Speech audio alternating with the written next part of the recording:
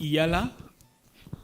And we will also have a comrade from Stanbic Bank, Tanzania, who will be joining us because financing is important. And so he'll be sharing insights around what the bank is able to do. And I'll be your moderator. Thank you so much. This is a session that you shouldn't miss.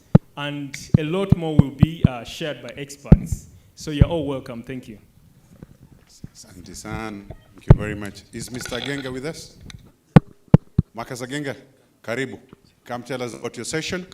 What Mr. Kafero did not tell you, his session will be here at the marquee. So Mr. Agenga, introduce yourself, tell us about your session. Mr. Agenga's session will tell us where it will be. Good morning, everyone. Habari ya asubuhi. So our session will be a very interesting session, and I would like to say a few words regarding our session. Our session will be looking largely on the electoral democracy in our region, and some of those challenges that Dr. Sarah Birete spoke about yesterday. We'll be looking at them deeply in our session. We'll also be looking at some of the pathways to improving our elections in the region. We'll be chiefly looking at election technology, how it has panned out in our countries, Uganda and Kenya. We shall also be looking at how money is being utilized or used or misused, if you will, in terms of advancing or prohibiting elections in the region. We'll be looking at how South Sudan, in a special way, we know that South Sudan is preparing to have its elections sometimes in December this year. So there will be a very nice discussion how just getting an update from South Sudan in terms of how they are preparing or not preparing for 2024 elections, but also some of the interventions that we as a region, as civil society organizations can do with them to support their clamor for elections this year. So lined up in the panel, we have very interesting elections expert, governance expert. We'll have Dr. Sarah Birete, who is the chairperson of HIHON. We'll also have Mule Musau, who is the regional coordinator of HIHON. We'll be speaking about more largely Kenya's experience. And then we'll have Henry Muguzi, who is the coordinator of AFIONET, which is the African Election Observers Network, again sharing especially critical insights on money in elections. And then we'll have James Okon, who is a council member of HIHON. We'll be speaking largely on South Sudan and the approach they are taking as a community to prepare for those elections. So I want to urge ourselves, after we are called to break away, I will be at that door waiting for guys to follow me to Tembo room, which is where I think we registered yesterday. So I'll be there waiting for you guys. We go. Thanks. Actually, let's make it easy. Mr. Agenga atasimama hapa. So everybody who is going to Tembo for matters elections, please just follow him so that we save on time. Sasa, thank you very much. Those who will be remaining at the marquee will remain in the good hands of my good friend, Miss Ture. Ture, si ukuje. Tukuachie ulingo hapa. Mr. Agenga, chukua watu wako, twende. We will have exactly 1 hour, so please, tukate stories. And those who have presentations, please, hand them to Miss Kagushia over there. Hand any presentations to Miss Kagushia. She will share with the ICT people. Thank you.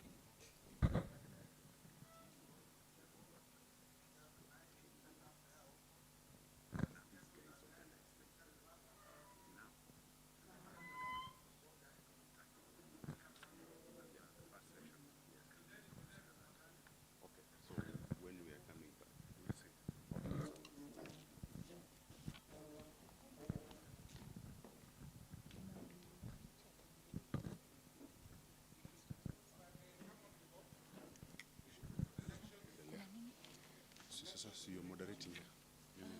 The guy is here. Umeenda na karatasi yangu. Yours is that.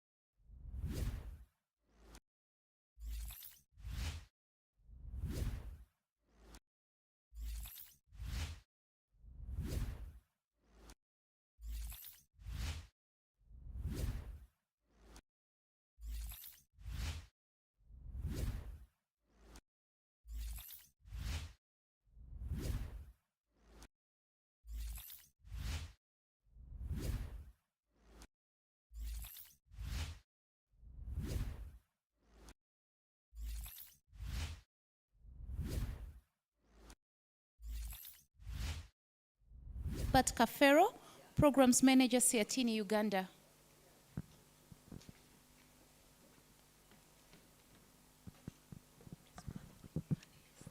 Thank you so much.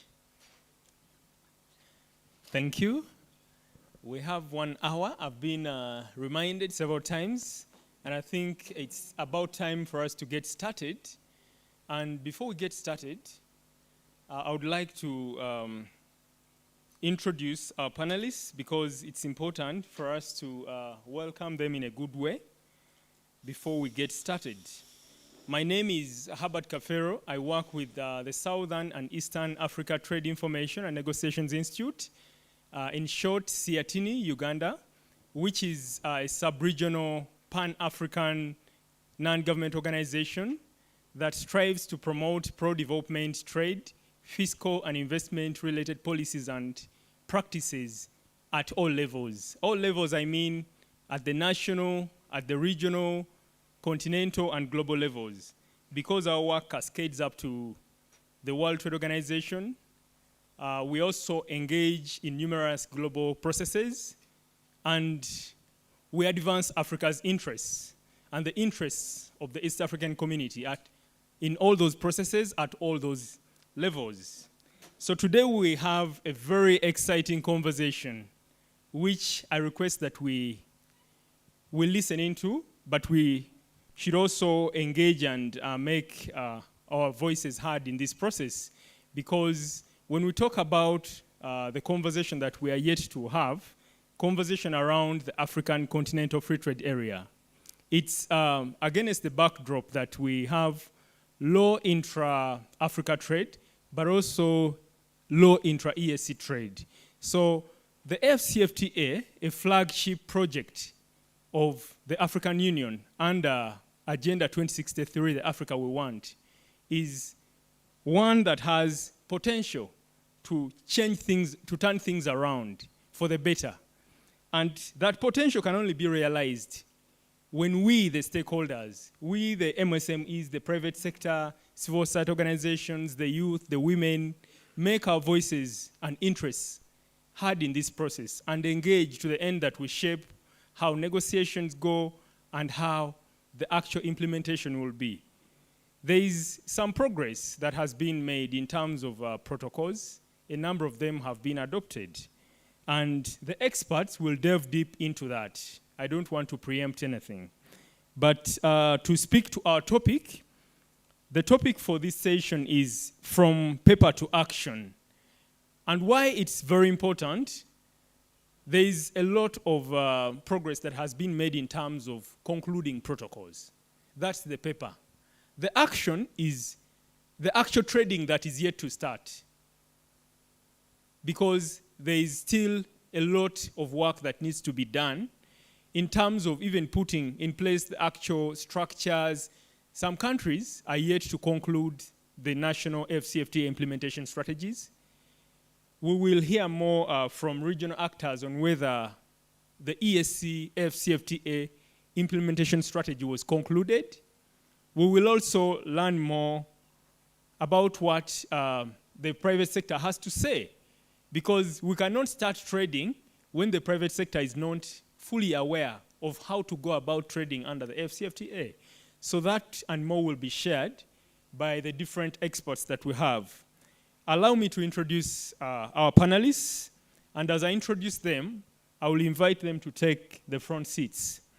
So today we are privileged to have several experts, and the first panelist I'd like to introduce is Mr. John Bosco Kalisa, who is the Chief Executive Officer of the East African Business Council.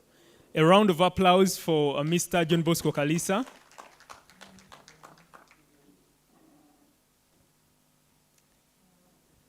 You're welcome, sir. We are glad to have you. Allow me to also invite Honorable George Odong, who is a member of the East African Legislative Assembly. And as we talk about the AfCFTA, Honorable George Odong will put into perspective issues at the regional level. A better round of applause for him. You're welcome, Honorable George Odong. The next panelist I would like to invite is Mr. Nelson Ruhiza, Manager for Trade, Stanbic Bank, Tanzania. A round of applause for him as he comes to the front. He has to first settle in before I invite another panelist. Thank you.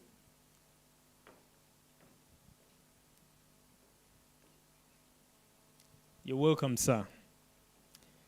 And lastly, I would like to invite Ms. Jen Nalunga, the Executive Director of Southern and Eastern Africa Trade Information and Negotiations Institute, Siatini, Uganda.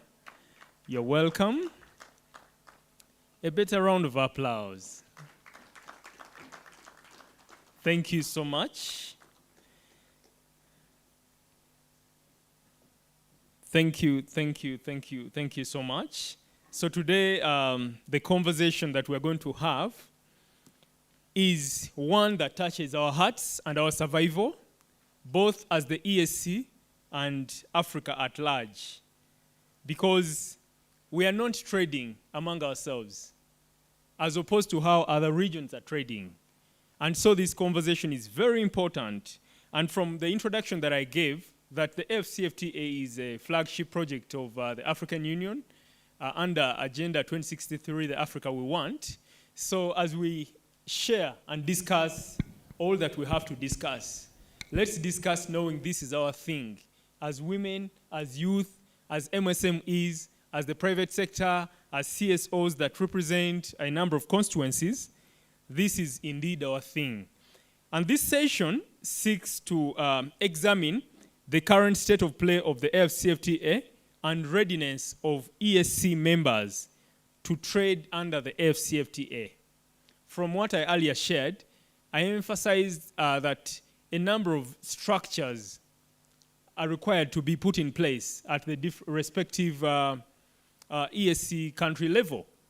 And from what the experts will share, they will make assessment of that, how far we've gone into putting in place the structures that need to be put in place in order to build towards trading under the AfCFTA.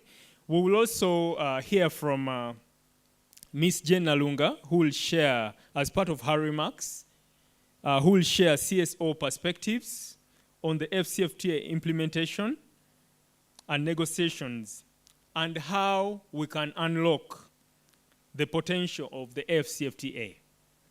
We will also hear from Mr. John Bosco Kalisa, who will share private sector perspectives around the AfCFTA, whether the private sector is fully aware and is engaging in the negotiations and in the implementation, which is the Guided Trade Initiative Phase 1, but also Phase 2, and a lot more as regards private sector competitiveness and engagement. We will also hear from Honorable George Odong, who will share regional perspectives, broadly regional perspectives. And so collectively, we will chart a way forward. The panelists will contribute to charting a way forward, but also we, the participants who are here. Thank you so much. So without further ado, I would like to invite Ms. Jane Nalunga, the Executive Director of CIATINI, to give us some remarks, but also give her contribution to this discussion. Thank you so much. Ms. Jane Nalunga, would you prefer standing here? Okay, thank you. Habari za asubuhi. Habari za asubuhi. Let us be more active. Habari za asubuhi. Habari za asubuhi. Aha. How many minutes do I have? Okay. Our subject today is about the CFTA, the Continental Free Trade Area. And what I know, when people hear such big words, they shy away, and I think that's why there are not so many people here. But the CFTA, the Continental Free Trade Area, we are talking about buying and selling. We are talking about selling, getting an income at both household and at national level. And all of us here, we are traders in a way, aren't we? Because the CFTA also includes trading services. We are trading our services. When we sit here and we talk, we are selling our services. So we should be interested in anything that talks about trade. And that's why the CFTA is very important. The CFTA is about a continental market, a market of 54 countries. How many countries are in Africa? How many countries? 55 countries. But 54 countries have signed and ratified on the CFTA apart from Eritrea.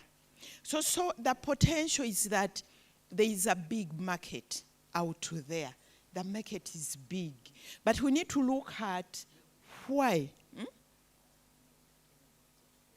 A ratification, some haven't ratified, but they signed on it, But I think we got a critical number of people for it to be rolled out, So we are talking about a market of 54 countries, around so many billion people, And we should be talking about what are we selling to those markets, What are the conditions for us to be able to sell into that market, That's what we should be talking about.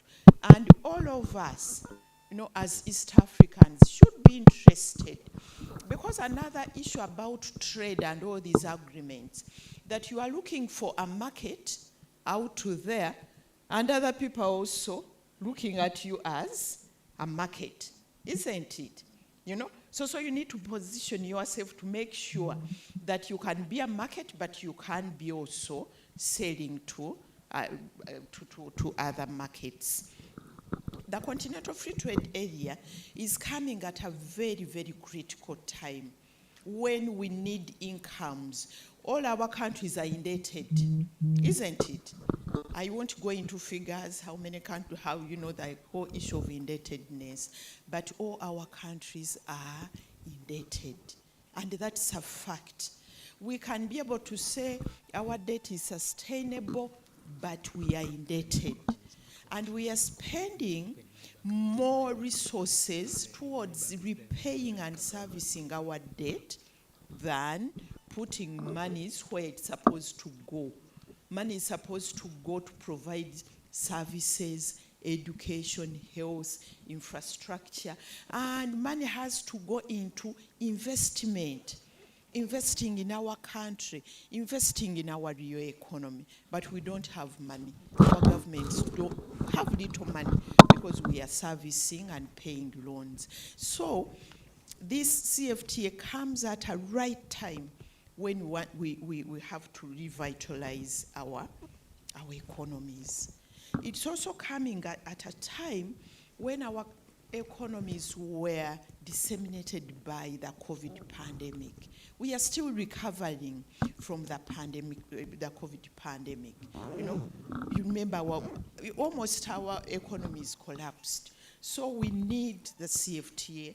We need trade to be able to address this issue. We have the issue of climate change. You know, there are also figures which are saying climate change is going to affect our economy. You know, so there are opportunities, but also there are challenges which we need to address. So we need to trade. And what I also want to say, to point out clearly, that CFTA is adding on to other trade opportunities which we had. We already have the trade opportunity in the region as the East African community. That's our very first. Our very first is our domestic markets. Then we look at the East African community. You know, that also has some challenges. We are not going to talk about them today, but we'll talk about them another time. But what's really important is to be able to make sure that our trading environment is right for all of us, for our women, our cross-border women, our MSMEs, not just the big companies. And I know Mr. Kadisa will be able to talk about that. As Herbert has pointed out, the CFTA, in terms of protocols, it has moved. There are also structures in place at continental, but also at respective national level. Already we have implementation strategies in place. We have the implementation committees in place. I know government is working on the East African implementation strategy. We don't know how far it has gone. Already trading has started under the CFTA, the Guided Trade Initiative.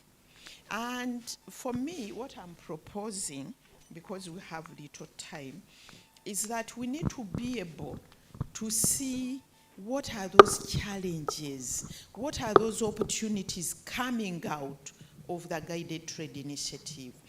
If we have started trading, what else can we do? What are the lessons learned so that we can be able to move on and ensure that we move the CFTA from the paper to real action. There are issues which we need also to address. The AU has in place the BIAT, boosting intra-Africa trade. And the BIAT was a bit broader, looking at issues of not just the liberalization of trade we are talking about under the CFTA, but looking at trade policy, looking at information dissemination, looking at finance. So we are requesting our leaders to be able to look at trade holistically. You can't trade without finance. That has to be factored in so that our traders, our manufacturers, our MSMEs have affordable finance so that they don't drown in debts when they are trading. You know, issues of increasing production and productivity is very important. I don't want us to start trading in Chinese products. That won't work. That won't get us out of poverty. We need to trade in things which we produce, where we add value to those things, and we can be able to create employment and then trade them. There are challenges of infrastructure. I understand, for example, Uganda wanted to trade in powdered milk with Algeria, which is really good because we are producing a lot of milk, but just the infrastructure. You look at that, taking powdered milk from Uganda to the coast, you go up to Algeria. Yet, the European Union is just across the Mediterranean. And they are producing the same milk, same powdered milk, but they are also providing massive subsidies to their farmers, so that by the time their product comes on the market, you can't compete. So now we are competing in terms of the infrastructure, transport, but also in terms of the product. So those are issues which we need to rethink. We have been discussing the issue of subsidies in the WTO, that Europe should not be giving a lot of subsidies because it's hurting the entire global economy. So what I'm saying, that we also need to look at those franking policies in order to make our internal trade beneficial to us. I'm ending. To end, there are issues which are of non-tariff barriers, and I know our Honorable Member of Parliament will be able to talk about that, what they are doing about it. There are so many NTBs. We are fighting against each other, yet we should be sitting to see how we promote trade within the region, even within East Africa, so that those are issues which we need to address. But at the end of that day, for me, I think if we are to be happy, we are to get out of poverty, we are to live in dignity, we can't do away with discussing the issue of trade. And I hope we can be able to engage actively and be able to see how we make our trade work for all of us. Thank you so much. Thank you so much, Ms. Jane Alunga. And thank you for that round of applause, because she truly did for setting the pace for the discussion, but also shedding light on a number of issues. And given that time is of interest, I will not regurgitate really so much of what has been shared, but just to emphasize from what Ms. Jane Alunga has shared, we can indeed trade our over, and we cannot ignore trade, because it's very important for our survival economies. And in terms of what the private sector is able to do, I will invite Mr. John Bosco Kalisa to share with us the private sector experience around the AfCFTA, but also given that there was phase 1 of the guided trade initiative, was the private sector part of it?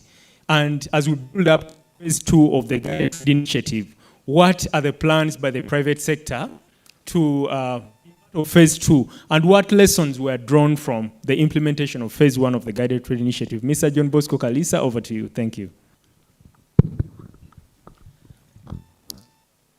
Good morning. Habari za asubuhi. Bonjour. Ça va très bien. I've been introduced. I'm John Bosco Kalisa. I present the regional private sector organization called East African Business Council. We are the voice and a mouthpiece of the private sector in East Africa. And our law is clearly articulated within the treaty. When you look at the treaty, Article 125 to 129, it does provide for private sector to engage in integration matter. And the EABC plays a pivotal role in terms of enhancing integration agenda. And before I respond to the question raised by my good friend from Seatini, allow me thank and appreciate and congratulate my sister Lilian, the CEO, Executive Director for IACSOF, for organizing this summit, where we are harnessing the potential of our integration agenda. And the treaty establishing East African community, they revived, the first one collapsed in 1977. the revived one, was very clear and categorically clear that for integration to work, it must be people-centered and market-driven. I want to underline that, and I'm happy my brother Odongo here is here. But when you look at the way we've been managing the integration, and I will not try to say that, it has been hijacked by politicians. So we must restore, reimagine our integration, both at the EAC, and even before we talk about the CFTA. We must enhance, we must bring back the voice of the citizen in integration agenda. We must give the private sector its front seat. The role of the government is very clear in integration, is to create an enabling environment. And I will speak to that. It is to create an enabling environment for the private sector and the citizen to generate shared prosperity. And I want to underline that shared prosperity. So when we are taking stock, or you are reviewing integration, and I will come to that point, both at the EAC level and the CFTA level, the integration has not worked. It has not worked. It has become a talk show. We always hear my brother from Yara talking, doing a lot, but we need to bring realities to the table. And I expected this summit, really we need to see and assess effectively whether the citizens, their voice has been heard about the integration agenda. So having said that, again to thank my sister, the executive director from Sayatini. My sister, you've been very vocal. And I want to commend you and thank you and appreciate you. That's why every time you invite me to speak in your session, I always come. Wherever I am, I always respond to Sayatini. And that is the voice of the citizen. When I was coming this morning to this, I looked at what the parliament from Kenya has done and the message from His Excellency William Ruto when he said that our institutions are robust because the parliament reversed all the tax proposals because they were hampering the citizens. They were putting the citizen into what we call abject poverty, making them worse off. And our leader must listen that we as citizens, we need to hold them accountable. We need to hold them accountable in terms of the signing these agreements. No one forced them to sign, they signed. So let me come back quickly to, given the interest of time, to talk about the CFTA. The CFTA, I agree with the moderator, is a flagship project under the Africa We Want. It is one of the 14 flagship projects of transforming Africa to ensure that we get out of abject poverty. It was signed in March 2018 in Kigali. Then immediately the implementation started. Generally this year, that's why I came here, we are supposed to review the performance of CFTA. 5 years down the road, what have we achieved in terms of trading? That is the question should be in the room. Not even talking about the process, guided trade initiative, these are process. But we wanted to hear the facts in terms of actual trading. So my submission this morning, actual trading has not happened. And I think I want to underline, actual trading has not happened. Even guided trade initiative, what we call guided initiative, we call it trial run. We are trying to see our system, whether they are working or not. It's a trial run, commenced in October 2022.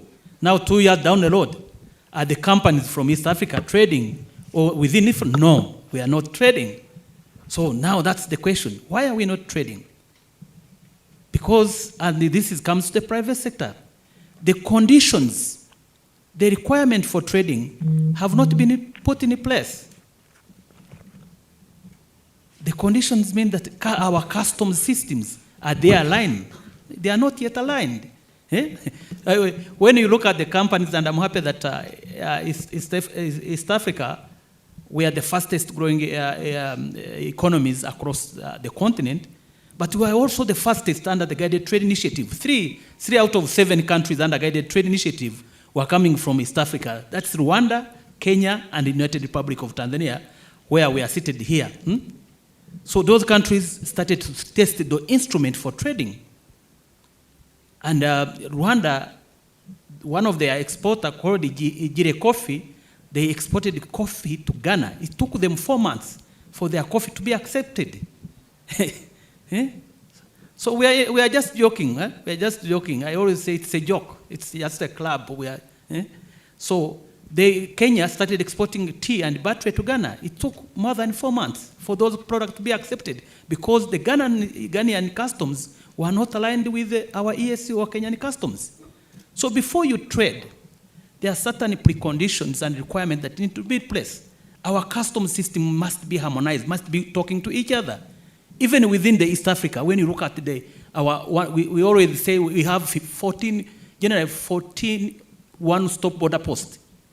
They are not one-stop border posts to facilitate trade, but they are one-stop border posts to restrict trade. They are barrier. Why should we even invest in a one-stop border post?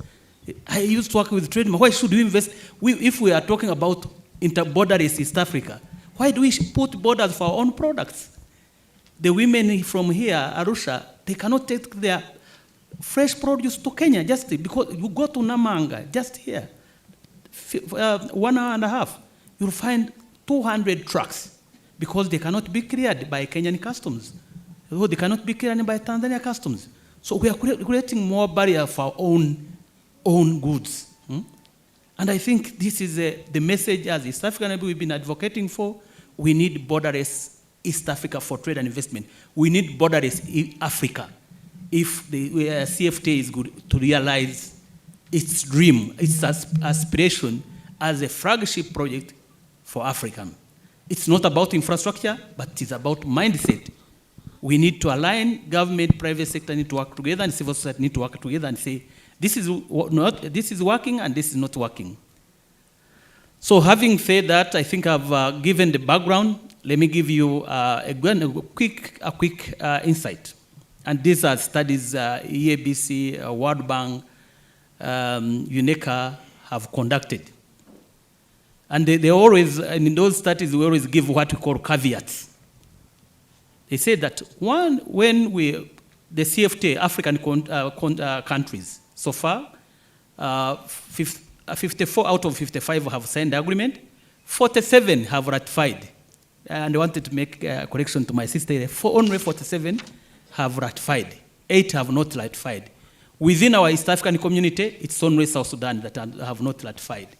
But other countries have ratified the agreement. Meaning ratification, we can start trading. So with that, you see that ratification is almost 87%. That's a very good pace. That is an acceleration. Last year it was called acceleration of the CFTA. The speed we are moving is really impressive, and that has been demonstrated by the political will. Our leaders are very committed to the agreement. And when you look at the Guided Trade Initiative, as you mentioned, come June this month, now 3 other EAC countries have joined the Guided Trade Initiative. That is Uganda, Democratic Republic of Congo, and Burundi. We are now 6 under Guided Trade Initiative. When it was initiated, we were only 3 from East Africa, but now 6. So there is a strong appetite and interest and demand for our countries to trade. And that is very critical, and I wanted to underline that because now look at the Guided Trade Initiative, look at the ratification for all our countries, and look at the instrument. And also, as the ESC and the EABC, we have a strategy, our engagement strategy, what we call engagement strategy under CFTA. It has been endorsed by Council of Ministers. So the instruments on our side are ready. So that is the first starting point. Then through our analysis, we realized that this is a market of 1.3 billion population. The ESC population is currently 320 million. Now, CFTA presents 1.3 billion. Combined GDP under the continent is 3.4 trillion US dollars. Generally, I was reading the the statistics, it indicates if we implement it, by 2050, our GDP as Africa will be 29 trillion US dollars. And through the analysis by the World Bank, if we implement it, 30 million people are going to get out of poverty, what we call abject poverty, and 68 million people are going to get out of moderate poverty. So it is an agreement that is able to have a dent, an impact on poverty reduction, and create jobs. And create jobs for our youth, for our women. Generally, this year, the dedicated protocol for women and youth has been endorsed by heads of state. Then, under the study by the World Bank, it indicates that once the agreement is implemented, it will add 450 billion US dollars to our income, to our GDP. But they also make a strong caveat. The biggest gain will come or will emanate from elimination of non-tariff barriers. 300 billion, it will be a gain if we eliminate our NTBs. And coming back to the moderator question, why intra-regional trade is 15% because of NTB. I respond to your question. No any other magic bullet unless we commit and make Africa a borderless continent. Otherwise, when we continue to build borders, we are creating more barriers, we are building more roadblocks. We are creating avenues for corruption, not for trade. Thank you. Thank you so much. A better round of applause for Mr. John Bosco Kalisa. I think he has put forward quite a number of issues that I know have tickled all of us and challenging us on the prerequisites to trade, because there are preconditions that must be met in order to trade. Signing an agreement is one thing, but also the private sector, the MSM, is meeting those prerequisites to trade. Standards being one of them, but also other issues. And also internally organizing ourselves, harmonizing the customs procedures that have limited and curtailed trade. But also he shared on the experience from different countries that have tested Guided Trade Initiative Phase 1 that took nearly 4 months, Kenya and Rwanda, for their products to reach Ghana. That's really a long period of time. And I know as we go on to discuss, we'll be delving deep into why it took 4 months deeper. But also I'd like to call upon Honorable Jojo Dong from IALA, because the ESC as a regional economic community is recognized in the Abuja Treaty as a building block for the AfCFTA. And Honorable Jojo Dong will be putting this discussion into the ESC regional perspective, but also shedding light on the preparedness of the ESC to trade under the AfCFTA. Honorable Jojo Dong, over to you. Thank you so much.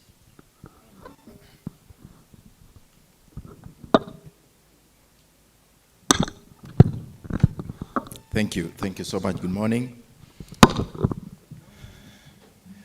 Let me start from where I stopped yesterday. And maybe that is going to provoke our thought process around all these Pan-African and regional ambitions. To start with,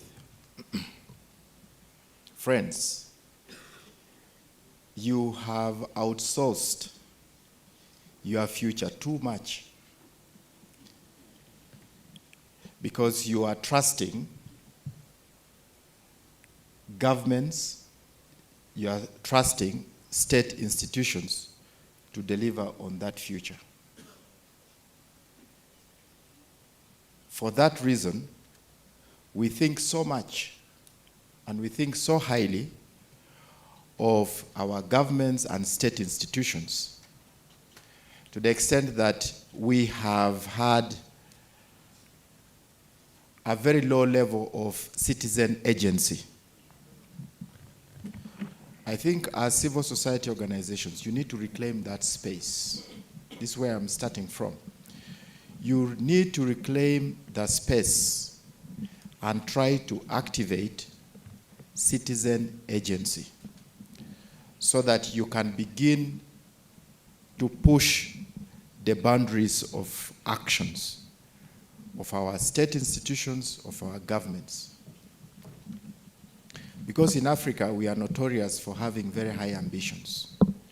And we make very loud sounding statements that are not matched by actions. This is where I'm starting from. As the moderator has stated, the Africa Continental Free Trade Area is predicated upon the success of regional economic blocks. It is using the regional economic blocks as building blocks, the RECs as building blocks. The assumption is that these regional economic blocks have achieved a certain level of integration and therefore can be leveraged by the new initiative, the Africa Continental Free Trade Area, for advancing a Pan-African trade agenda. But if you audit the performance of these regional economic communities, you realize that even as small as they are, they have not deepened their integration and therefore cannot provide the pillar on which we can build a Pan-African trade agenda. So this is the starting point. These are the fault lines of the thought process around the Africa Continental Free Trade Area.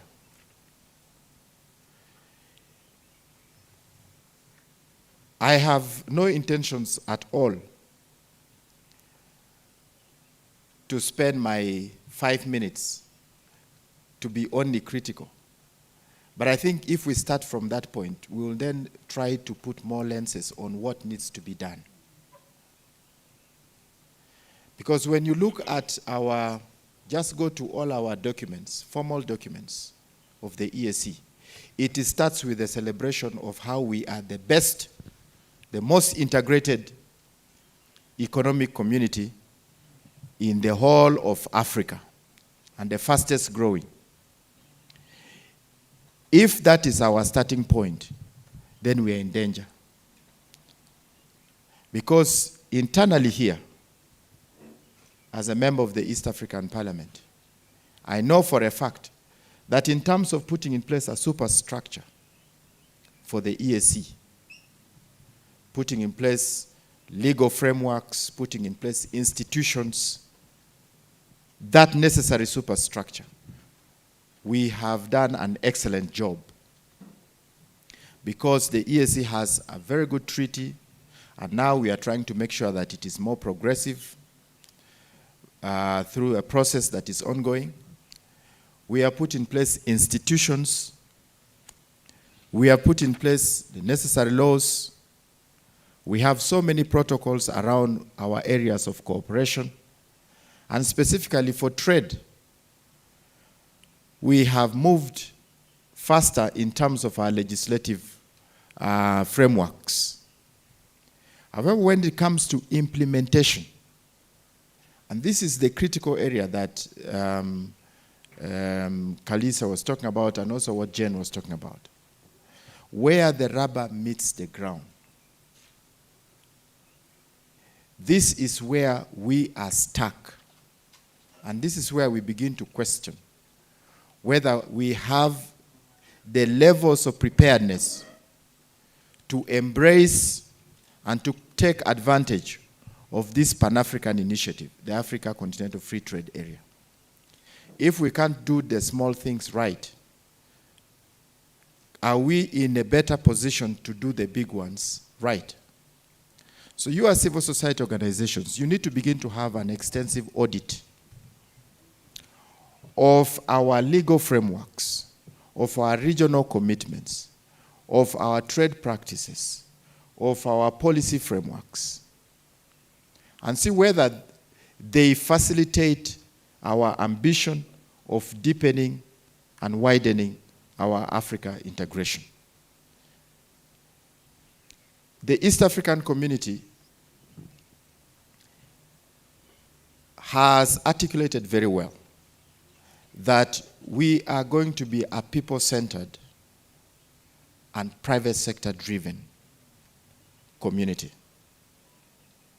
Meaning that the private sector is going to be in the front line of driving our integration agenda. The more we trade, the more we have common interests, and the more we are going to be integrating faster. But how have we prepared ourselves? Yes, at the moment, we have joint infrastructure projects, never mind how much we have invested in them, but we have existing commitments for building infrastructure, facilitation of trade across the region. We have come up with investment policies. At the moment, we are at the stage where we are harmonizing tax and investment policies. You can imagine that we want to trade as a region, and we want to position ourselves as a single investment destination where we are attractive to those who would want to trade with us outside.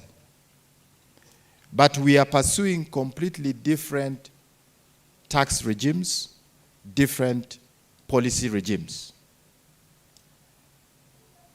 It means we are trying to outcompete each other. We are even becoming negatively competitive internally. And that does not promote the spirit of regional integration and even, deepening our trade integration. So when you ask me,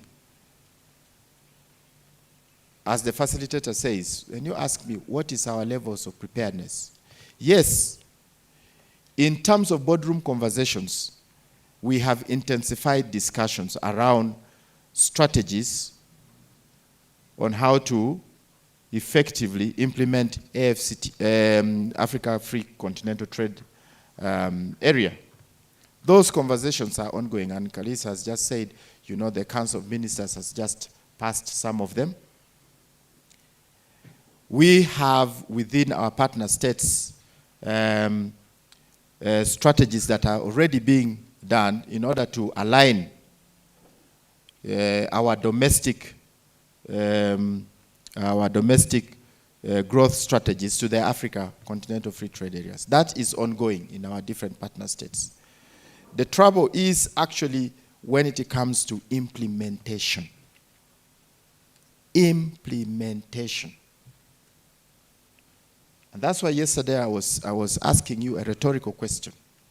How many of you civil society organizations have made the East African Community Integration Agenda an election issue, so that it's the basis on which you assess the performance of everybody who wants to be elected into their office? How many of you have made it an elections issue? And yet, we are saying that the EAC has been politically captured, which is a fact.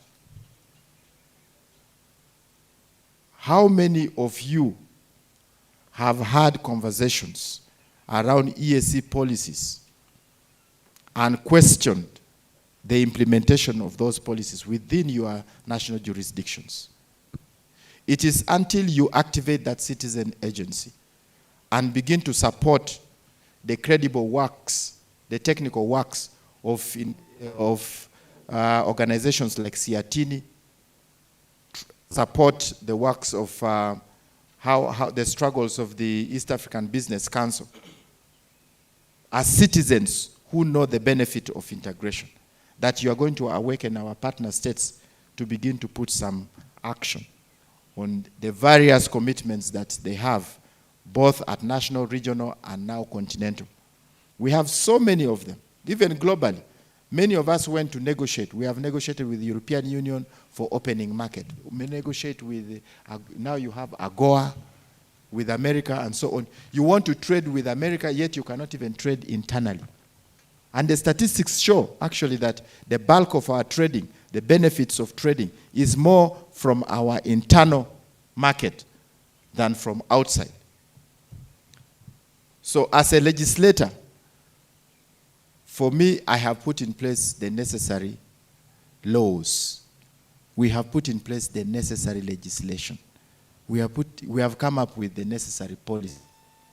But EAC, as it is right now, only functions through partner states.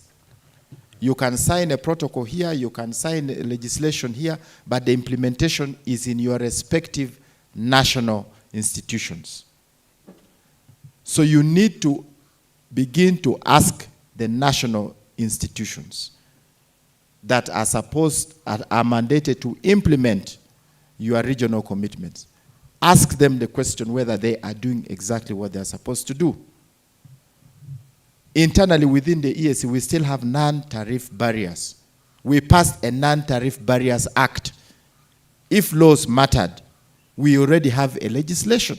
We have the Non-Tariff Barriers Act that was passed by the East African Parliament. But who is implementing the Non-Tariff Barriers Act?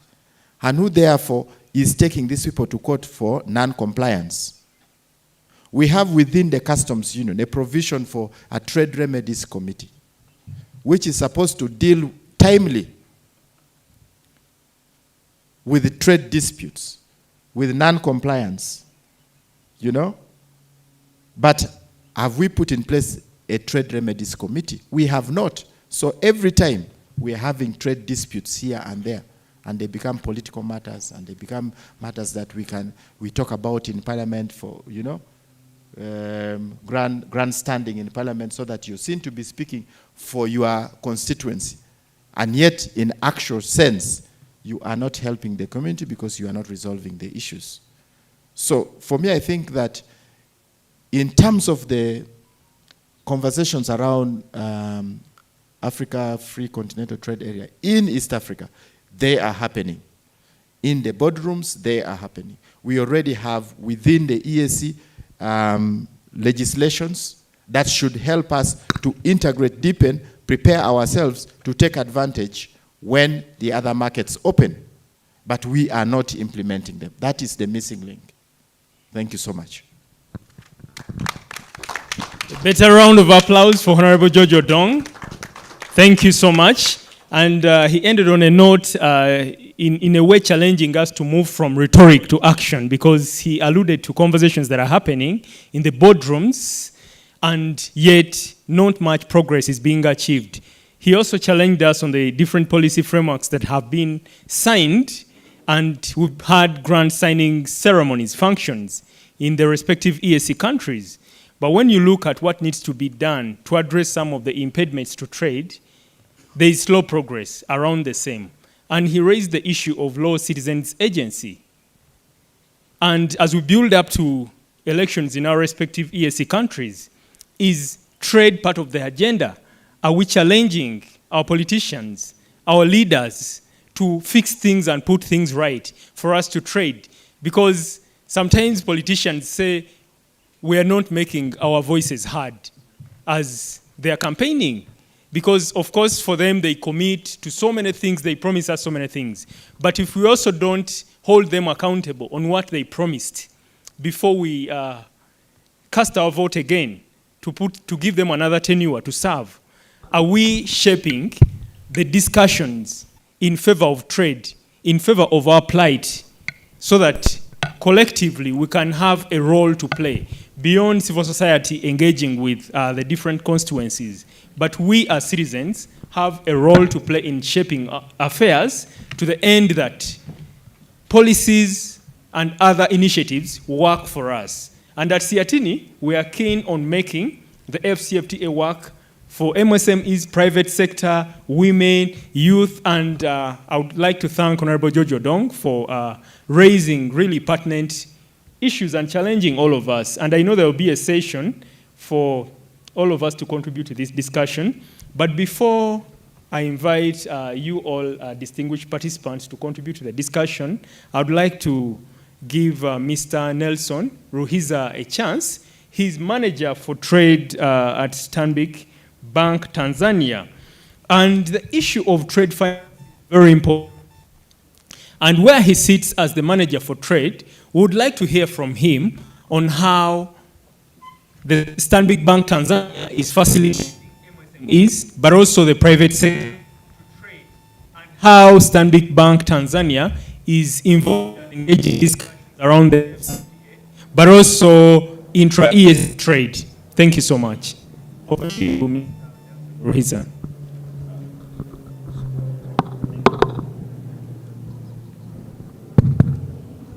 Thank you, the moderator. Habari za asubuhi. As you see, the way we sit, it shows that financial institution comes last, because for us to finance these SMEs, it needs issues to be sorted out, because we cannot financing things which we are not sure that they're going to be sold out, or they're not going to be have any proceed for us to be covered for the facility which we have granted.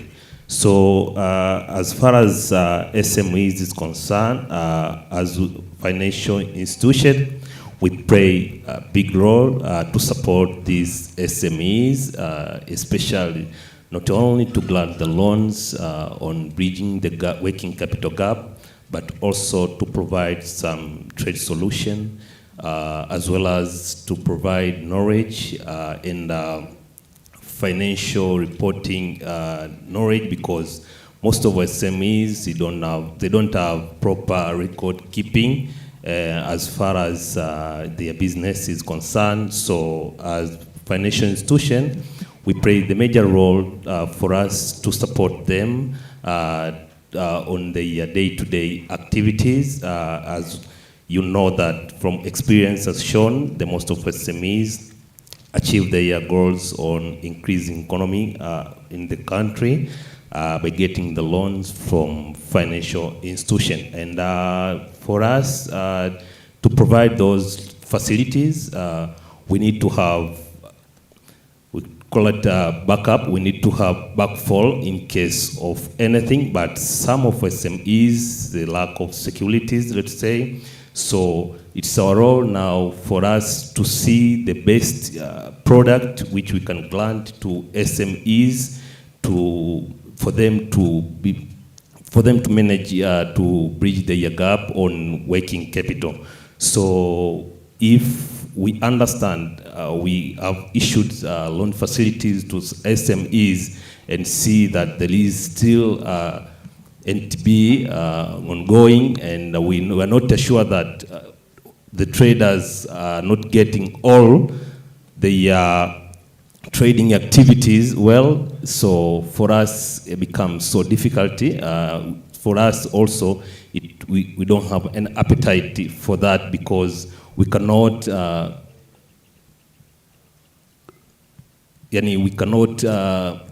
afford to give out the loan, while we understand that at the end of the day, the SMEs or traders cannot pay out their debt and become the bad debt. So the issues of setting all goals, the issues of setting all rules under this EAC to free up the trade is very important for financial institution, because for us, it gives us the motive, it gives us the way forward to support the SMEs and traders for them to trade well under EAC.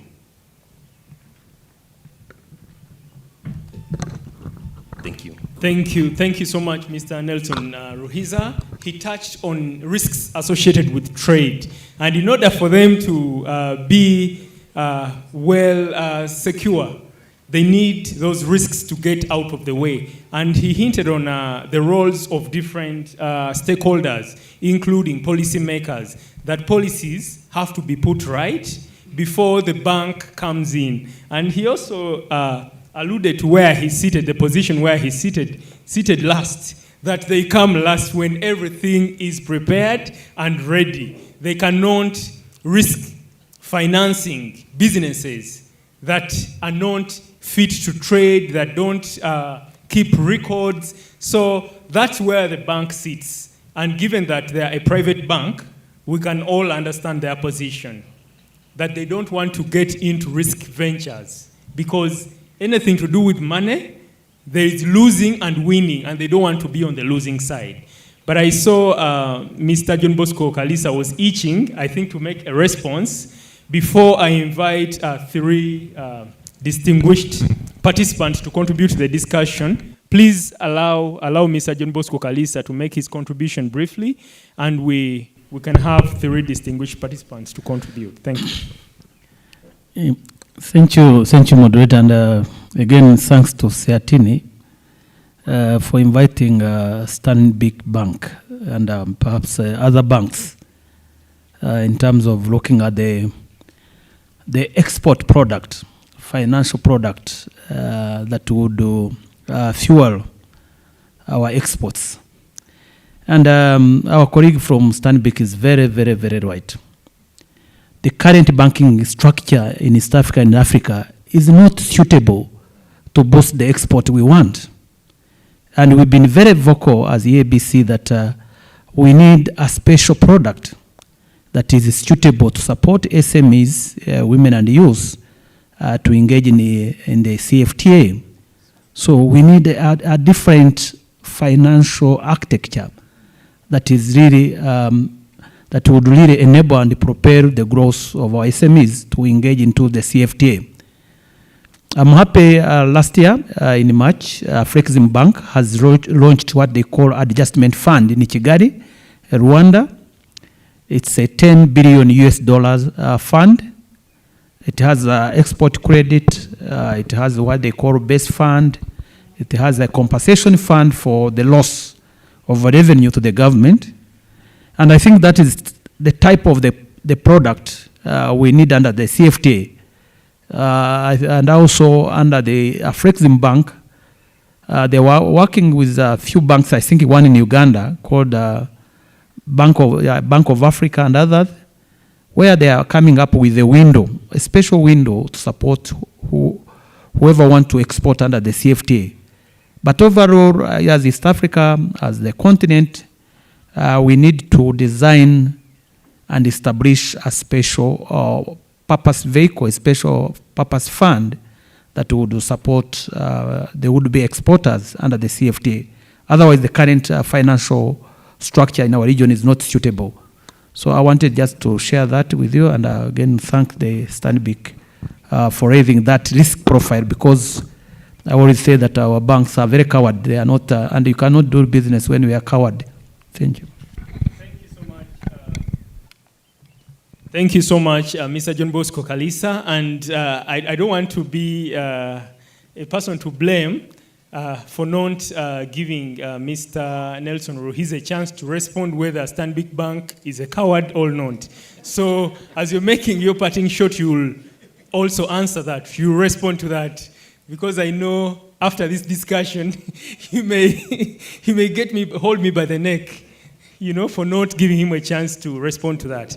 But like I earlier promised, the issue that Mr. John Bosco Kalisa has responded to and added on to is very critical. We need financing that is fit for purpose, that is tailored to our needs. And that discussion will also continue after we've gotten three reactions, compliments, and submissions from you distinguished ladies and gentlemen.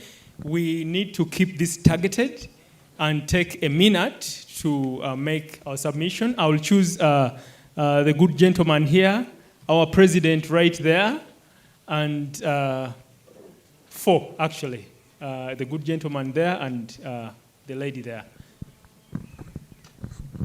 We can do 5. But in a minute, those are 5 minutes. Thank you. I could start from here. Thank you so much. My name is Maurice Odhiambo from IACS of Kenya. Jen, I'm listening to you for the second time now, last year and this year. And I like what you say because it speaks to my sense of activism. And what needs to be done to move things forward. But I don't see he's saying we should be targeted, but I don't see the points you are making in terms of if we are to carry out advocacy, this is what we need, this is what we need, this. I think I had a bit from Bosco, a little bit in terms of, how do you create the single customs territory and that kind of thing. Secondly, the first time I had this, I was involved in this conversation about the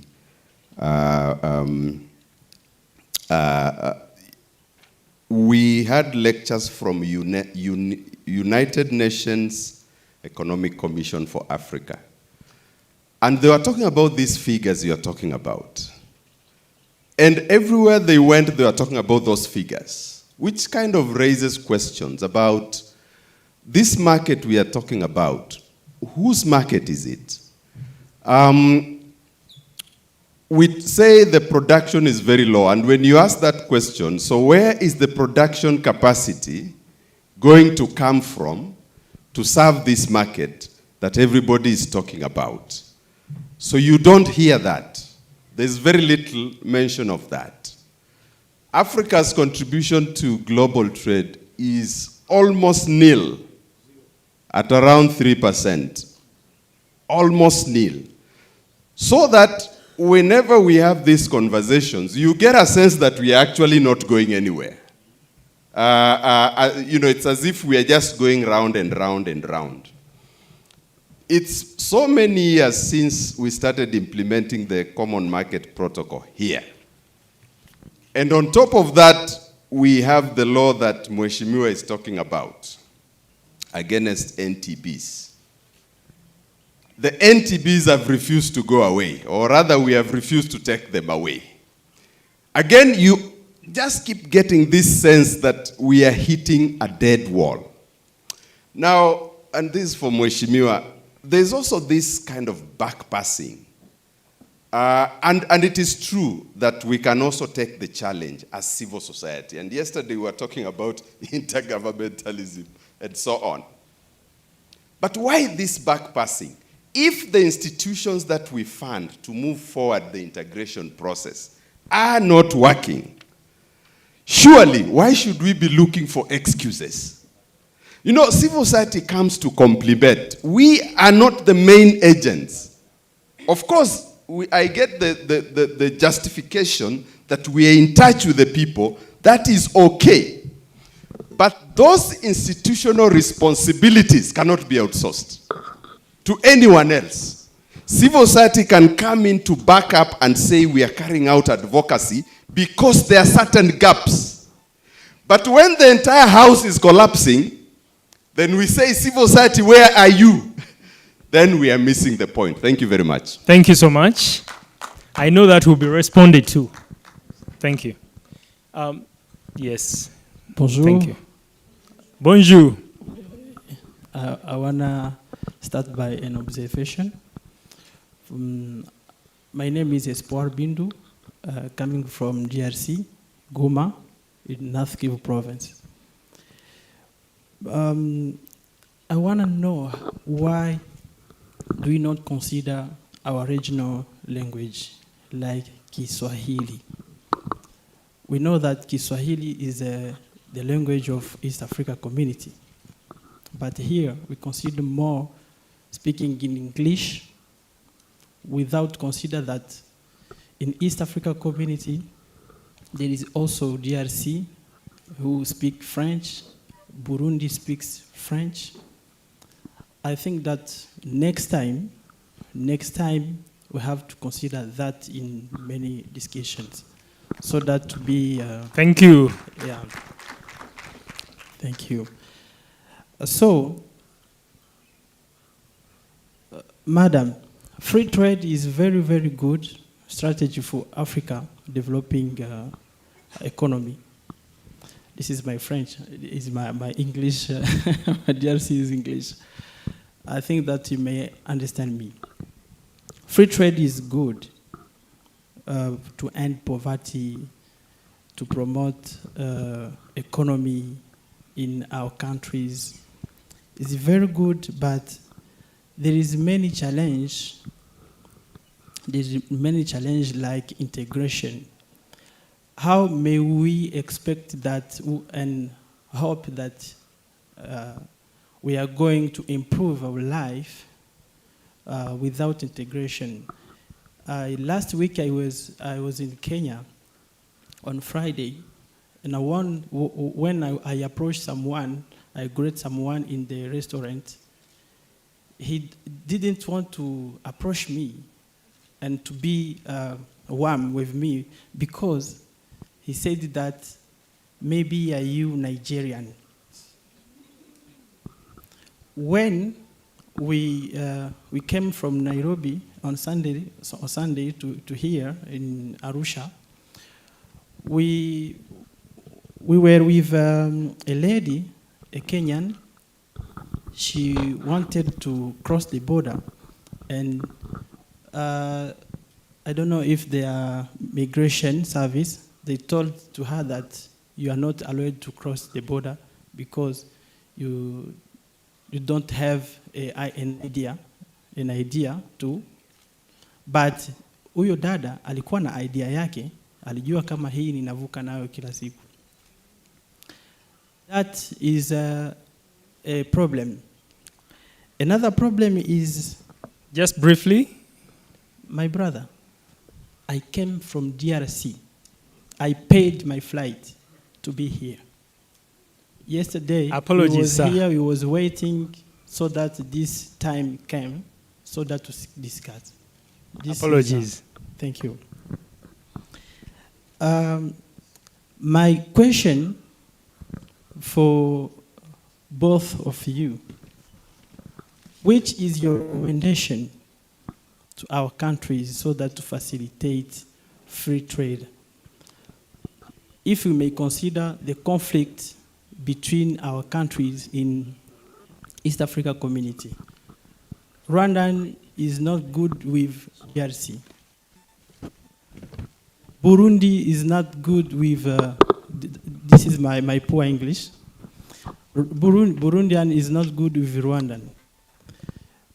Maybe when Congolese want to travel in another country, they are not confident between because the attitude of our politicians is in conflict. So I want to know which is the role, what is the role of civilian society, and you can mnaweza kushauria nini viongozi wetu kwa ajili ya kuweza kutia uhusiano kati ya raia, sababu ni wao wanaacha raia hawaaminiani au kwa wao. Hapa Arusha tu tumesogelea, wakati tunamsalimia ametuogopa. Nimekuja na mwenzangu Lufungulo, mtu ametuogopa, amezania kama sisi ni wa Kenya. Hapa Kenya wanamhitaji. Mkenya hapa anaogopewa kwa nini? Na hiyo yote ni sababu ya politicians wetu. Sababu sisi citizen tuwa rafiki, tuwa ndugu, lakini hewa imeharibika sababu ya conflict ambazo zinadumu kati ya viongozi wetu. Kwa mwisho, finally, we cannot, hatuwezi kutumainia free trade kama itakuwa vizuri kama hakuna free movement of people na kama hakuna security. Na mambo hayo hayangelikosa kwa kuiongelea sana ndani ya vikao kama hivi. Na sasa kwa mwisho kwa viongozi wa forum hii, ni vizuri sana forum hii mwaka kesho ifanyike kama Rwanda, kama Burundi, kama Congo, ili iweze kufacilitate pia other members ambao hawakupata neema ya kufikia hapa, pia na wao wanaweza kuparticipate na idea zao so that we improve trade in Africa. Thank you. Thank you so much. We take to the lady at the back, then we come to you, sir, if you allow. Thank you. And him, But I request that we take just a minute because they are warning me already that time is fast spent. So please understand my situation. It's a tricky one. And I need to hand over the microphone to the panelists to share and respond to some of your questions and also share their parting shots. Thank you. Thank you. My name is Mary Kinabo, Tanzania. I'm so concerned with this issue of trade, Continental Free Trade Area. Taking EAC as an example, it is like we are creating a space to put procedures, to put laws, but in reality, these things are not working. I'm so confused that to the extent that we'll never succeed pushing through the settings of the regional economic blocks like East Africa Community. Because, for example, East Africa, it is established, then collapsed, and the way it re-established again, I see like it came from the ashes of the past. It may likely also collapse. We have all the rules, we have all the strategies, but in reality, they are hindering the trade in the region. For example, have courts. Hello? Yeah, we have these economic courts. These members of that form East Africa Community, they have the East Africa, these courts for what? Economic courts. They are also members for SADC. There are other courts. We have Shoram courts in the continent. We are following a lot of procedures that we are just want to put them in place. But in reality, they are not helping us. My suggestion is that, as Honorable said, unless we just have another channel, we'll be talking in these rooms, but in reality, we'll be stuck. Thank you. Thank you. That we take the microphone to the gentleman here.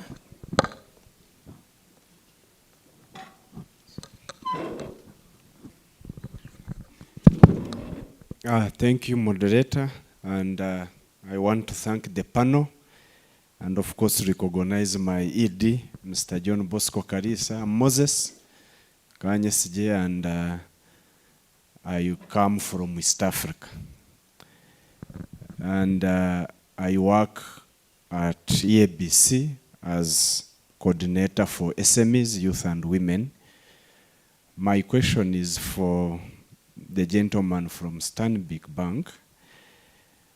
Since I coordinate SMEs and they are interested, what are those special packages that you give to SMEs that are interested in value addition, interested in exports, but also that attract less collateral securities and etc., so that I can visit you and get those packages for SMEs.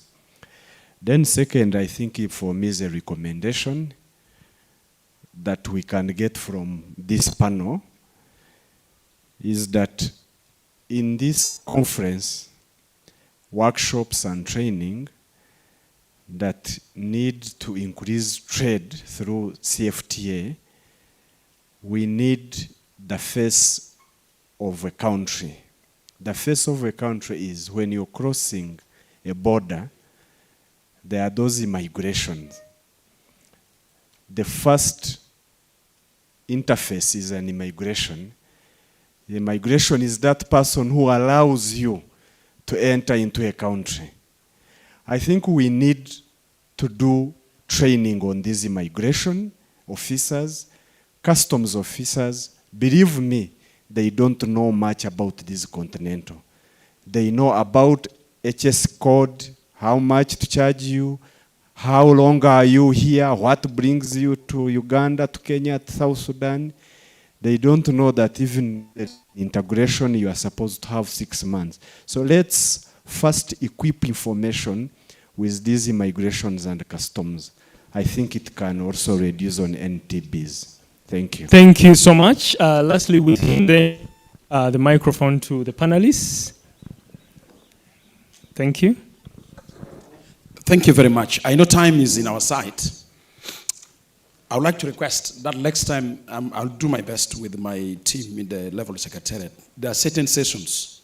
Time should not force us not to speak to the reality. Just I want to make that comment. One, I would like to speak. I want to speak from one background. I'm a capitalist. And trade is really about capitalism.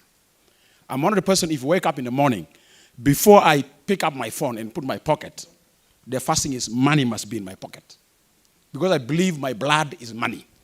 So I don't believe on prayer and anything. People who believe on faith, you pray after when I got the money in my pocket. So I just want to start with that. And I want to refer this to the young population of East African community. Listen, Maurice, you have spoken to what I'm supposed to pick up, but I want to give recommendations. One, John Bosco, an immediate action. I'm not fan of these talks so that we talk too much. Can we have EAC ambassador for trade? And should be one of the recommendations that we should pick up from here. And we should name one Tanzanian to be the champion for that. Immediately, without any, beating around the bush. Let's have an ambassador. That can bring to us all the migration officers as they speak. One of the biggest things in trade in Africa is a migration. Our migration departments or units does not support integration completely. When I reach to Tanzania here, the first thing they look at my passport, how long are you going to stay? You say, God, this is now an EAC one. We missed the $50 or the $100. Migration to deal with them. Then after migration, this ambassador should bring for us our ministries of trade. This issue of roadblocks. Our revenue authorities, by the way. You bring revenue authorities here, bring them from all EAC countries, and put them on panel like you. The first thing they'll think is, what is the source I'm going to tax? So our revenue authority also does not support the trade. So recommendation number one, let's have an ambassador for that. Honorable, I like the way you put up that we need to have a citizen. But unfortunate thing for politicians, and I'm going to be honest, I have my capacity. Politicians believe, and I like to go to what Maurice say, politicians believe civil society should be a subcontractor. And some of us buy that idea, that as an activist, you should not challenge the power of authority. No. No way. A civil society who beg a politician, I'd like to tell you are a subcontractor of the politician. We're not confrontational. I know yesterday when I made my speech, some politicians get shaken, but I come from South Sudan. I don't believe on this activism that, you must beg the politician and go around him. No, I have nothing to lose. After all, it's my vote that brought you to politics. It's not your own. You can't go to politics anyhow. You go to politics through my vote. So the power of my vote gives me the authority to check you and to make sure you respond to my choices. So, fellow colleagues, I like to buy the idea of Maurice. Maurice, there's no way. Beating around the bush is not the theory. And I would like to tell my colleagues in the workshop, please, as an activist, if you want to listen to what politicians say, we must beg them. I'd like to say, please, you're not my comrade. Activism, we must confront the politician and tell them what is black and what is white. And that's why, for those who come from Kenya and South Sudan and Uganda, we like to face a politician. So, Honorable, why are you there in the parliament of IALA if you knew systems are not working? If you knew you are there for us, why don't you push? Honorable, take the responsibility. So that next time when you come back, we shall shout, oh, that particular honorable from Uganda, he must go back. Otherwise, there's no need to have you there. You are there for tourism or political shopping. My final call, and let's go also to John Bosco, our domestic commercial banks. Where is EAC domestic commercial banks?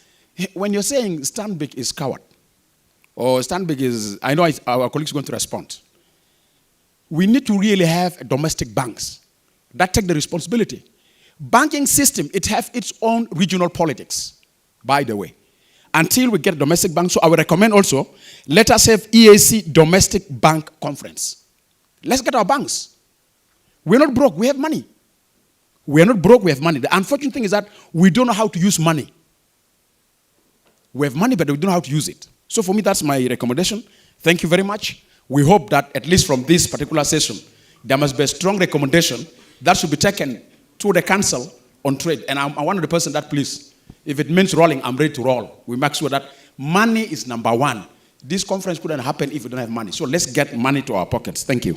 Thank you so much, Mr. President. I request that you help us with that microphone. We start with Mr. Nelson Ruhiza with responding whether or not.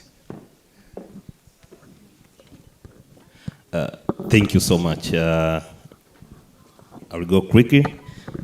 As a financial institution, we should be aggressive by providing financial solution to SMEs and also to have a link with East Africa community, because when we have this link, we could have the portal which can support the SMEs to understand, and also commercial bank to understand the way of trading and which document should traders submit and how they can present to bank and having facilities in terms of loans and other support. For Stanbic, we have specific department which known as incubator. This department deals with women and SMEs as well as traders. So this is for not only for our client, even non-client. So we support them, we upskill them, we share the knowledge, we finding the market to them and upgrade the trading and supporting financials as well. So for Stanbic, I can say we have that program, and we have several programs which we support SMEs, women, as well as traders. You can visit us and we connect you and have that program. Thank you. Thank you so much, Mr. Ruhiza. Please do that. We are in the discussion. The way I can say, as all members being commenting on these barriers, if we eliminate this NTB, it's for us now to come together, financial institution as well as traders and SME, to have smooth trading activities. That's all about. Thank you so much. Mr. from Stanbic Bank Tanzania, and now over to it's Nelson Rukiza. Yes, apologies. Thank you. Nelson Rukiza from Stanbic Bank Tanzania. To Honorable Jojo Dong. He's one of the brutally honest legislators. All he said in good spirit, and he meant good for all of us. Over to you, sir. Thank you very much. I love the comments and I love the passion around EAC matters. Now, the mistake we make is to assume that we are mutually exclusive. And therefore, our operating environment is that of we and you. And you see, the moment you begin on that premise, you lose out on the potential of building a critical mass of people who are thinking in the same direction and would want to see change happen. Because then I will be looking at civil society activists and you will be looking at a politician. And then you create an imaginary contestation of power and the enemy escapes. There is this African saying that when two brothers fight, the enemies inherit their wealth. You see, my operating environment, and this context is very important for you civil society actors and also for the rest of us. My operating environment is that in its current formation, the EAC relies almost 100% on how efficient and effective the partner states are. That's why you see there are varying levels of integration. If you look at the integration dashboard, you will see that different partner states have different scores because of the internal dynamics in our different jurisdictions. Because the treaty still preserves the sovereignty of partner states. So it relies largely, all our regional commitments rely largely on the effectiveness of our states. So that's why you'll find that on a certain pillar of integration, you see Rwanda has 90%, and then you have Burundi maybe has 60%, then you have another one has 30%. The variance is a result of the internal institutions. So what is my call? And this is where I am coming from. I am not trying to pass the buck. I'm simply saying, I want to hear your voices amplified as CSOs of East Africa on a matter that concerns East African citizens. This year, we are reminded, we'll be celebrating 25 years of the EAC since its birth in 1999. Can I see CSOs organize around a specific theme, going to occupy our borders, so that all these border areas, you have youth, women who are trading across with the same theme across the region as one event. And you have capacities to stream it live across the whole of East Africa, demanding for what you feel governments, institutions should be doing. In this way, you'll be raising the profile of the issues that you want to be done by these institutions. All over the world, governments work under pressure. So I am asking for that minimum anger from the East African citizens, positive anger from the East African citizens, demanding for what is rightfully theirs. And that will give us a legitimate voice as members of parliament. So you see, I don't operate in a vacuum. It is your voice that provides me with the legitimate position to demand for what is rightfully for East Africans. So if I pick your voice and I amplify it on the floor of the House, I have reference. And therefore, my voice has more traction. And therefore, there will be more influence. But if I'm speaking, and the political actors and those who occupy these institutions do not see any ground traction, I am not connecting. I look like I'm just speaking at the top. They will begin to say, this is elitist. Are you getting my point? And political actors, particularly those at the top, are very, very, very intelligent. They are capable of putting me in a box of an elitist politician because I do not have the ground traction. So how do I generate ground traction if there is no citizen agency?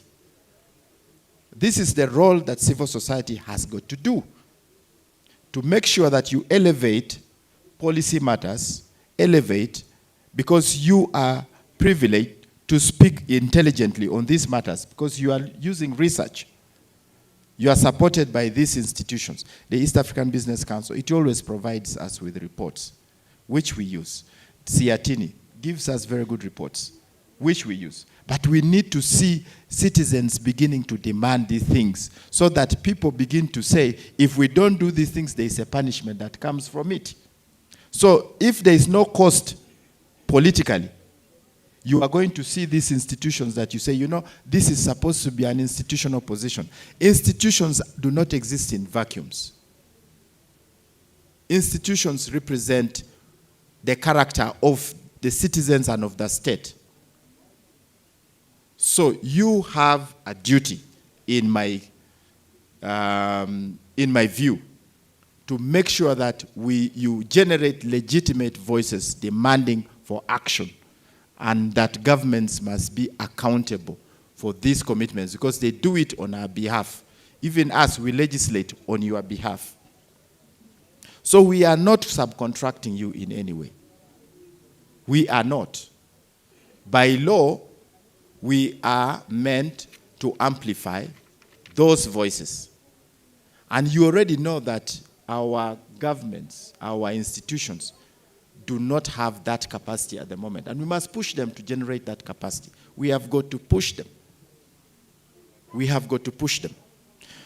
Now, I like the idea of us focusing on free movement and ensuring that we build a critical voice that is demanding that we facilitate free movement of people. Because it's only people who trade.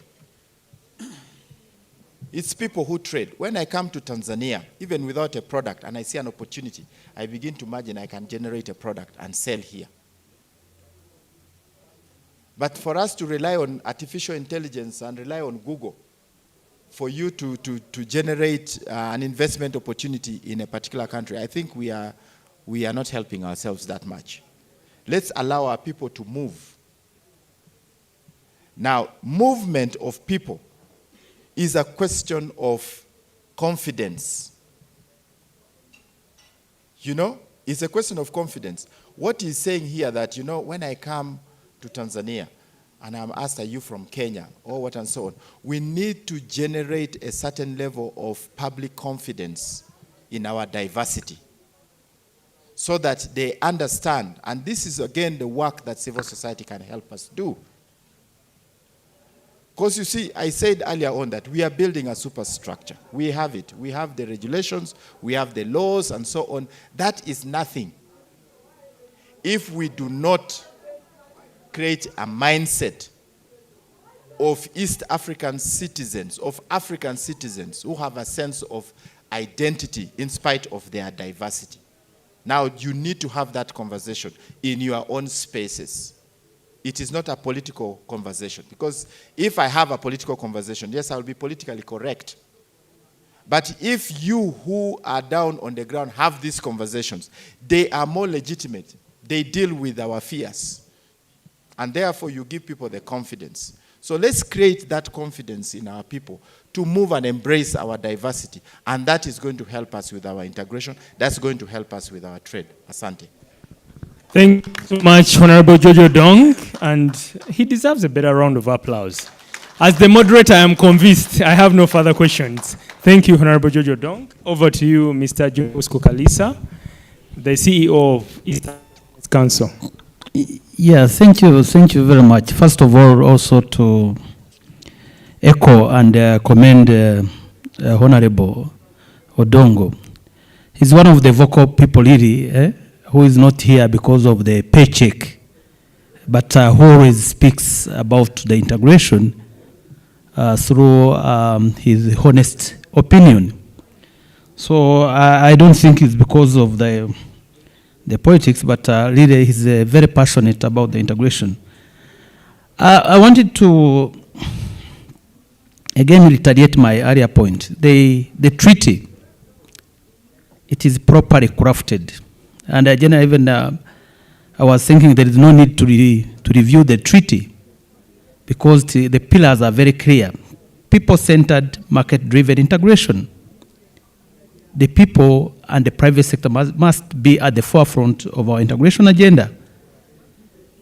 And the question, we've been saying, no, we don't see private sector, we don't see civil society, so we need to reclaim our position. And that is what my brother here, Honorable, is saying. How do we do it? And I always challenge my counterparts. How many times do we go to our borders and see the young men, what they are going through? EABC, we do it every quarter. We go to all our borders and we make a report, we make noise, and we provide reports to the IARA, we provide the reports to the Council of Ministers. Last week, we submitted a paper on pre-budget, the impact of budget. And I was expecting, I was in South Africa, there should be an EAC citizens' view on budget. How these measures introduced by the policymakers are going to impact on your welfare. The integration should be welfare enhancing. As I mentioned, it should be prosperity. So we need to evaluate, audit our integration based on prosperity.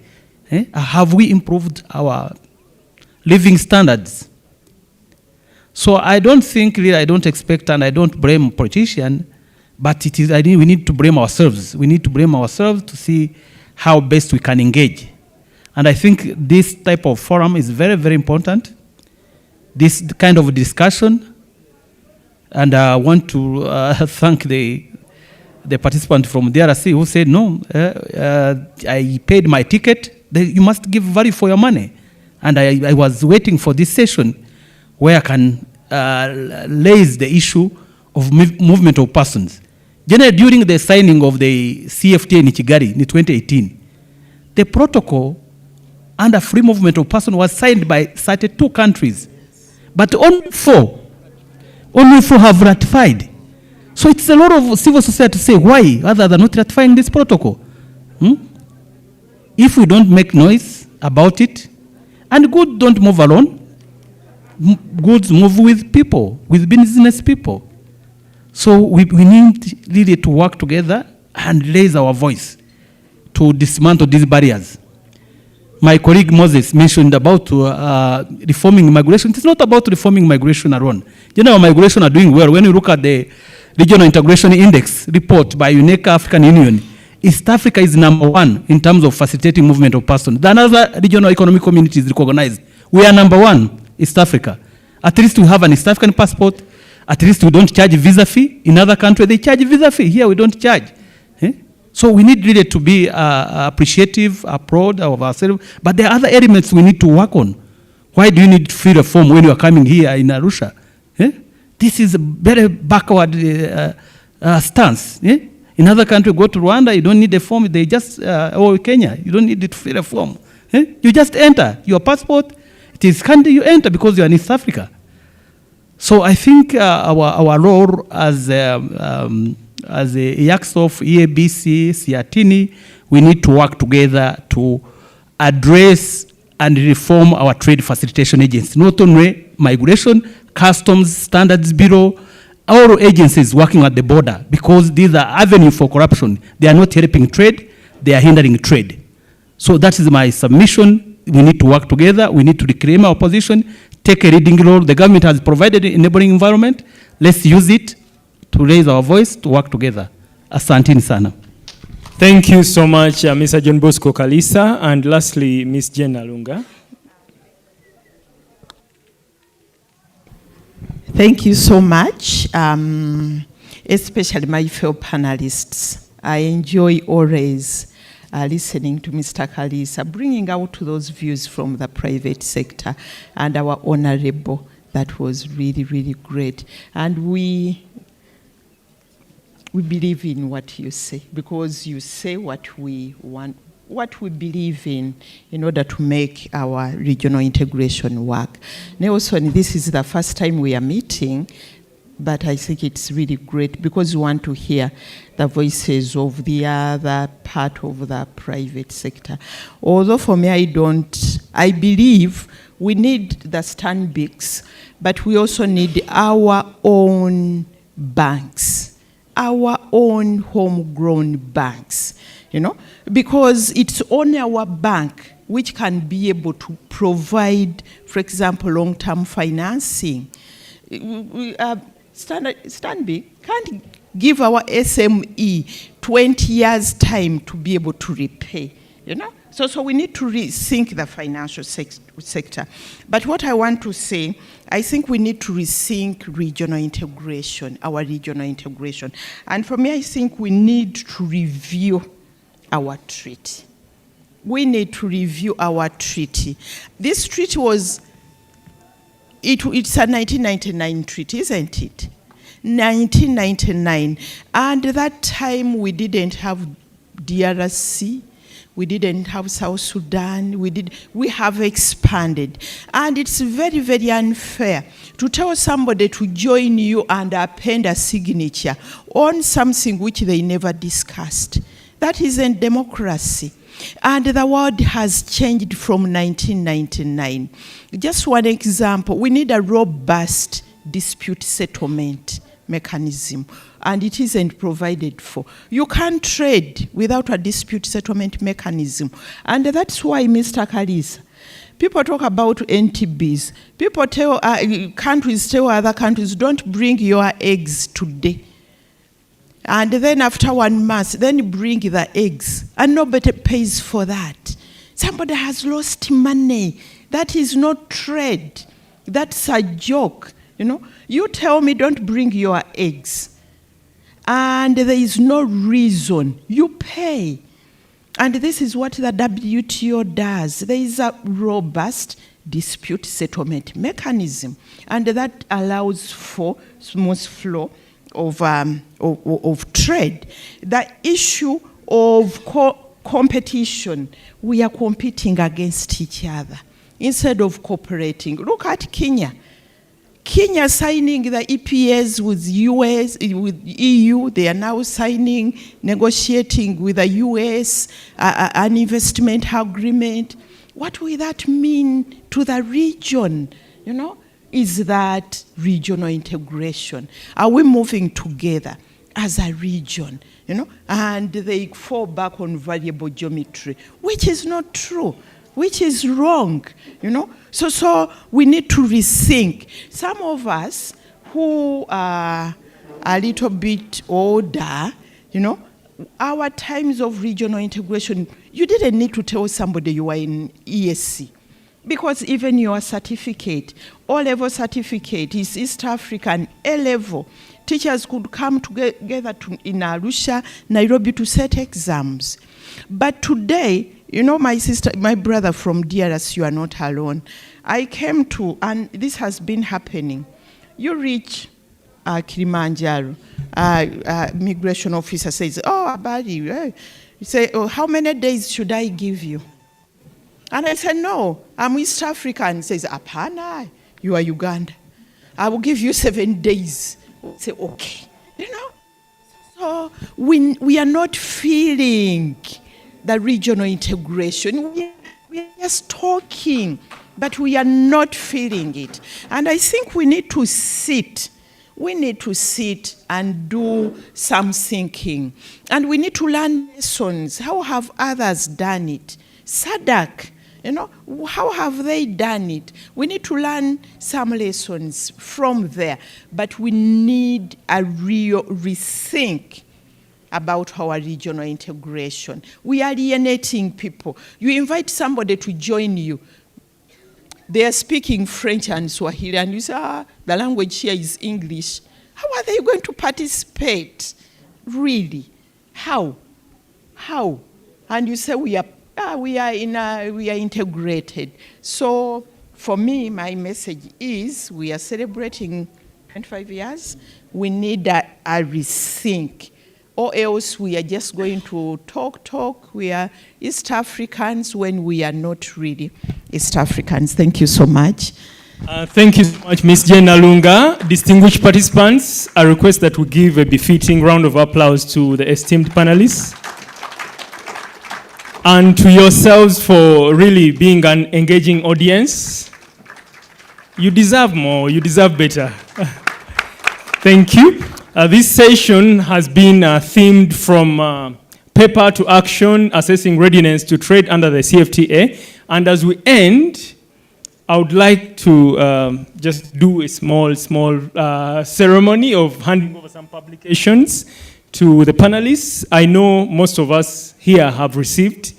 And as Honorable George Odong reiterated, CIATINI disseminates knowledge products, and research is core to our work. So we have some publications here, and we'll take a photo as the Executive Director of Siatini hands over the publications. And to all of us, let this conversation continue, because a number of issues have come up, and we could use the hashtag #MakeFCFTA work.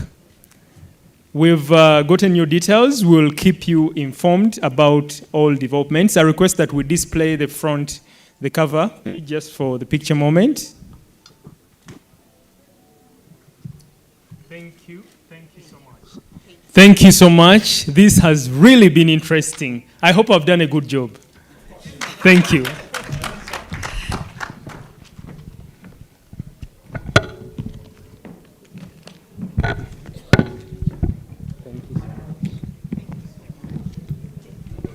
Another huge round of applause for our moderator. He has really done a great work here.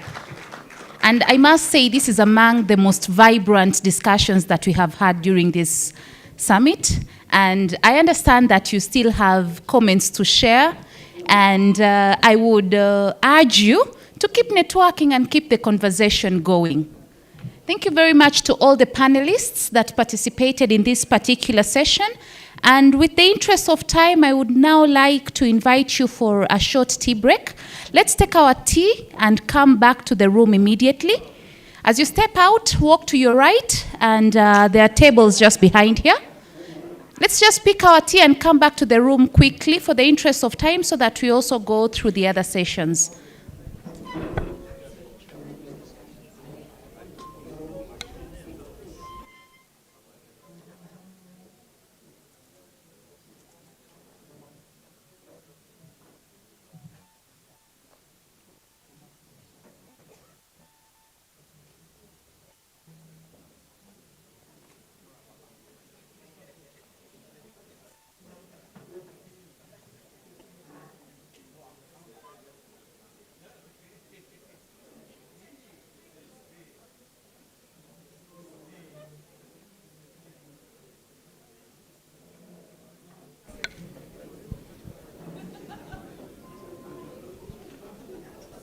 Ladies and gentlemen, you're welcome for tea. There's a short healthy break. There's a short thing we've prepared behind here. Let's have our tea and come back to the room.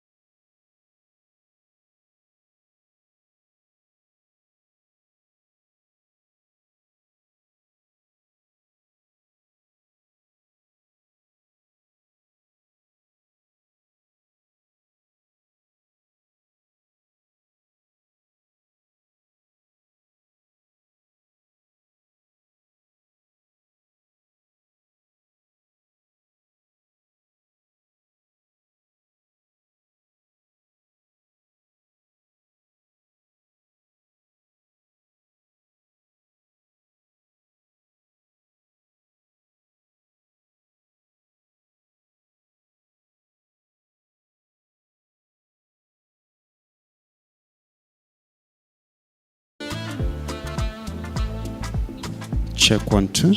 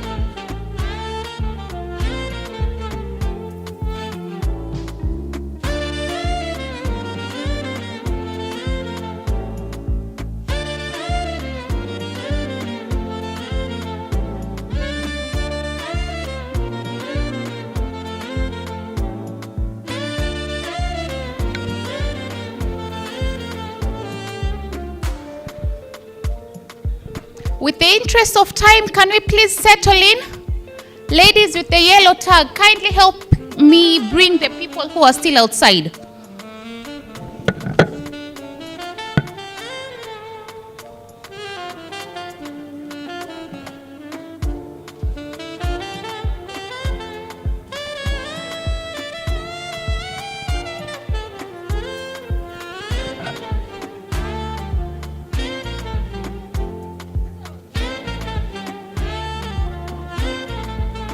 Esteemed delegates, we are still at the East Africa Civil Society Summit 2024, where the theme is harnessing EAC citizens' potential and participation in the regional integration process.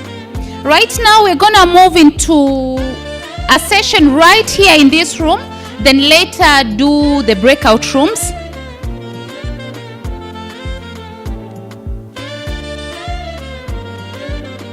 Allow me to call forward Advocate Mary Richard from Taula, Tanzania, who's going to take us through prevalence of non-communicable diseases in East Africa. Miss Mary, please step forward and invite your panelists.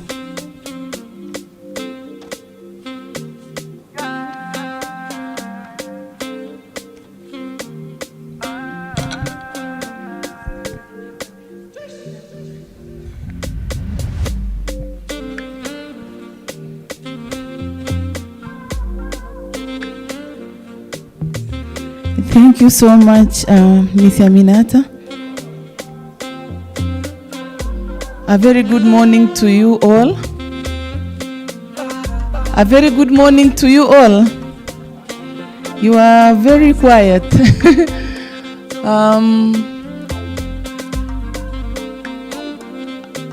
I'm here, as she mentioned, my name is Mary Richard. I am a legal practitioner working with Tanzania Women Lawyers Association as head of programs.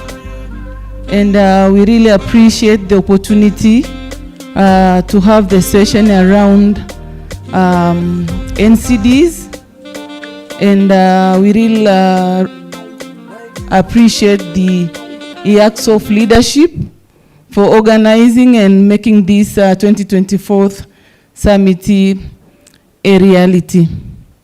As Minata mentioned, we will be having a very interesting conversation around health, and I just want to assure you that it will be quite an interesting conversation, because each and every one of us, in one way or the other, have been affected with NCDs, or you have a relative or a spouse or a child as a victim of NCDs, and we cannot talk about the regional integration process, talk about meaningful participation of citizens without really touching the core issues, which is their health. Without healthier communities, we cannot have trade, we cannot have governance, everything cannot happen without having people who are healthy. And we have seen the increase of non-communicable diseases in our days, and we really have to see as a region what we do. We contribute to see that our governments are taking steps, taking measures in place to see on how we can really reduce the NCD burden. So by way of introduction, it's about industrial trans fat acid campaign in East Africa.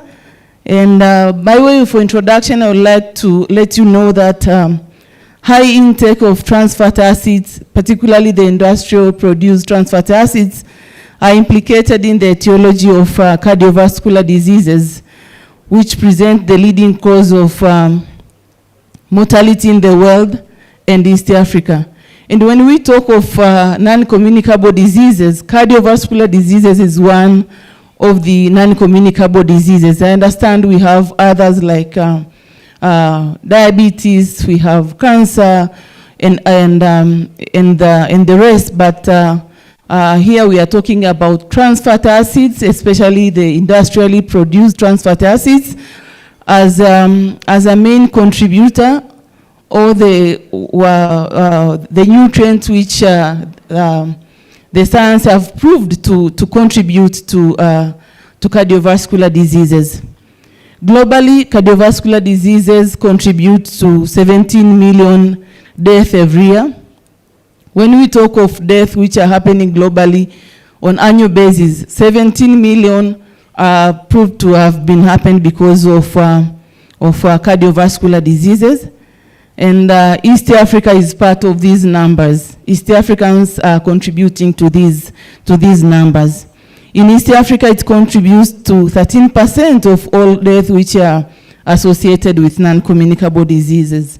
And to be more specific, in Tanzania, cardiovascular diseases account for 13% of the total NCD or non-communicable disease-related death.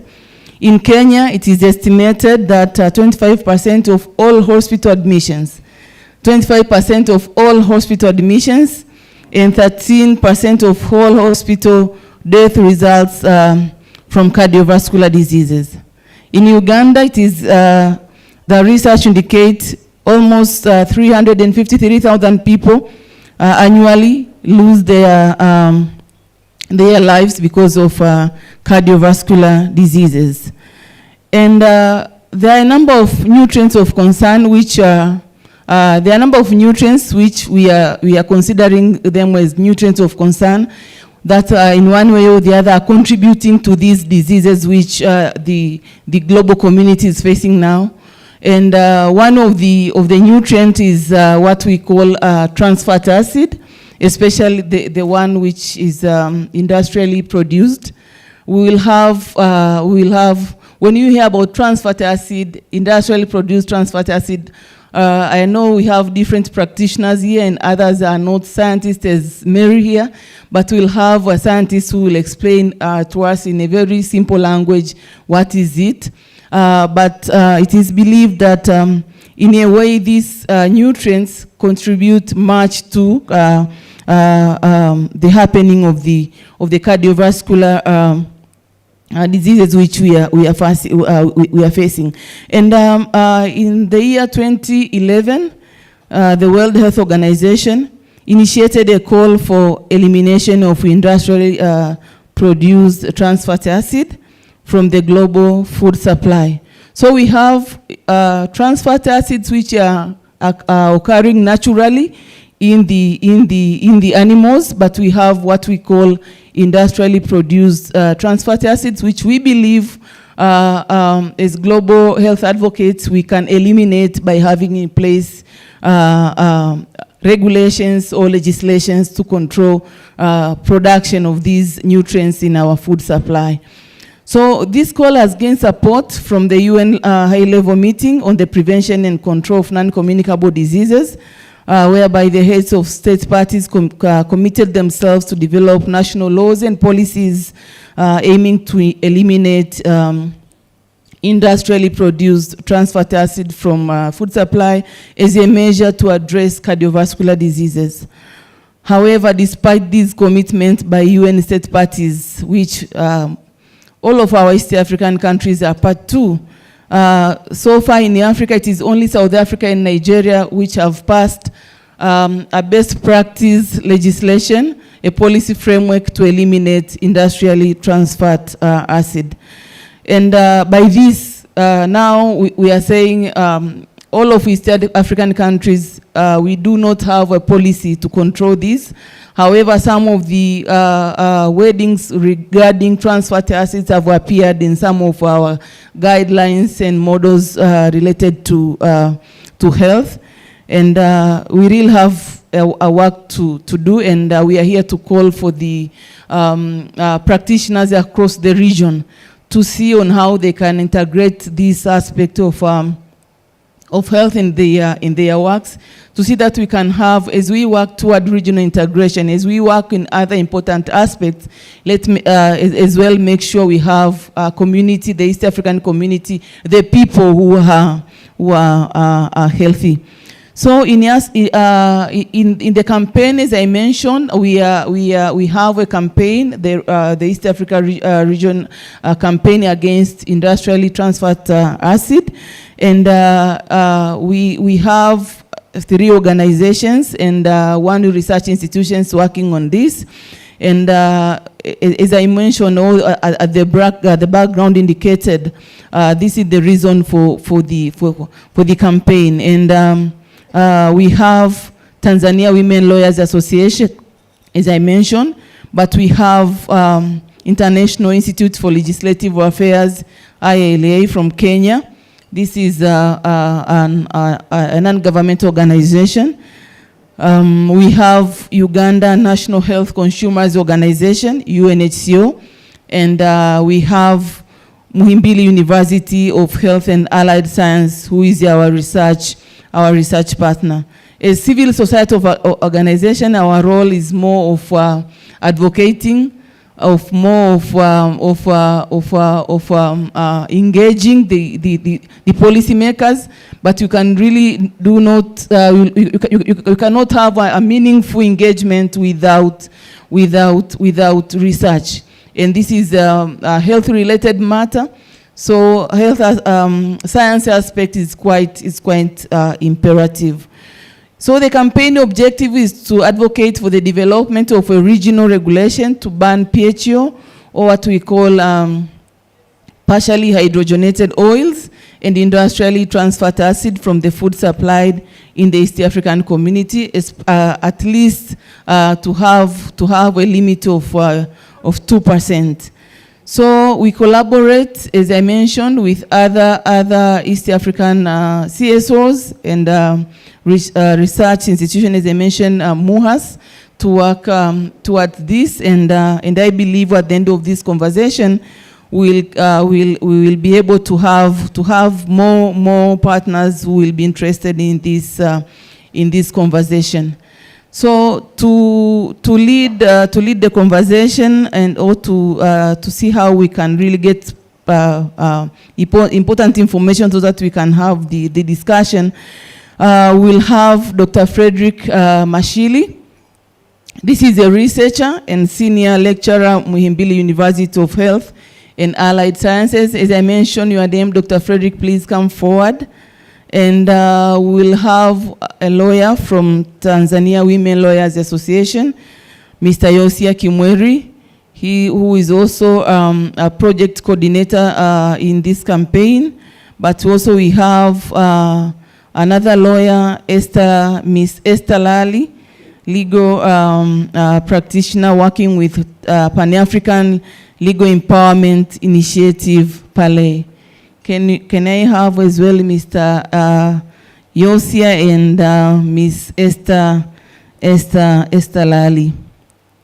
So the discussion topic is about prevalence of non-communicable diseases, or NCDs, in East Africa, the urgent need for regional regulation to ban PHOs and limit of industrially produced trans fatty acids to address cardiovascular diseases. And we'll be looking into the role of civil society organizations in promoting or to advocate for regional regulation to ban partially hydrogenated oils or PHOs and limit industrially produced trans fatty acids is recommended by WHO. And the main question which we are asking ourselves in this conversation is, given the WHO's recommendation for all UN member states to eliminate industrially produced trans fatty acid from the food supply through regulatory and policy measures to address cardiovascular diseases, what efforts has the East African Community Authority undertaken to achieve this goal? So this really is the question at the center of our discussion. There has been some concerns regarding language which we are using.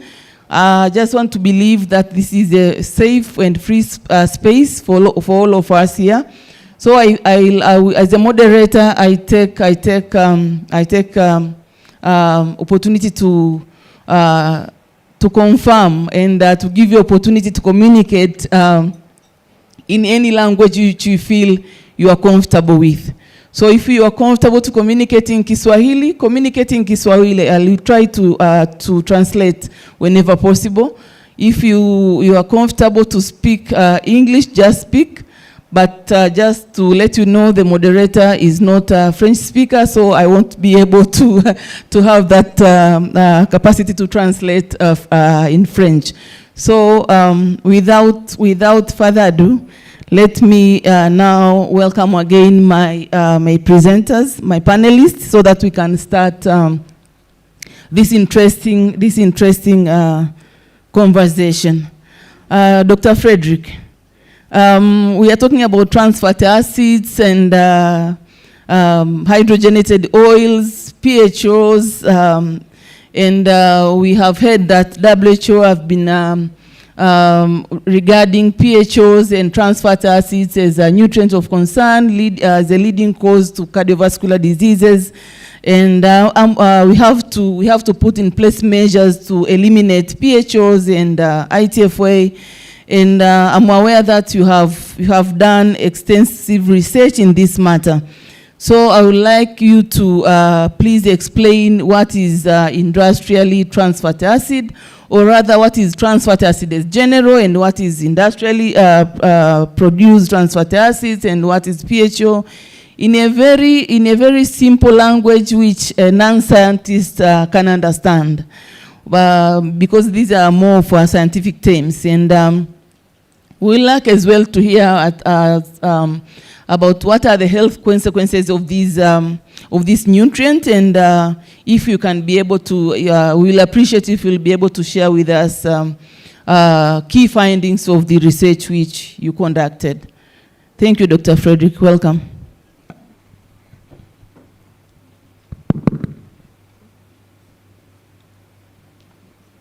Thank you, Madam Moderator. Good morning, all of you, and also thank you, the organizers of this conference, which seems to be amazing because it brings together diverse people with diverse background, which I think that's how discussion should go about.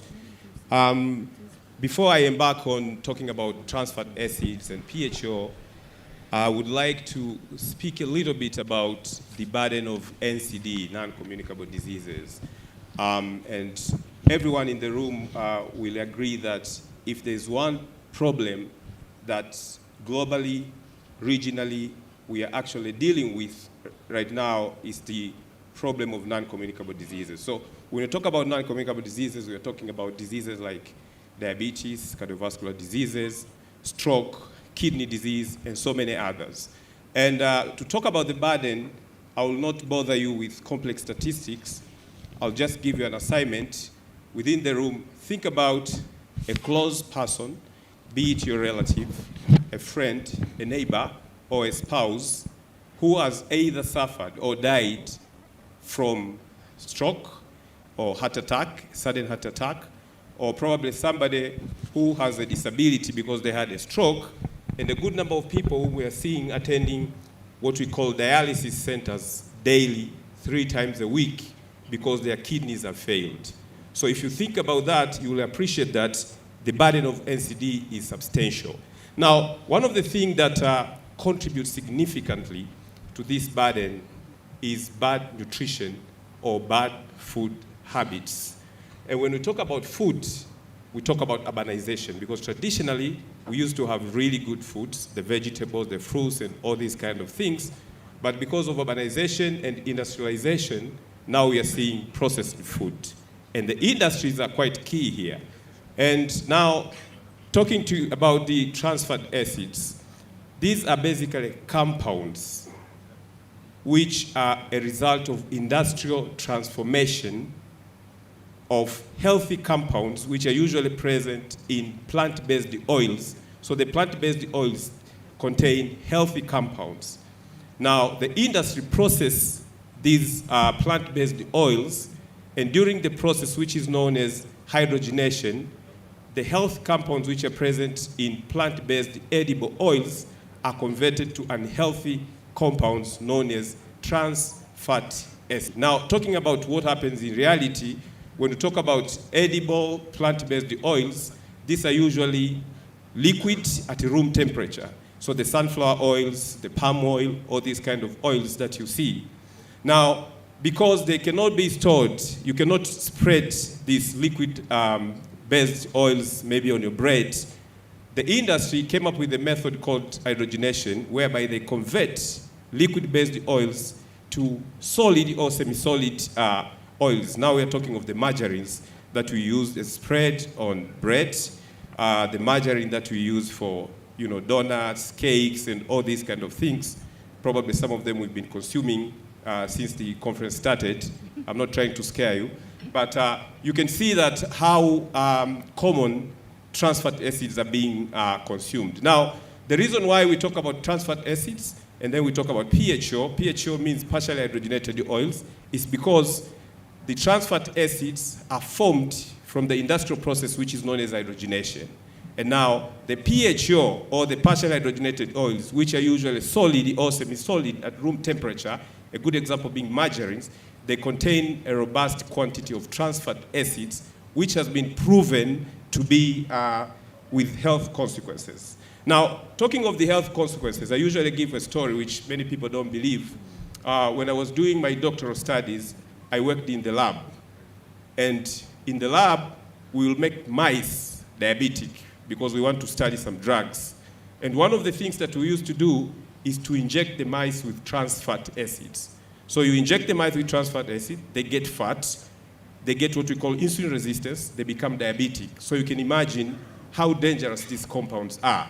Now, the consequences include cardiovascular diseases, it includes cancers, diabetes. So when we talk about the heart attack, the stroke, and all these kind of things, there's a substantial contribution of trans fat acids.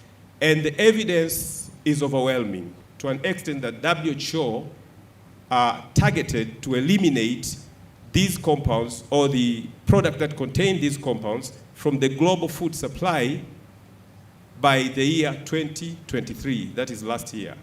But until that time, in East Africa, we didn't have any policies to actually try to eliminate these compounds. Now, what is the local evidence? What do we know about whether we are consuming, whether we have these products with high levels of trans fatty acid in the region?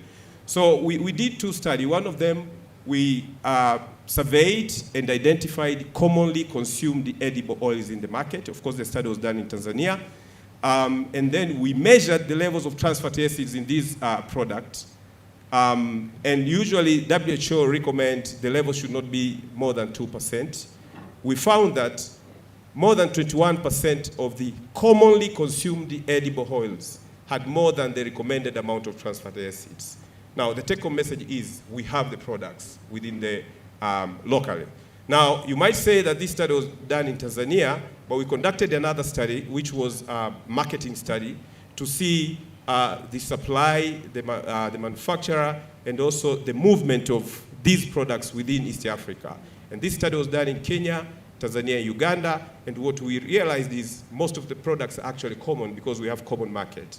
Now, what is found in Tanzania reflects what is also found in Kenya, Uganda, but also in other East African countries.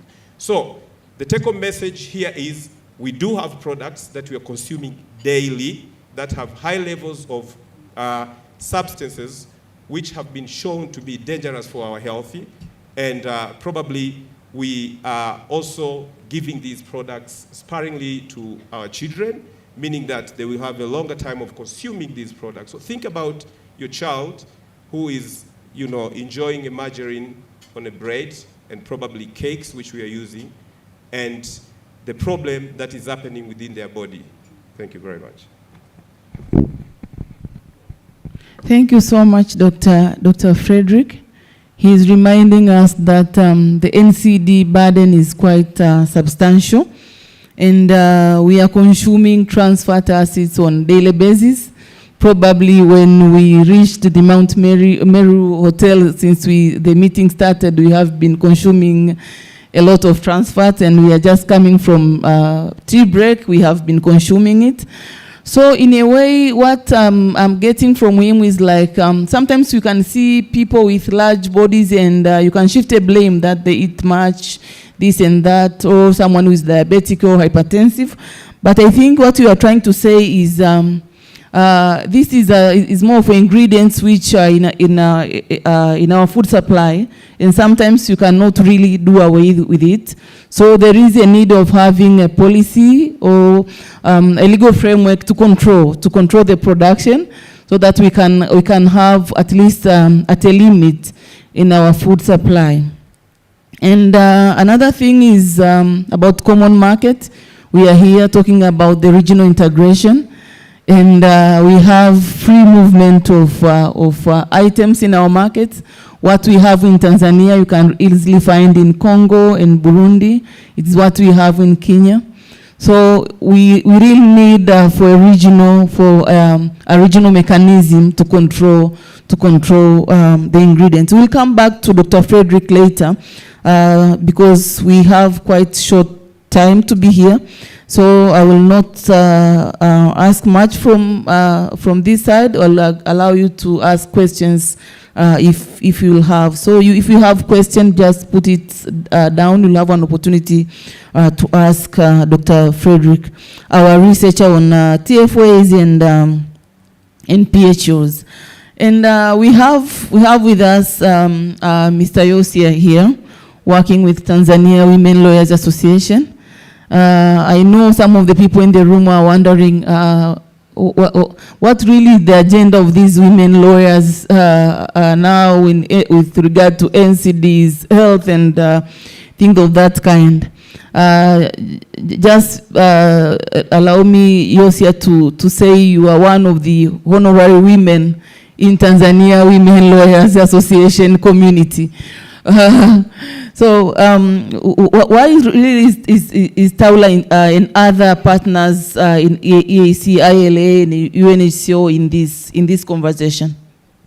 Yeah, thank you very much. The reason as to why TAWLA is a human right and a gender-based right organization is advocating for the public health, specifically on the area of elimination of the industrially produced trans-fatty acid from the food supply. The reason is one, because health is a human right. Health is a human right, and it has been explained in a number of international instruments, but also regional instruments and the local instrument. In this regard,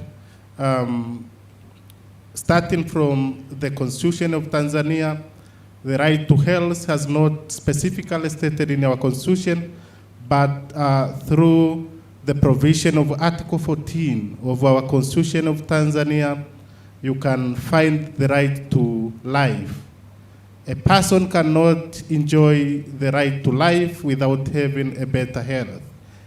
And this is why we say that health is a human right. But also going to the international instrument like International Covenant on Civil and Political Rights, specifically Article 6 of this covenant, you will find the right to life as well, but also in the International Covenant on Economic and Social Cultural Rights.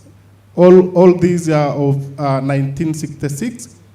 Article 3 of this covenant, it is speak specifically on the right to health. But also if you go to the Universal Declaration of Human Rights, Article 3 of the Universal, it also speaks about the right to life. And mind you, a Universal Declaration of Human Rights is not a treaty, therefore is not binding, but because it is the foundation of all human rights, it has got the human rights culture, therefore it is binding also to our jurisdiction. Thank you very much. This is the reason. Thank you so much, Yosia. You are reminding us that when we talk of health, it is more of a right. It is more of a right apart from all other than a service. We have been looking at health-related matters as a service, but now he's bringing on board a very important issue of human rights. So we have to look into these health aspects as a human right, and some of the issues which are really at the core of our discussion on daily basis. And now we are here with other partners across the region, the members of the East African Community, civil society organizations.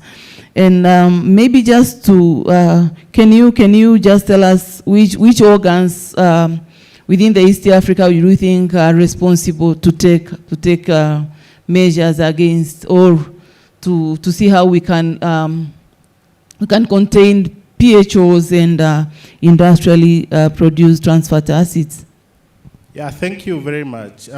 First of all, the main organ that is having the role, the mandate to develop a regional regulation to ban PHO and limit the level of trans fatty acid from our food supply is the Council of the East Africa Community. I mean, the Council for the East Africa Community.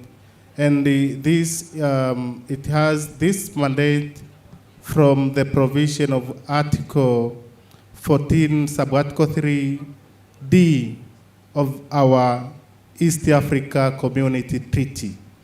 This is where we get the mandate of this organ. But also, this is this organ at regional level, but also in the Council of East Africa Community specifically, we have the sectoral ministers for health in the EAC. Actually, this sectoral minister is the body that has the mandate to initiate all policy issues in the community. Therefore, they are the one to take lead, I mean, to initiate this particular process. But also at national level, we also have the National Bureau of Standards. National Bureau of Standards are very important organs because they are, they are member of the East Africa Standard Management Committee. Therefore, they are important organs. They can also influence the development of these regional standard, regional regulation as well. But also we have the ministers of foreign affairs and East Africa cooperation, and maybe, let's say in Tanzania. They can also propose at the council for the need of the development of this regulation. But also we have the Ministry of Health of all partner states. They are also important because they can also initiate this. But also we have our members of IALA. IALA, it has not, it doesn't have the direct mandate to pass this regulation, but they have the advisory role from the treaty, the East Africa Treaty. They have the advisory role. They can advise the EAC to develop this regulation. Yeah, thank you very much. Thank you, Yosia. Just to understand, now we are talking about the East African community, and I believe it is because of the integration, the common market and the like, that this give national governments an opportunity to dodge from their responsibility of having in place controls regarding TFAs and PHOs. Should I come again? Yeah. If we will have an opportunity to regulate TFAs and PHOs at regional level, what is the role of the national governments? Yeah, thank you very much. Since the Council of Ministers is represented by ministers from all partner states, therefore the role of all partner states is to initiate. We can use our Minister for Foreign Affairs, let's say, to initiate the need for the development of the regional regulation at regional level, because they are the one representing us. But also we have the Minister for Health. They can also help us to put this agenda forward, because when it comes to health issues, they are the driver's seat. But also we can as well use our Ministry of Industry, because the Ministry of Industry in this regard, since the issue of restricting the TFA it is directly in their ambit. Therefore, we can as well use them to channel this agenda to the regional level. Thank you very much. Thank you so much, Mr. Yosia. Now, Esther, can you just tell us the role of we, civil society organization in the room, and probably the ones not in the room, the East Africans? What is our role in promoting this agenda regarding elimination of industrially produced trans fatty acids and PHOs? Thank you, Mary. So we have heard the health evidence and the gaps in our policies and laws. So it's a wake-up call for us as individuals, but CSOs present in this room to support the good work that Taula and its partners have started to advance the agenda on the impact of the trans fats, but also we have to advocate for health eating, like at individual level, but also to be mindful of what we consume, both in our home countries and in our communities. I know it's not only for those CSOs that are working on health sector, but all the CSOs, because healthy is a cut-cross issue. So I invite all the CSOs around here to incorporate this movement to your activities. Thank you. Thank you so much, Miss Esther. She's reminding us whether you are working on health or you're working on trade or anything, health is a cross-cutting matter. We are the ones who are affected, so we should really see how we can speak about the gaps which we have so far in our legal framework. And this is reminding me of the opening remarks in this conversation. We were talking about the WHO call of 2011 to have policies or legislations combating industrially produced trans fatty acids at least by 2023. And now here we are, it is only South Africa and Nigeria which have passed best practice legislation to control industrially produced trans fatty acids. And for East Africans, none of us have in place a law to regulate these nutrients of concern. And I believe Dr. Frederick will confirm this. We have a number of nutrients of concern, not only trans fatty acids, we have sugar, we have salt, and others, but here now we are discussing about trans fatty acids. And maybe now coming back to you, Dr. Frederick, people are like, I have been consuming margarine. I will not mention a brand name.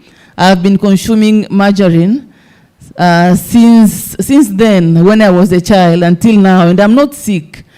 And maybe it is because of this fact that we don't pay attention. So maybe you can just tell us from a scientific perspective, how long does it take for a person to get sick, especially on NCDs related conditions? Okay, very quickly, NCDs are known as silent killers, and they're also silent diseases, meaning that it can take ages to develop a particular NCD. And usually the symptoms are quite vague, so you don't really know until you decide to do a health check, which is usually not our tradition. So you might be having a process going on in the body, but you really don't know because it doesn't really show. And because of the nature of NCD, whereby they have a long history, they can take longer to develop, and a lot of people come to discover when they have a complication, but they had a disease like 20 years ago or 10 years ago. But one thing which is really bad now is the fact that we are seeing early onset of NCDs in children, and it's because we have to take note that the consumption of this product did not start a long time ago. For instance, during our time when we were kids, we would only drink soda on Christmas, right? But nowadays they're available every day. So some of these products, they are quite present in the market now. So let's think about the kids and understand the fact that NCD are silent killers, but they also come up slowly. Thank you. NCDs are silent killers and they are coming up slowly. I remember when I was a kid, we had sodas, and you could sparingly have them because possibly of economic capacity of our families at that time. But one thing I just want to bring to your attention, we had soda in a glass bottles, and the meals were quite minimum. I think it was 250 meals, but now we have what we call Pepsi Mkubwa Wao, 650 meals in a plastic bottle.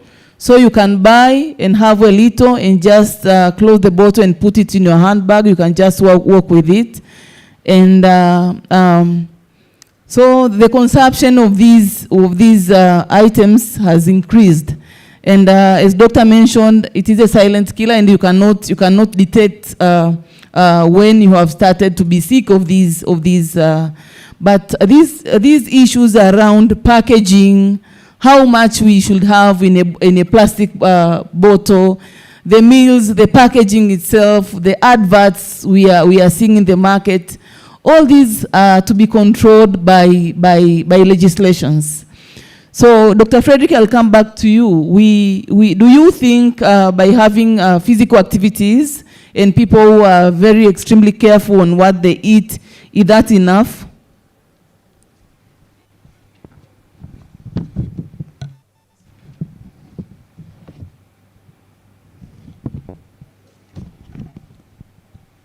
Welcome, Dr. Frederick. Do you think physical activities, being extremely careful on what you eat, can help us do away with NCDs? Yeah, so the good thing about NCD, or the bad thing, is most of them don't have a cure. So prevention is better than cure. And most of them are preventable, because most of the risk factors are actually lifestyle related. And the two main risk factors are sedentary behavior, which is physical inactivity, not being active, and bad eating habits. They contribute significantly to this problem. So it is true that if you watch what you eat, and if you make sure that you're active, of course there are other issues to do with alcohol and cigarette smoking. All these can be controlled, and they are all lifestyle issues which are possible to be controlled. Thank you. Thank you, Dr. Frederick, but I just want to believe you agree with me that apart from these personal efforts, we really have to have legal framework to combat these nutrients of concern. We have few minutes remaining for this session to come to an end, and just want to give now an opportunity for the people in the room. If you have a question directed to one of the presenters or panelists, you can just raise your hand. I believe you have people with microphones who will assist people in the room to ask their questions. But Dr. Frederick and the rest of us are still here. If you have a question, even after the session, you can interact with the team. So we can take few questions. Can someone from the Secretariat assist the audience? We have 3-4 hands. You can start maybe from here, then you can go to the end. Can you try to be as brief as possible? Thank you. I will be brief. From your study, is there an inventory that matches products with the TFA, PHOs that we can use for advocacy? Because we really need to see exactly how this particular problem is, has proliferated in the community. Thank you.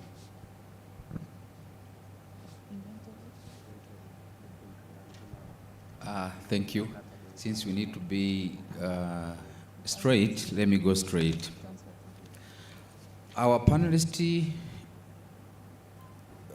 my question is, for us as CSO, what kind of project we are implementing and what are the drivers force? Because you may find such kind of project that affect the cultural, affect the lifestyle. So what are the drivers force in our project when we are writing proposal, when we are looking for the fund, and maybe our team for research, if there is any contribution of CSOs, help us.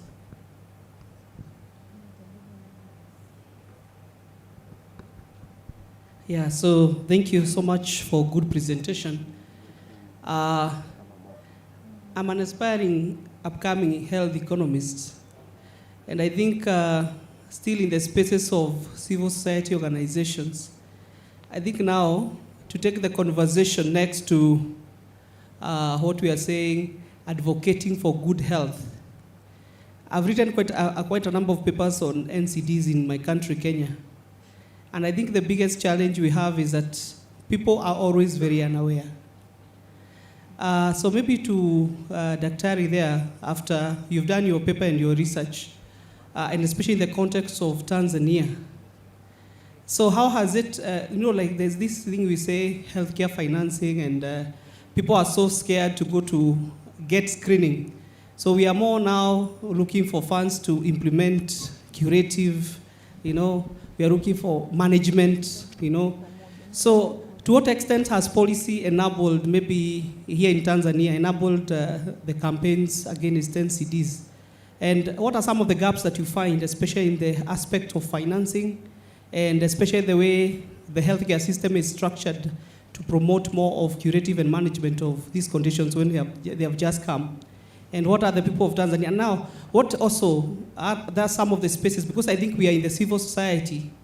Because civil society, we always believe that we can only advocate for governance, we can only advocate for human rights. And you know that what part of the human rights, like in our Kenyan Constitution, Article 43, is that health is a basic need. And everyone is entitled to especially information on health. So maybe you can elaborate on that. And then I think that's my submission. Can we take a last question? We only have 5 minutes to go. I will only welcome Dr. Frederick to respond to some of the questions, and we can have conversation after the session, after we have closed the session. And thank you so much for asking your question. Can we have a last question, please? Yes, my name is Stephen Outa Mukoya from Independent Medical Legal Unit. I want to ask this question as someone who was at some point passionate with prevention medicine. I practiced, actually studied public health back in Kenya. But then as time progressed, I noted a shift in terms of investment, government willingness to support preventive medicine, but then focusing on curative. As a result of some of the NCDs we've talked about, we understand the burden in terms of budgetary implication to provide medical support to such kind of interventions. So my question is, what is the role of probably CSOs and IACSOF in terms of trying to push governments in East Africa to probably revert to preventive medicine rather than focusing on curative medicine that we all understand is very expensive to sustain over the years, especially in Africa. Thank you so much. Thank you so much. Quickly, Dr. Frederick, the inventory of items with PHOs and ITFA. The question about curative and management of NCDs, and NEMA about the role of CSOs, and we can have a discussion outside this conversation now. Please welcome. So for the interest of time, I'll go very quickly and randomly. So about the evidence, whether there's inventory, yes, the evidence is there. We've published the preprint because we knew that these documents are needed for policy advocacy, so they're available. We can talk later about the link to get access to that data. There was another question talking about economics, the health financing. I think there's a study which was done in Kenya, a very good study which was done in Kenya, looking at the cost effectiveness of investing in prevention, which the governments are usually not aware. So there's a lot of money that is being wasted for, putting money in curative rather than in prevention. So there's a lot of resources that showcase the importance of investing in prevention, and there's a lot of money that is being saved. Of course, talking about health financing, there are issues to do with taxation of unhealthy stuff, and the money can be used to, finance health. So there's a lot of discussion around that area, which we can also continue to talk about later after this session. And another question, I think it was about CSOs. Thank you. So the role of CSOs on this is advocates and the policy influence, like how we are doing now. We should engage with policymakers to push for the adoption and enforcement of standards set by the health international organizations, but also public awareness campaigns. Like CSOs have to conduct public education campaigns to raise awareness about the risk associated with the trans fatty acids, but also we can do capacity building. CSOs should provide training and resources to local communities and to other stakeholders on the dangers of trans fatty acid and the benefit of eliminating them from the diet. But another thing, CSO should also support research and innovation, but also collaborating with other stakeholders on this. Thank you very much. Thank you so much, Esther. To my panelists, thank you so much for providing these quite extensive and important information. And to the audience, thank you so much for your participation. You could have opted to stay outside possibly, but regarding the conversation, it is quite important. And an urgent matter is, as we are all affected if we don't take necessary measures. So allow me to have a picture with my panelists before I leave the stage, and I would like to express my gratitude and to IACSOF leadership for the summit and opportunity to talk about the rise and the burden of non-communicable diseases. Thank you so much.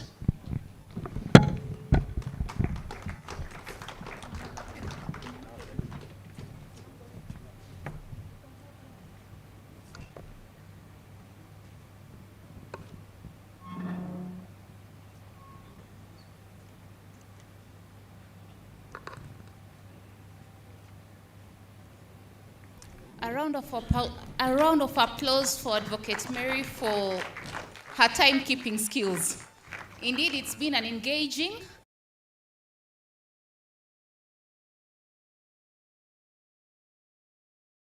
Miss Grace Wangeshi.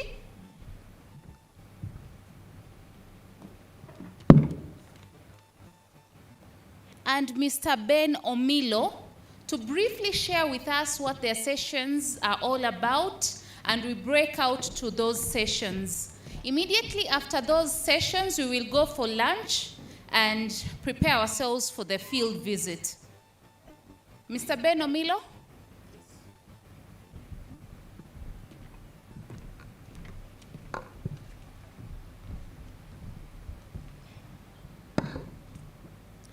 Good afternoon, everyone. Good afternoon. Some energy, some energy.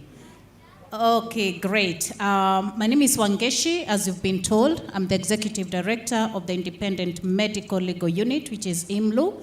The panel that I want to invite you to is going to be speaking on a key population, and that is the youth.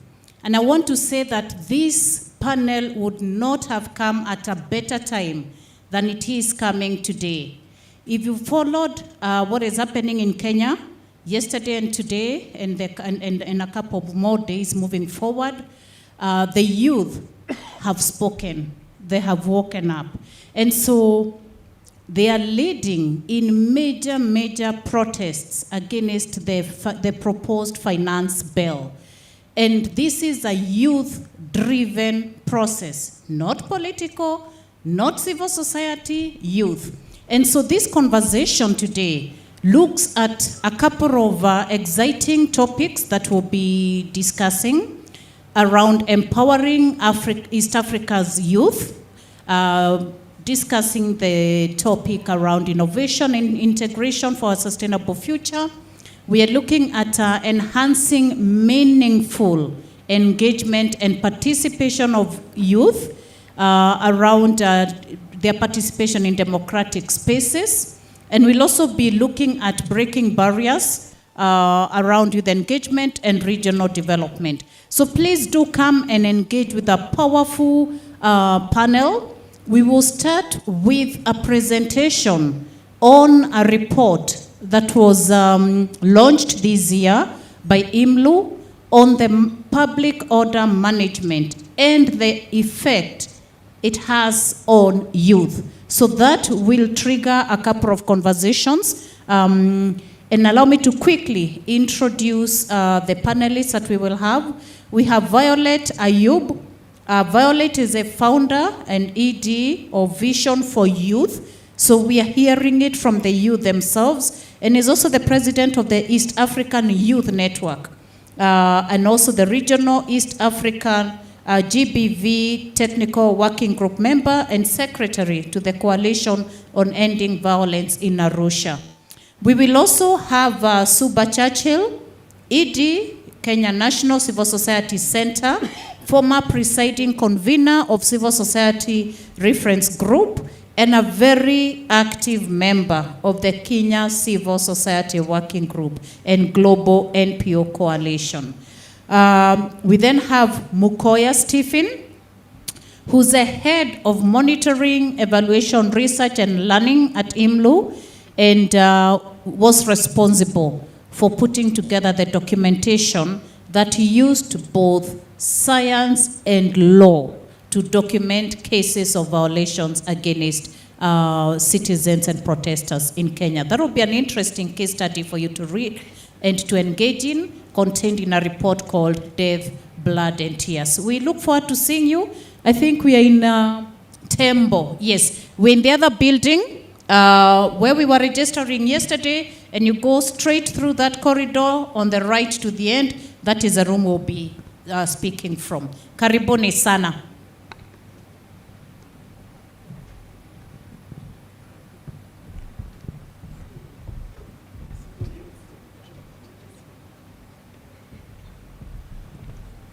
Thank you so much, Comrade Grace. Naniambia tutapatana. I think she thought that I'll be there. I'm now a parent. I used to be a youth and could have belonged in that space. Ladies and gentlemen, my name is Benedict Omilo. I'm the Executive Director of the Eastern Africa Child Rights Network. And the ESCRN exists to coordinate efforts of civil society organizations, child rights organizations in the region, the advocacy work you do from grassroots to the sub-regional, to the continental, and to the global levels. So we are here to, for the first time, that the children, or child rights CSOs, the children are not yet here, but the child rights CSOs are occupying this space for the first time in the history of IACSOF. I say that because I've been in the IACSO for some time, and I'm also the Deputy Secretary General of the Governing Council. So, first to appreciate the IACSO leadership for this space, and also to bring to you what we have in store for you as the child rights CSOs and child rights focused CSOs in the region. We are going to have our panel discussion here, and I have a rich panelists drawn from the global, from the grassroots to the global, as I mentioned. We work in the region of Eastern Africa, but we also link these efforts to the global level. We are going to have our session on the child rights advocacy in the integration process. Child rights advocacy in the integration process. And out of that, we are going to have a presentation from Ms. Michela Ranieri, who is going to present virtually from the global level. And she's going to take us through the Safe Schools Declaration. Ms. Michela is from the Global Coalition to Protect Education from Attack. As you know, the AU theme this year, the Africa Union theme, is on education. And she's going to, present to us the need for our states, partner states in East African region, to adopt the Safe School Declaration and the engagement as CSOs that you can have in this.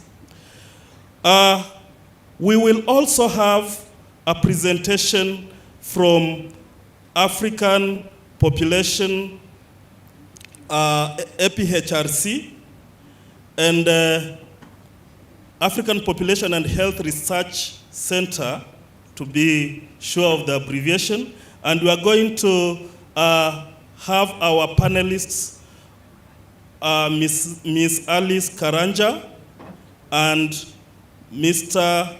We are also going to have Ms. Teresia Mwiruri and Mr. Mohamed Duba, who are going to take us through the nexus, the issues between the nexus between education and sexual and reproductive health rights. A very interesting conversation that you will like to hear and also engage with. Then we'll have Comrade Douglas Wanja from the University of Nairobi, Data for Governance Africa, who will actually be informing us how can we then utilize data. What is the available data in our advocacy work?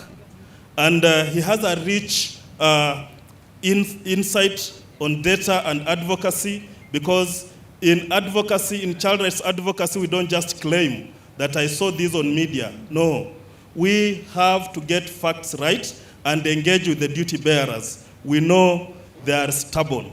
So we have also to have facts at fingertips. So Comrade Douglas Anja is going to take us through that on how to utilize the available data and where to get this data for our advocacy work as child rights organizations and CSOs in Eastern Africa region. Having said that, I want to welcome you in this session, which is happening here. For the young people, you can join Comrade Grace, the CEO of Imlutu Tembo. Then for the child rights, the parents like me, proud parents and advocates for child rights, kindly remain here so that we can take up this. But again, just to mention that some children are youth and some youth are children by definition of that. So whatever is going to be discussed there is going to feed here, and whatever is going to be discussed here will feed in the youth sector. So we are one East Africa, deepening and widening the conversations. Thank you so much.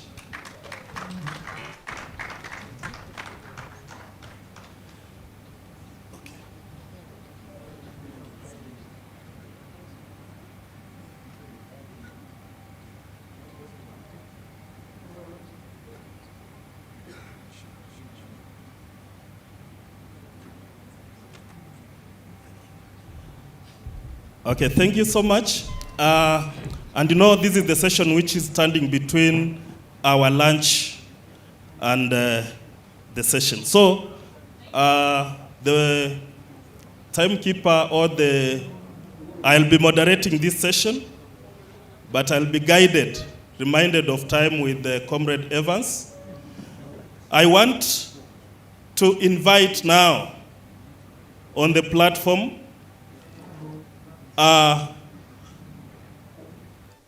Comrade Douglas Wanja from the Data for Governance Alliance at the University of Nairobi. Comrade Wanja has been a good data advocate and also a researcher in this field who is going to share with us a lot. The University of Nairobi used to be one of the East African universities that people used to draw knowledge from. And I'm proud to be an alma mater of that institution. Welcome, comrade. Allow me also to invite comrades from the APHRC team. We have Ms. Alice Karanja, please come on the podium. We have Teresia Mwiruri and Comrade Mohamed Duba. Kindly join me here on the podium. And for my technical team, kindly check the presence of Comrade Michela Ranieri, who is going to give us our first presentation. Then our second presentation is coming from APHRC team, and we are going to finalize our conversation with Comrade Douglas Wanja on data and advocacy. We are greatly joined by Comrade Michela from the Global Coalition to Protect Education from Attack. Comrade Michela, you are now in Arusha without visa, and welcome in Arusha, welcome in Tanzania. Here we say habari, but we can say jambo for your purpose. And when greeting comrades here, say jambo and speak some little Swahili, we will appreciate. But having said that, we really appreciate your presence in this forum. This is an annual forum that happens in Eastern Africa region, bringing together the civil society organizations. And we are privileged to have the child rights conversation for the first time, and also privileged to have you for the first time to take us through the Safe Schools Declaration, so that all the actors here can understand their role in the adoption of the Safe School Declaration, the role of civil society organizations, the role of the actors, and what is this SSD thing actually in East Africa? Who has adopted it? Who has not adopted it? Karibu sana, and you can take it up from there.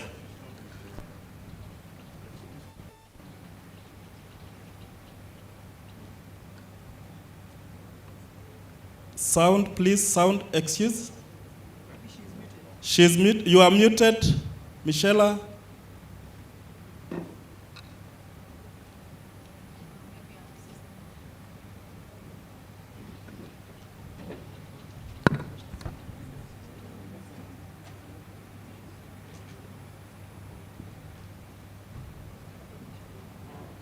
We have a challenge with the sound.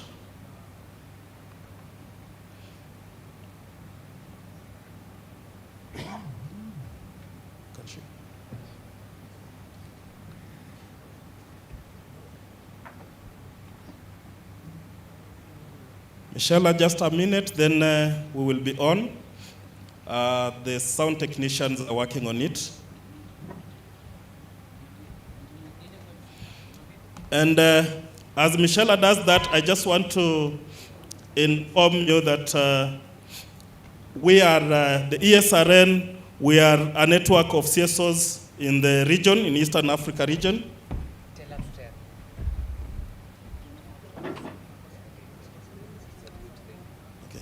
Michelle, you will be trying to speak. Unmute and try to speak, then we shall get you connected. Just trying to speak, you will be heard. We are a network of CSOs in the Eastern Africa region and advocating for child rights. The network mandate is to implement programs that are focused on the realization of children's rights as contained in the African Charter on the Rights and Welfare of the Child and the United Nations Convention on the Rights and Welfare of the Child. Currently, we are in 10 countries of Eastern Africa region, including Tanzania, Kenya, Uganda, Rwanda, Burundi, Sudan, South Sudan, Madagascar, and a process going on in Ethiopia to establish a new network there through one of our contact person, Chadet. And the Ethiopia network is going to be called the Ethiopia Child Rights Advocacy Network, ECRAN. We also have Somalia on board who are establishing a network there. In Rwanda, we have Umwana Kuisonga. We work with them. In Uganda, UCRNN. In Kenya, the Kenya Alliance for Advancement of Child Rights. In Tanzania, the Tanzania Child Rights Forum. And in Burundi, BCRF, the Burundi Child Rights Forum, and the Burundi Child Rights Coalition. In South Sudan, we have the Child Rights Network of South Sudan, or Child Rights Coalition of South Sudan. In Sudan, we have the Child Rights Coalition. And in Madagascar, we have the Madagascar Child Rights Network. In Somalia, Somaliland, we have SOCRIF, the Somalia Child Rights Forum. So we are still expanding in areas in this region, including penetration to Djibouti, Eritrea, and other countries. As you may see here, we want to have the region well covered for the best interest of the child, which is our interest, not any other interest. So here we also speak about child participation and engagement, meaningful engagement of child participation. As you may see, our vision is to have an Eastern Africa region where children enjoy their rights to survival, development, protection, and participation. Child participation is very key when you are engaging children. I started by saying that children are not here. In our next engagement, we will have children also occupying these spaces and hearing it from the rights holders as the young people or the youth have gone there. Because it is now a requirement that young children must also be engaged directly. They were not here because of safeguarding issues, and also the other engagements that they have, others are in session. Then our mission is to enhance the capacities of national coalitions and promote evidence-based advocacy on child rights within the Eastern Africa region. And also our goal is to improve child rights governance in Eastern Africa region through strengthened national child rights coalitions. As you have heard, we work through the national child rights coalitions. And we have a number. We have the umbrellas, but we have other organizations also working with children. We partner with other partners and other organizations who are child-focused, who are advocating for the rights of children and have programs with the rights of children. We interface with the African Committee of Experts on the Rights and Welfare of the Child. And here at the region, we also have frameworks, normative frameworks that we have to engage with. One of it is the treaty itself, and also the child policy, the EAC child policy, which I'm told was reviewed in 2020. Protection and participation. Child participation is very key when you are engaging children. In our next engagement, you have children with occupying spaces and hearing from the rights holders, like the young people, like the young holders. Children must also be engaged because of safeguarding issues. And also the other engagement that they have, others are in session. Then our mission is to enhance the capacities of national coalitions and promote evidence-based advocacy on child rights within the Eastern Africa region.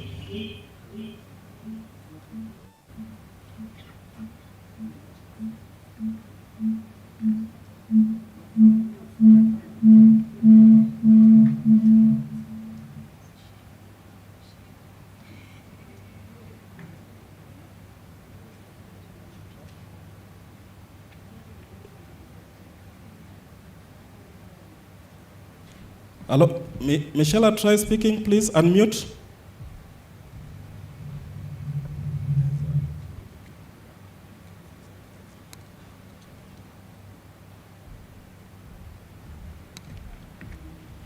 Michelle, unmute, please, and try speaking.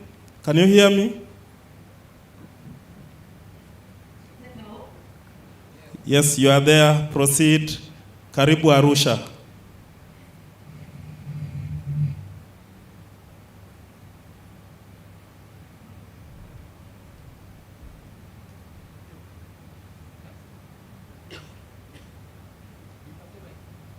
Hello. Good morning.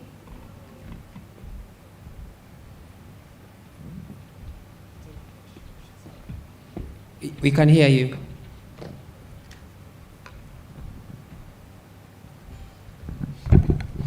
Hi, Michelle. Hi, Michelle. We can be able to hear you. Please proceed. Hear me now? Yes, we can. Good morning, everybody. Sorry for the inconvenience. It's an honor to be here today with you at this important event. Thank you so much for inviting me. My name is Michela Ranieri, and I am the coordinator of the state-led implementation network on the Safe School Declaration at the Global Coalition to Protect Education from Attack. I sent a PowerPoint presentation. I don't know if you are able to show it on the screen.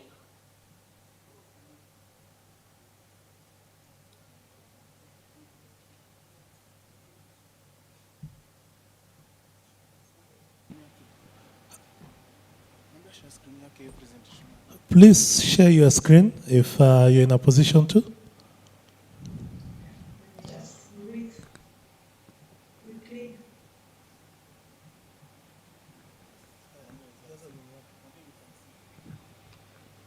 Okay, imagine you are seeing my screen. Let me just put the presentation mode. Is it okay?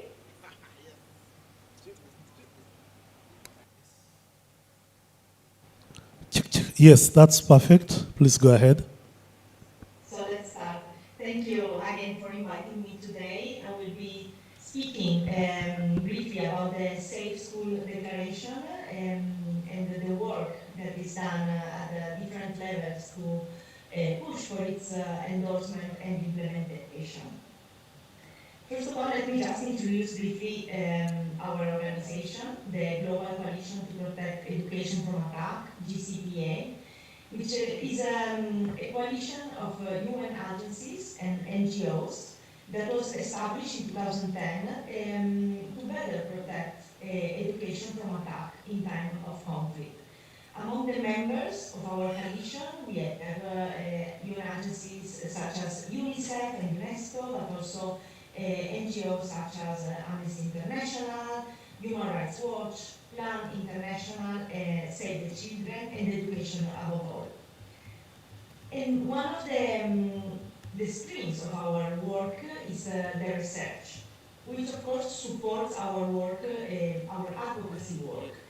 Every 2 years, the Global Coalition publishes a report, which is called Education Under Attack, which is the most comprehensive global study on attacks on education around the world. And the next report will actually be published tomorrow, if I'm not wrong. It's tomorrow already, the 20th of June. It will be launched in New York. We provide data on attacks on education and the military use of schools in 2022 and 2023. But I can already advance that in 2022, for instance, only in Africa, There were more than 1,000 cases of attacks on education. Many of those attacks were carried out by non-state-armed groups, and the military use of educational facilities also increased in the last 2 years, as well as the use of explosive weapons that caused these attacks. The military use of educational facility is especially relevant because when the military or non-state-armed groups use a school or other educational facilities for the military purposes, the schools cease their civilian, they lose their civilian character and they become a target, so lawful target of attacks. So this military use put them in danger of being targeted and being attacked and destroyed. Our report, which will be launched, as I say, tomorrow, also makes first linkages between attacks on education and climate change. And I invite you all to watch our event online tomorrow for the launch of this report. I will share the link with you and I really invite you to join online. So the Safe School Declaration is a key instrument to protect education from attack and from the military use. It is a political instrument that was adopted in 2015 after negotiation and consultation that were led by Argentina and Norway. And they were conducted in Geneva, at the Geneva level. So today we have 100 states at the global level that have endorsed the Safe School Declaration. The last country to endorse was Rwanda, who endorsed just 2 weeks ago, so it's very recent and we are very happy with this new endorsement. And of course, it's been already 10 years, so almost 10 years, so in 2025 we will celebrate the 10th anniversary of the Safe School Declaration.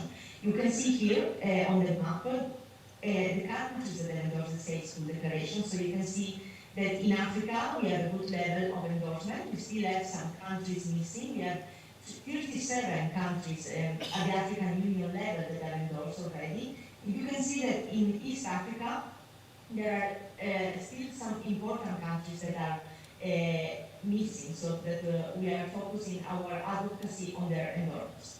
And also, of course, the region of Asia is still very much depending on the endorsement of the Safe School Declaration, so it is important for us to join efforts to ensure that endorsement.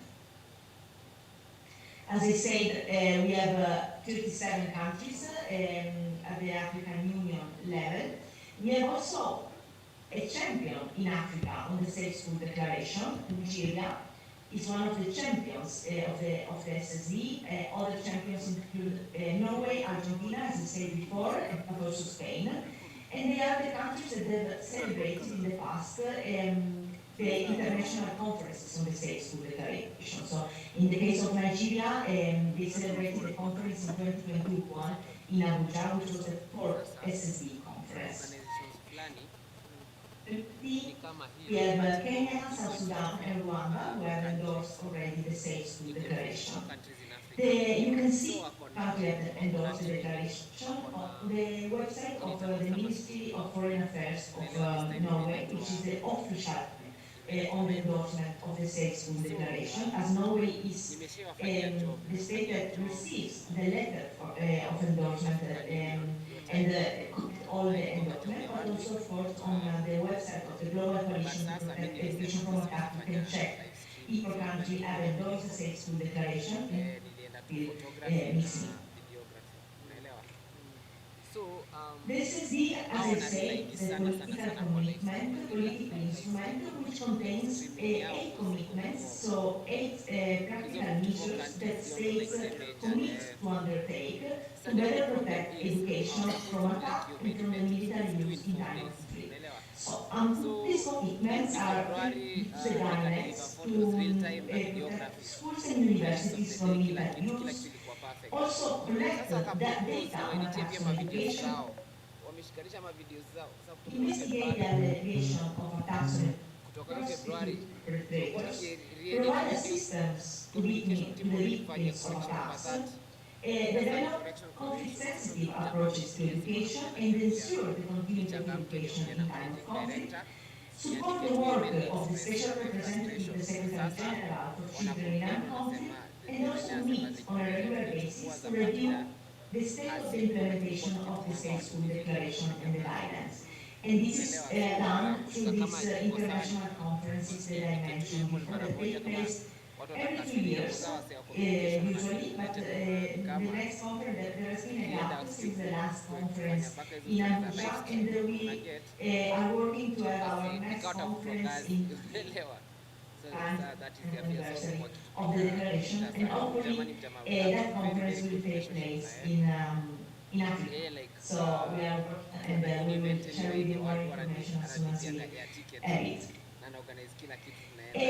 So I mentioned the guidelines, the first commitment included in the declaration. The guidelines are a very practical tool that aims to create a change in the conduct of the military forces so that they avoid using schools for military purposes and find other solutions instead. The guidelines are have a very realistic approach, so that they consider that in some cases the military faces dilemmas on the field in their operations. So they really propose some alternatives, some solution to avoid this military use, and it is we avoid also possible issues to avoid damage to the schools, and so to education and to schools in conflict. States are encouraged to incorporate these guidelines into their operational framework at the national level, include military doctrine, military manuals, operational orders, for instance, and to really work to make these guidelines known by all the chain of commands, so that all soldiers at all levels knows about the guidelines and know how to apply them when they face this dilemma in their operations. The Safe School Declaration and the guidance have been supported by the African Union. In 2021, the African Union adopted the doctrine on peace support operations, which banned the military use of school by regional peacekeepers. So this was a very important step at the regional level. And we have also other examples of implementation. I won't give too many examples, but just to let you know that many states are creating or establishing national committees to follow up on the implementation of the declaration, countries such as Nigeria, Mali, Burkina Faso, for instance, Niger. But national committees are also at the federal level. So to really have all the actors that are responsible for protection of education for them to take ownership over the implementation of the declaration. In Mali, for instance, the training and the capacity building of key stakeholders led to a change in the conduct of the military and security forces. They stopped using schools for the operation, for the military purposes, and they started, for instance, to use other prefabricated buildings instead.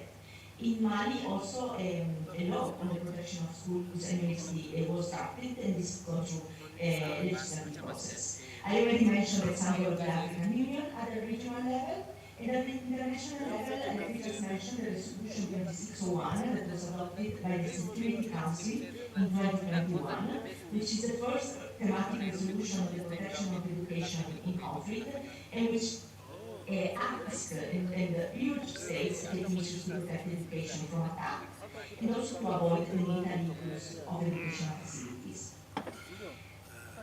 I will just go very quickly on the implementation network, which is an initiative that I coordinate that was launched by Norway in 2021, which has the objective of bringing together states that have endorsed the declaration to exchange experience and good practice on the implementation of the declaration, and really to learn from each other. So we organize as part of this network workshops, trainings, webinars all activities that the purpose, the objective to really showcase good practice example and give the opportunity to states to discuss challenges and show what they are going to implement the declaration. Here are a few examples of these activities: a workshop in West Africa in December last year, another workshop that we are organizing for Latin American countries this year in October, and online trainings on the Safe School Declaration that we organized together with the government of Spain. And so, just let me finish by saying why it's important to work on the, both on the endorsement, but on the implementation of the Safe School Declaration. As I say, 120 states have endorsed already the Safe School Declaration, so the focus of the advocacy is shifting from endorsement to implementation and more. And so why to encourage countries in East Africa in this case, and why it's important the role of civil society organization to encourage the countries to engage in the Safe School Declaration, to endorse the Safe School Declaration, to be part of this community of states that are commitment with the protection of education, to be part of this community that can benefit from these exchanges and the technical support that the Global Coalition is providing to states to support their efforts in implementing the declaration, to affirm the commitment of the states for the protection of education, also in ahead of the review of the Committee on the Rights of the Child in the next few years, and also to lead by example, taking advantage, let's say, of this important momentum offered by the EU Year of Education this year, and also in view of the international conference next year to be hosted in Africa, as I say. The Global Coalition work together with partners and members in different countries. So, of course, we are a small team based basically in Geneva and in New York. We cannot alone. So, the role of civil society organization to ensure this endorsement of the suit, but also, and even more popular on implementation, practical efforts that are made by states to support, to implement, the Safe School Declaration. The Global Coalition is here to support to view advocacy for the declaration. Thank you so much.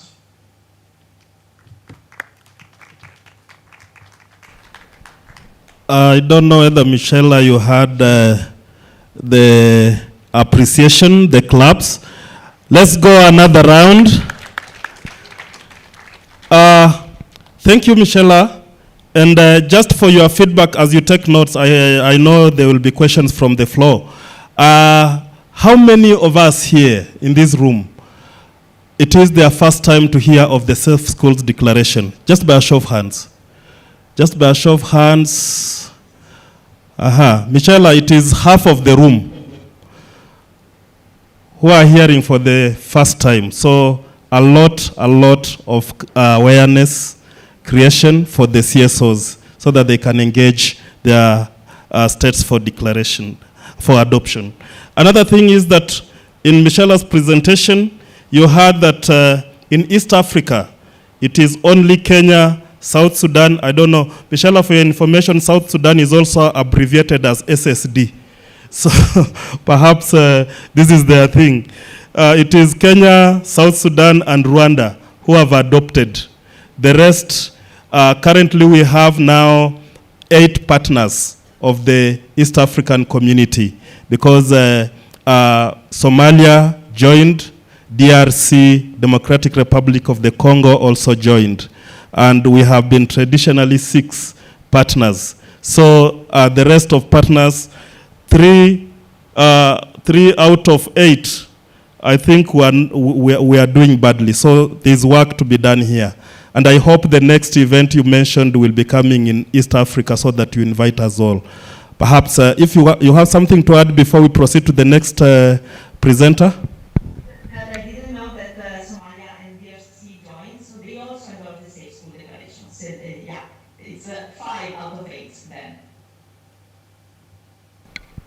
That is great then. So next, Michelle, you'll just stay on. This is the most gender-balanced panel, moderated with 2 ladies and 2 gentlemen.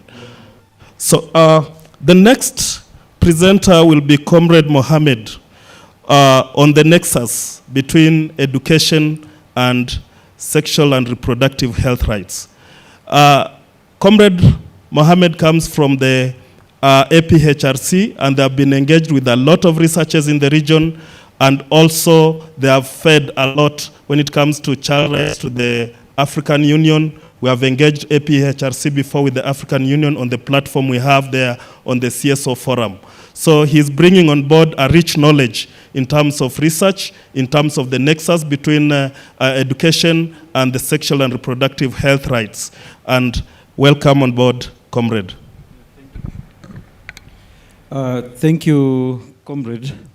As already introduced by Ben, my name is Mohamed Duba, and I work with the African Population and Health Research Center. We are based in Nairobi. I work as a Senior Policy, Advocacy, and Communications Officer. APHRC, or the African Population and Health Research Center, is a research to policy institution. We generate evidence, we build capacities on research, and we do all this to inform decision making. We always have a call that we must always do evidence-informed decision making, that policies or any decisions must be based on evidence, well-researched. Our portfolio comprises of about 100 projects, and we work in 35 countries. It's an African-led institution, and we are peerless. Now coming back to the topic on, that we're discussing today on education and health, we all realize that education and health are mutually reinforcing rights, in the sense that education empowers us to make informed decision making on our health. And when we are healthy, then we are able to contribute to economic development. We are also able to ensure that there's social stability. Education leads to better health outcomes. It reduces dropouts in schools and also reduces absenteeism. It also promotes gender equality and reduces health disparities.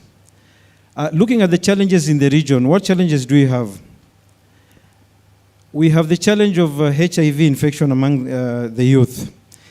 It's really increasing. We had recent discussions in Kenya about a month ago regarding the triple threat that HIV/AIDS, teenage pregnancies, and increase in sexual and gender-based violence. These are issues that are affecting us in the region that we have to look at seriously. Abortion is also another area that is grave. We have lots and lots of unsafe abortion, which are leading to a lot of health problems and impacting heavily on our health systems. We also have challenges on policy and implementation in the region. And there's also the lack of a comprehensive education program that integrates sexual, reproductive, and health rights. So what is the role of us as CSOs in this area? We have to advocate, we have to do advocacy and policy influencing on this area.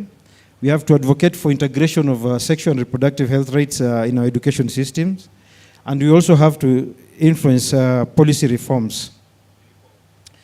We have to do a lot of community and engagement awareness on the issues that are affecting us and the need to combat them with an integration of sexual and reproductive health rights in our education system.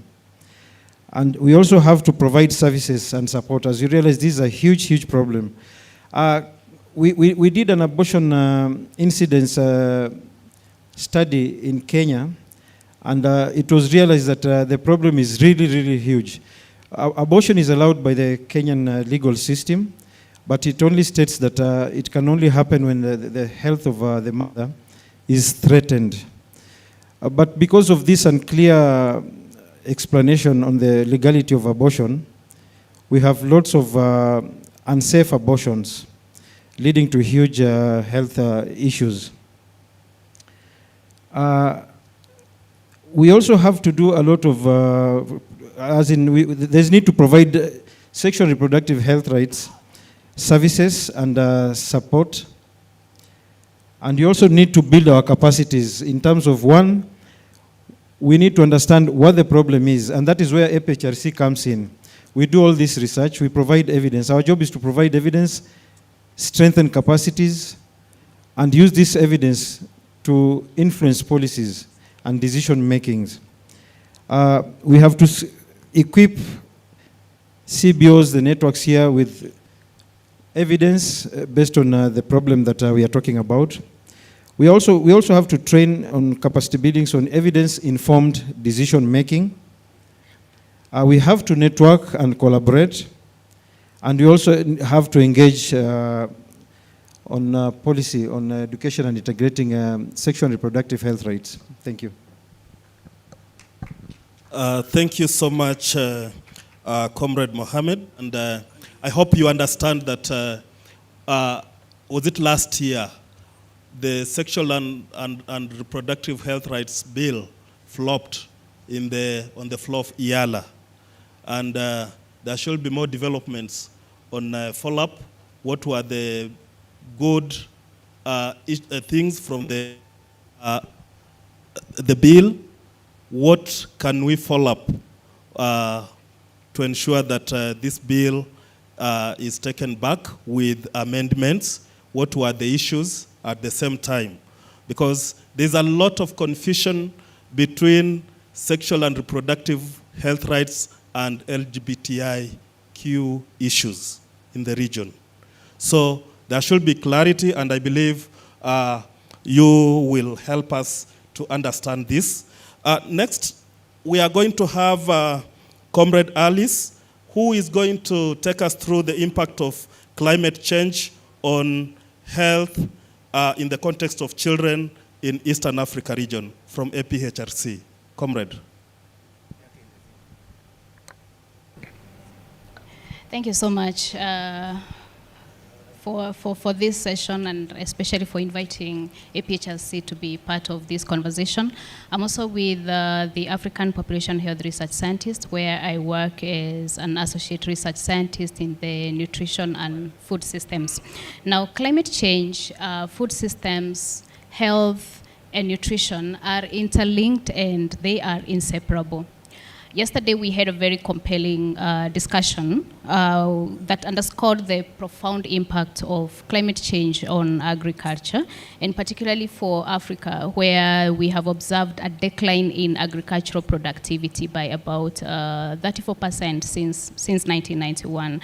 And in East Africa, the impacts of climate change are quite much pronounced. And this is especially for the vulnerable population groups, the East African drylands, where we have observed more than 90% of the land that is degraded.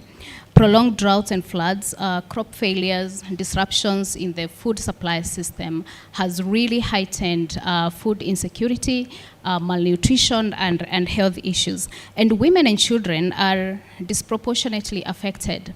For instance, again, in East Africa, we have the reports, especially from the FAO's State of Food and Nutrition Security of 2023, showing that about 33% of children in East Africa are malnourished. And this ranges from about 21.9% of children under 5 in Kenya that are stunted.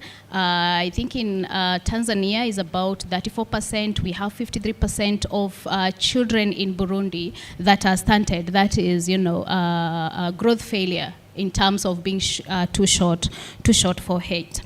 Climate change has also affected issues of mental health, with climate-related disasters increasing exposure to extreme weather events like floods, prolonged droughts, economic instability, and heat waves, displacement due to climate-induced disasters and loss of livelihoods. And indirectly, climate change can also exacerbate existing mental health issues through stress related to environmental degradation. And especially when we talk about the drylands, where pastoralists have really experienced huge losses in terms of their loss, in terms, not only in terms of the land, soil fertility, but also we have issues of loss of livestock. And this has manifested in form of different mental disorders, for example, stress, depression, and post-traumatic stress disorders. Now, what is the issue is that climate-related research in Africa face severe data constraint. Health impacts of climate change, especially for the vulnerable population groups, and we're talking mostly about children and women, is largely unexposed, especially when it comes to formal attribution. Like, can we really tell that this is as a result of climate change, or do we have other confounding factors that really affect human health as a result of climate change? We also have a lot of gaps that we are observing in terms of lived experiences that communities can be able to show or engage with the policymakers or with researchers in terms of how they have been affected by climate change on their health over time. And there is also a gap, especially now that we are here talking about engagement of the civil society organization. There is a huge gap when it comes to engagement of practice and policy actors, engagement of government and also the international community. As such, at APHRC, we are currently conducting research in East African drylands, that is in Kenya, in Tanzania, Uganda, and Ethiopia, through a Wellcome funded project. This is a 3-year project where we want to make visible the impacts of climate change on women and children under 5. In this project, we are working through partnerships with international research partners, the national and local governments in these countries.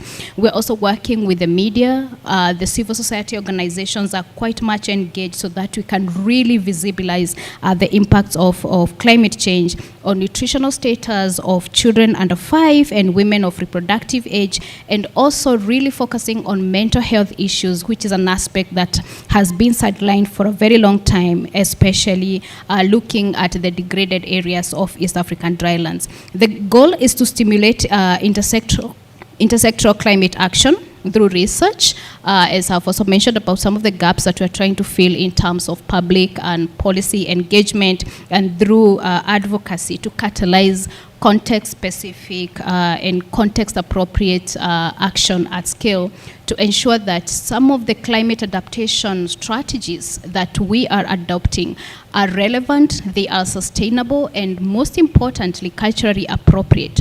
For example, one of the ways that we are looking into is promoting traditional diets, because we have the foods that have been neglected and underutilized for a very long time, yet they play a very important role in the local diets. And these are some of the platforms and infrastructure that can be tapped into, including the traditional knowledge, the indigenous knowledge that has been held over a very long time, that can be tapped into in order to fill these gaps, to ensure that the impacts of climate change, especially when it comes to our children that are highly malnourished, can be able to fill in terms of also diversifying not just our land production, but also diversification in terms of diets, and ensuring that we can be able to have very compelling links between production diversity and consumption diversity, and also ensuring that, especially when we come to the cities, consumption of the convenient foods that are low in terms of nutrients. We have the policies, we have also the behavioral changes that can be embraced to ensure that we are embracing healthier diets. A round of applause to Comrade Alice. Thank you so much for the insights. And yes, this climate change has dire impact on children. We have seen a lot happening, the floods you have mentioned across the region. The schools, even today, there are some schools which are still submerged. And, you know, the life of these children, the life of these pupils, the life of students are, you know, in danger. And, you know, they are not schooling. Their rights are impeded by the impact. But again, the climate change conversations, I don't know whether they have become talk shops. You have heard of COPs. Have we had one in East Africa? We have had the Africa Climate Summit last year. We had it in Nairobi. Have we had one for East Africa region? That is the question for us in the region. But again, Comrade Ali spoke about research, and same to Comrade Mohammed. And these researches and studies give us information, data, which is, you know, shared. Some say they collect dust in the shelves. The universities carry out studies, you know. And now, this data has to be put to utilization by duty bearers, stakeholders, by CSOs. Comrade Wanja, in your assessment, how have the civil society organizations used this data for advocacy, and where can they find this data? In what you are going to present, kindly let us know about that. Thank you. Yes, please, you are welcome. The podium is yours, and he has a presentation. I think the technical team will show it up. Thank you so much, Ben, for good moderation and your boss on the stage here. So my name is Douglas Wanja from the University of Nairobi. Under the University of Nairobi, we have one of the oldest institute called IDS, which is Institute for Development Studies. And under the Institute of Development Studies is that we have so many partners who we work together to conduct research for government, for the private sector, for the civil society, for NGOs, for FBOs, just to see how we can enlighten or add value to policy and ensure that people make informed decisions. And I like the conversation that has been happening here because Ben started by saying that the only way that people will be taken serious is by using data. Is it? Yeah, people believe data more. And I made a light moment yesterday and I said that our president in Kenya has really mastered the art of using data to make his case heard. And I think I like that. SSD presentation also mentioned like one of the objectives is that they are collecting data, yeah, reliable data, so that they can actually make better decisions. Duba here also said that at their organization and network, they also want to think about what we are calling evidence-based decision making. You know, you just want to advise and use data to make better decisions.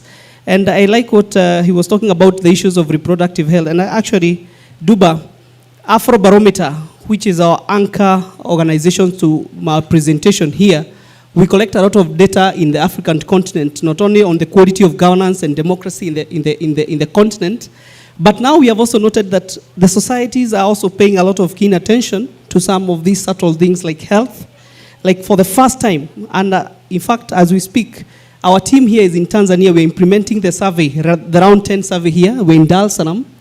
And one of the modules we have added this time is on reproductive health. And in fact, we have noted that now the young girls are also, and the young women have a lot of things to say, especially with respect to what matters really affect them. And we have noted that also this time, we want to ask young girls, like what they feel about abortion, and asking the same questions to even boys. And it will be very interesting to see what the study will find. We are doing it across 42 African countries. When that data is out, I'm sure it will be a very big resource to not only you, but to also the civil society organizations in the house who are also advocating on issues of the right of the children. Alice also talked about APHRC also talking about consistently collecting data on dry land, you know. So you can actually see that across, everyone is talking about data. And with us embracing technology more, we are collecting more information.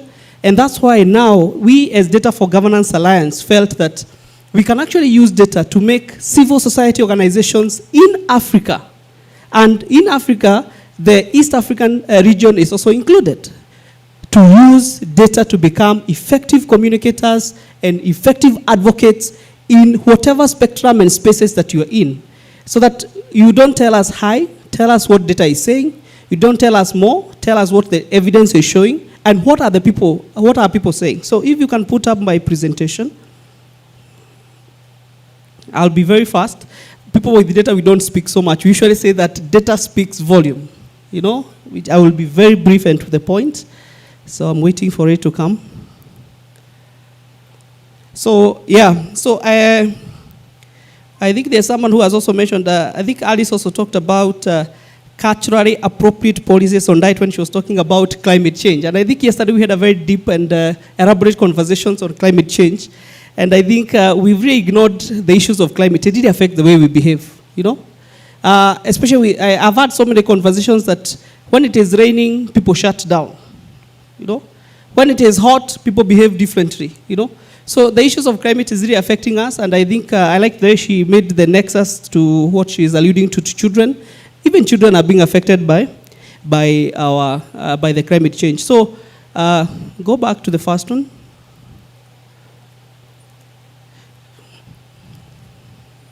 To the first one.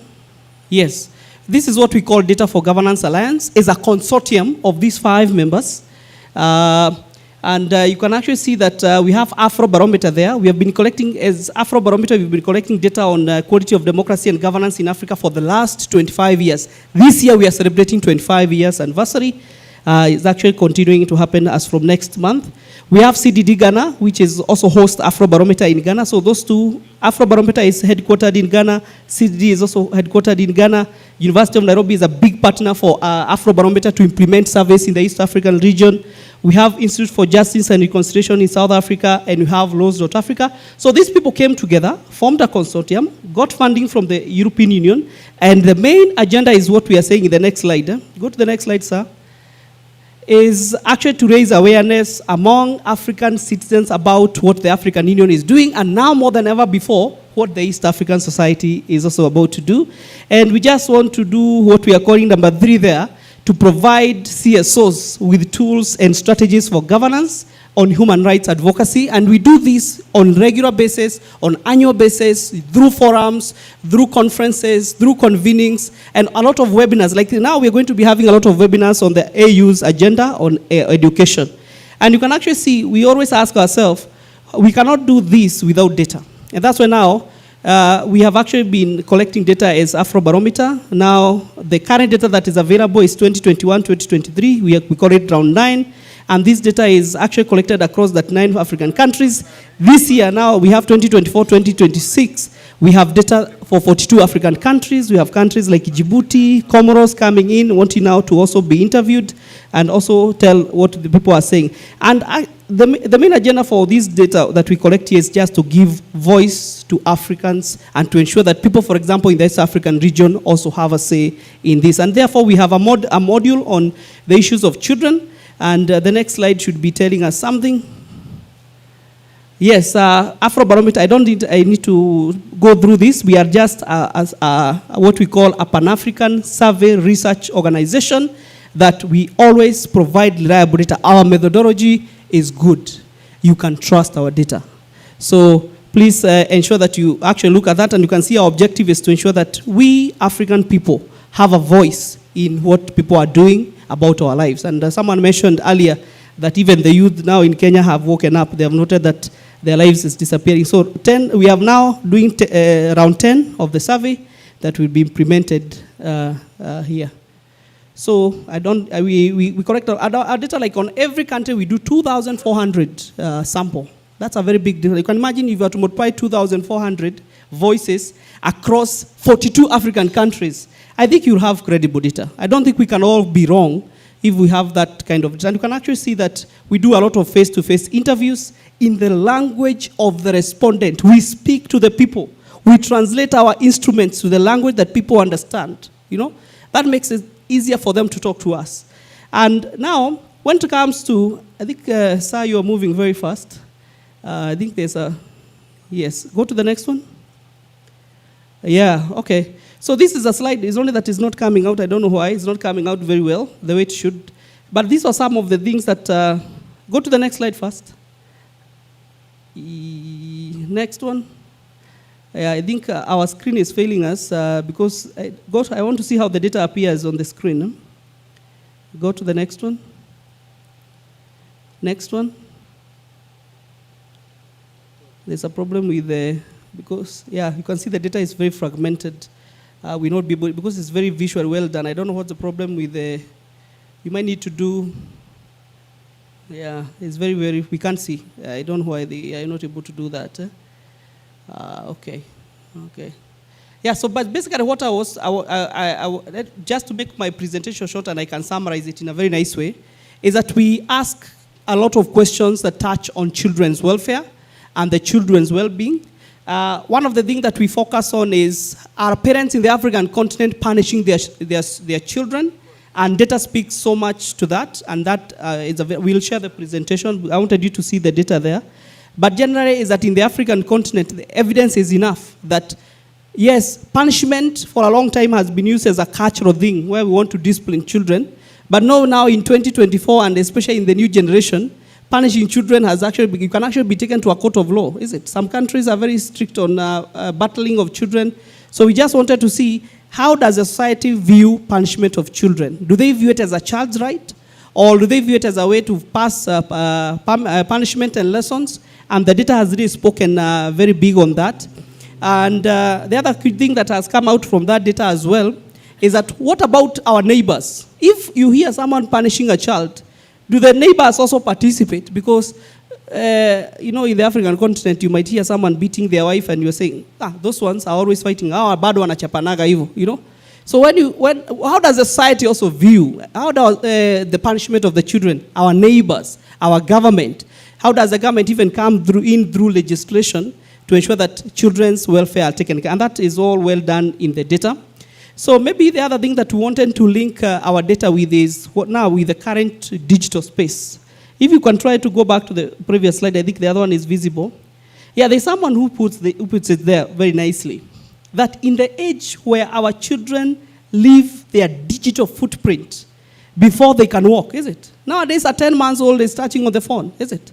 1 year old is touching on the phone. What do they do? You know, I see even those young ones able even to search on YouTube and get something and they want to view this. So that means ensuring their online journey is safe is not just a responsibility, but a crucial obligation that we must all think about. And there are so many things that when you think about the content online and what our children are thinking, the African Union now has what they are calling the 4 C's. In some of the policies they are coming up on the issues of digitization, when they are thinking about what's the content that our children are watching, is it? Yeah? Who do they contact online? Nowadays you have had people even going for blind dates, isn't it? Someone goes and they are dead. In Kenya now we have had a lot of issues with young ladies going for dates simply because they met online, and then there are fatalities that have resulted in that particular case. So who do our children contact online? How do they conduct themselves online? Nowadays people are recording themselves. What are they consuming?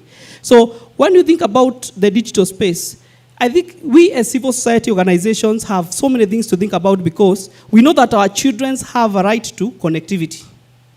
It's a right now, because they want to do assignments online. They want to converse with people online. You even tell them to call their aunt via WhatsApp, you know. And even some of the young children know how to call you via WhatsApp. So we know that they have a right to connectivity.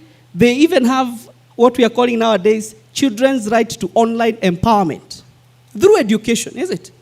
How many children, especially during COVID-19, most of our children who are confined in our homes, actually they were doing assignments online.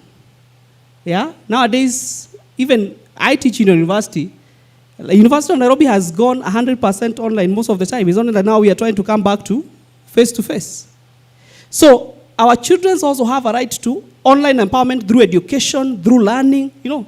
So as civil society organizations, to what extent does that a right becomes an impact on them?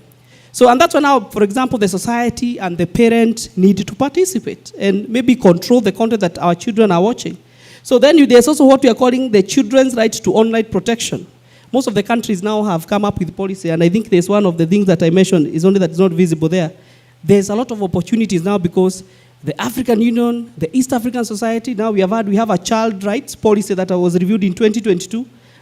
Is it speaking to the online aspect? Because some of these formulations were done earlier before the digital age came, is it? So there's also need for us as civil society organizations to check what are some of the things we need to drive and ensure that there's registration to that effect. I like the last one there that talks about children's right to online play. Nowadays they are playing games online with each other. Yeah? Someone is in the other estate and my child is in the house, they are playing games together. So what kind of games are they playing? They have a right to play, is it? You always send them outside to play. Nowadays, we are not sending them outside to play. We are sending them online to play. So what do we need to think about there? So this is all things that we think we need to think about, because at the end of the day, what we want for our children, and I like what Ben says that we need to involve our children, is for them to have what we call digital quality of life. You know? Because we cannot disengage our children from technology. That's where they are heading to in life. We have just conducted a meeting online. Most of them now they even meet online nowadays for their own social meetings. Google Meet is free. Even within the same house, you're having, I like that, you're having a meeting with your children, you're in your bedroom. Yeah? Or nowadays even cameras, you're able to watch your children as they are doing everything. Most of you have CCTV cameras in your house. You're able to observe what people are doing. So, yes, we want to advocate for human rights, but now digital space is also here, and I like that, and I encourage all of us. So those are some of the things that I thought would have come there. For example, there was one thing that I saw that nowadays, there's also what they're calling webcam child sex tourism. Can you imagine? You even use the word tourism. Yeah? So we think that we are old enough and this is behind us, but these are things that are going to affect us from the household to the village, to the society, to the country, to East Africa, to our continent. And the opportunity is good that now we have a lot of data protection, a lot of legislations coming around this. So I'm happy and I'm a big advocate of using data. Nowadays we have so much data that is coming around this area. So I'm happy to always engage with you and also promote. So on annual basis, we have what we call annual convenings. Look at Afrobarometer data as a civil society organization. What we have done on that website, you're going to find a simple online tool there that if you want to, you are a person in the space of democracy, you can simply get charts for yourself. You don't need someone to analyze data for you. You can just do the self-analysis there, get your data so that when you go to advocate and to talk to the policymakers, yesterday we had so many politicians here, you will speak with strength, with confidence, and they will take you very seriously. Evidence matters, data speaks volume. Thank you so much, Ben. Another round of clap to Comrade Wanja. And actually, you have concluded well. Ensure that you visit the Afrobarometer website. It has a lot of information. And for those who would like to engage further with Data for Governance Alliance, kindly engage with Comrade Wanja. There's Delphine there. ESRN, we are also members of the Data for Governance. And yes, there are a lot of issues regarding child rights. Investing in children is something that we cannot start arguing about or bargaining about. It is something whose time has come. Investing in children is investing for the future. A number of you, I think you attended the Summit of the Future, which was almost, if it were not without some of our efforts as CSOs, the future was being discussed without the future. Who are the children? And another summit is coming up, I think in New York, in September. What are we planning for children to occupy this summit? For children, child rights issues to be addressed. And I want to appreciate the international partners and development partners who have been part of this conversation to ensuring that the voice of children is at the center of every conversation of the future. Tere Dioms, and also Child Rights Connect, amongst other organizations and partners like Plan International and Save the Children International. Comrades, I don't want to stand between you and lunch more. I want just to get a few questions from you to Comrade Michelle, who I believe she's still online, Comrade Alice, and Comrade Wanja and Mohammed for their presentations. And I request that one of you helps to move the mics. Thank you. There's a mic there. And kindly, comrades, help me by noting the questions, if it is directed to you, or any comment that, and kindly make it brief so that we can save on time. I'm told you are to tour the headquarters of East African Community. I start from there. Welcome. Thank you very much for the floor. My name is Buchumi Meranse, member of Governing Council, YACSOF. Thank you very much for a member of panel. Thank you once again, Mr. Wanja, for your presentation, for the data, because of course, if we have data, we have the evidence. Mine is very short. Yesterday, I get a chance to be in that group working at Tembo, where I will have the presentation from MZ talking about the culture with his impact on climate change. We have, from that presentation, we have seen that we have lost our culture, and it is that climate change, it became because we lost our culture. And if we lost our culture, how children will become in the future?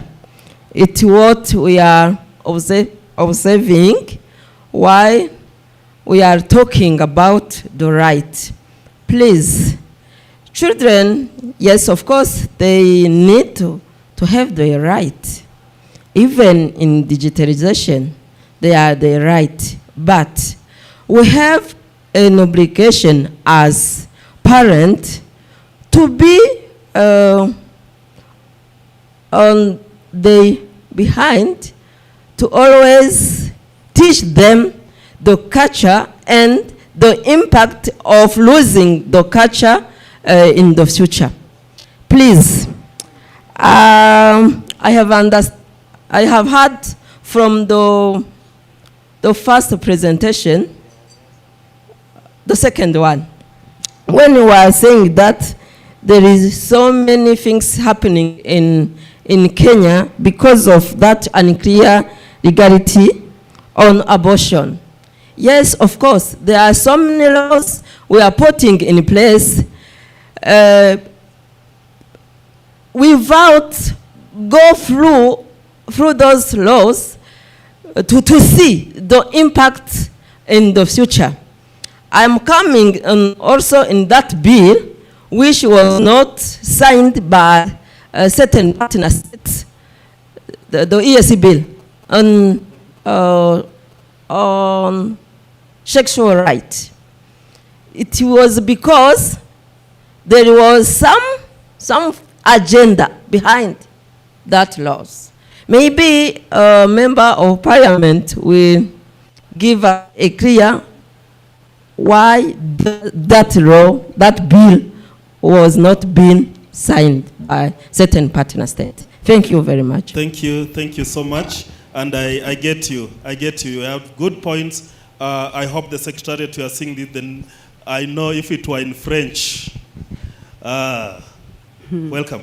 Thank you very much. Good afternoon, everyone. My name is Phoebe, Director, Born Like This, Kenya. It was a good presentation. It's like you chose yourself, the first scholars. That was good, congratulations. My question, the first question goes to Alice, our researcher. You said there's like a 33% dropout in schools due to malnourishment, which can lead also to school dropouts. Are you putting in place that there could also be dropouts due to things like stigmatizations of things like periods? Like in my case, this is a real story. When I used to be young, we used to be so poor that even affording a sanitary towel was a problem. We used to get those old blankets so that we could use them during the menstruation period. Do you put a case like this that there could be also cases similar to those which can make some children to drop out of school? Another question is directed to Michelle, our online presenter. I don't know if she's hearing me. She dwelled so much on education, but as somebody fighting the child rights, is she putting in place things like child labor, child trafficking, child prostitutions, female genital mutilations that can lead to drop out of schools? Because you see, some children will get the cut, yes, then they start getting stigmatized and they won't want to go back to school.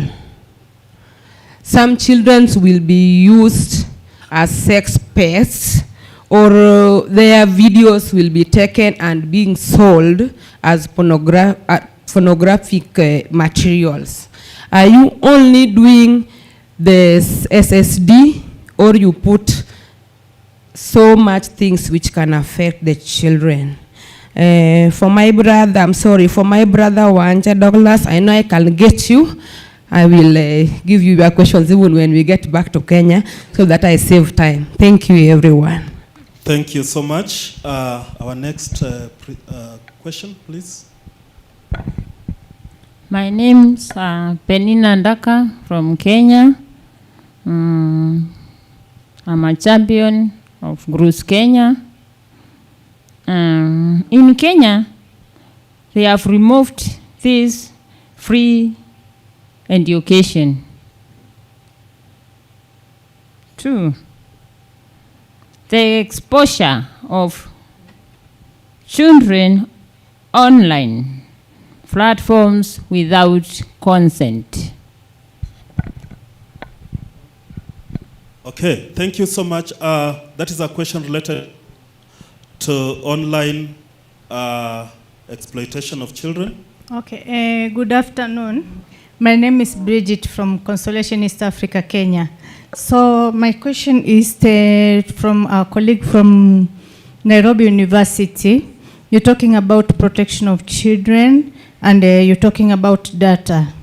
For some time long, we have been working towards children on the street also. I don't know if your project also directs to the children on the street. Okay, we are talking most about the children who are based in home, accessing technology, but also those who are on the street are more vulnerable as well. And also to the other colleague who presented on the sexual reproductive health, right?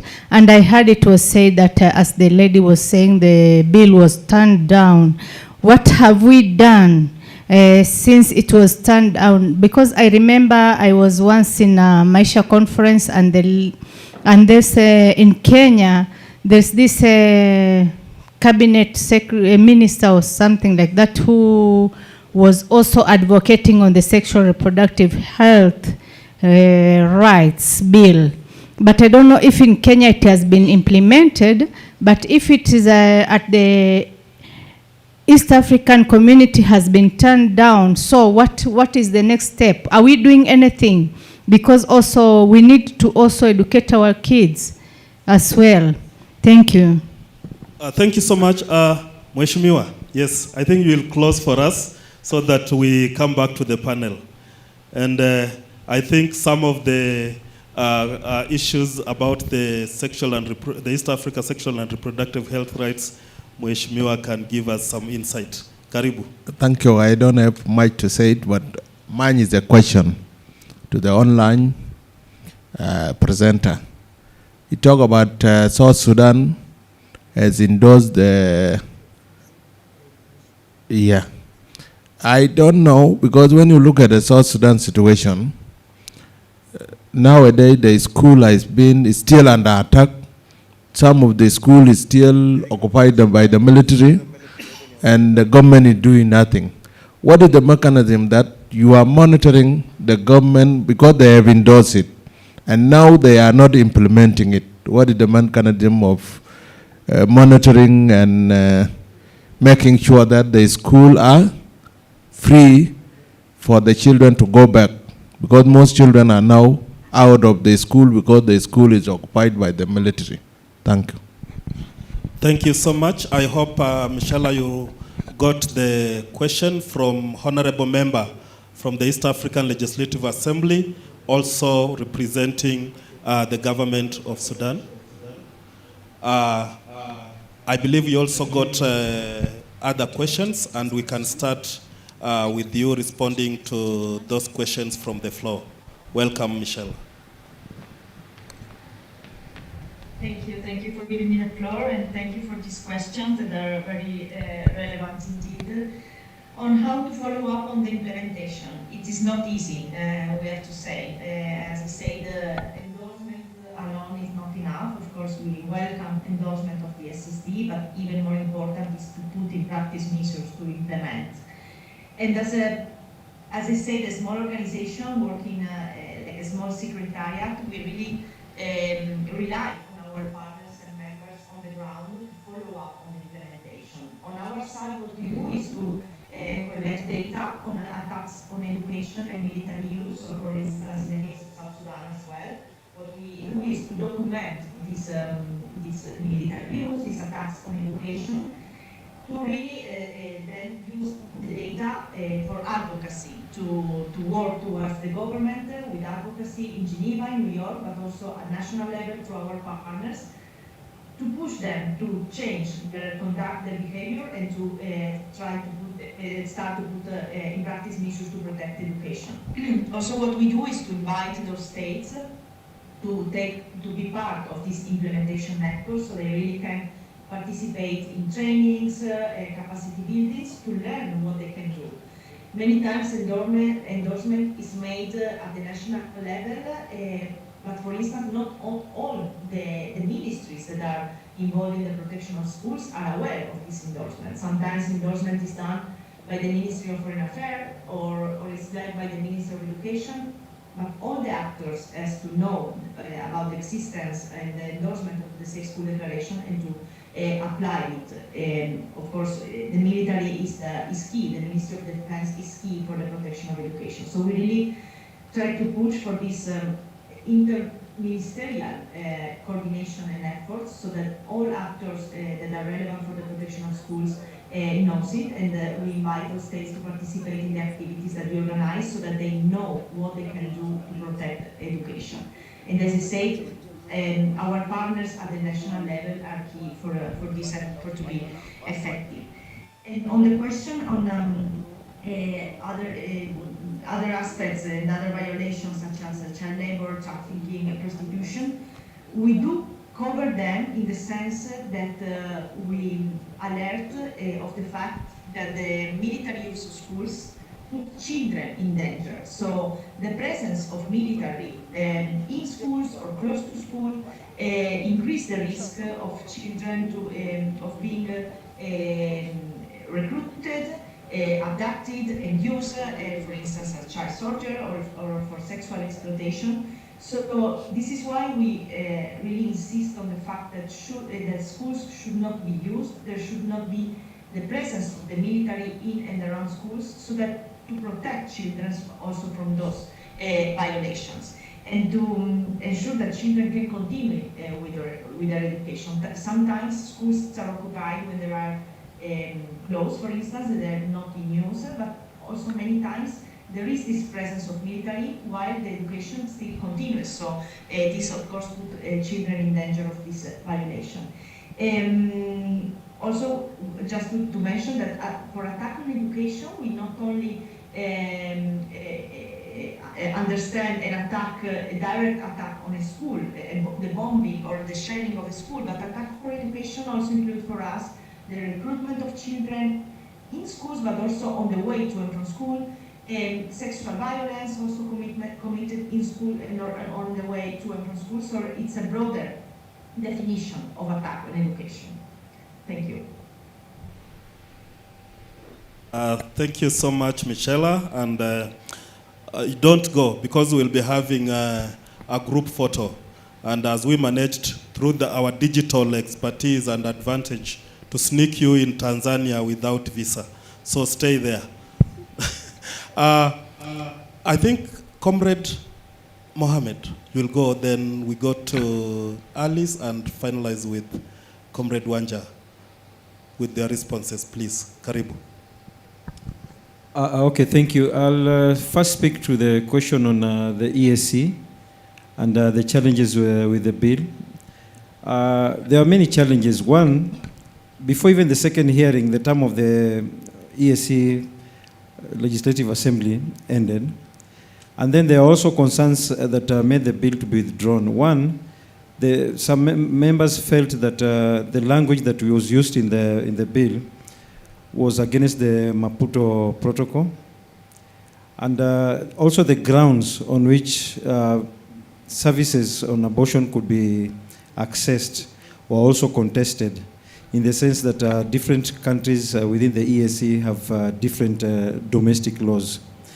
They also wanted issues that were being addressed in the bill to go beyond just HIV, to include young adolescents, their sexuality, and the issues that affect them. The other contesting issue was the one regarding inclusion of boys, as in males in the discussions, and not just targeting young girls.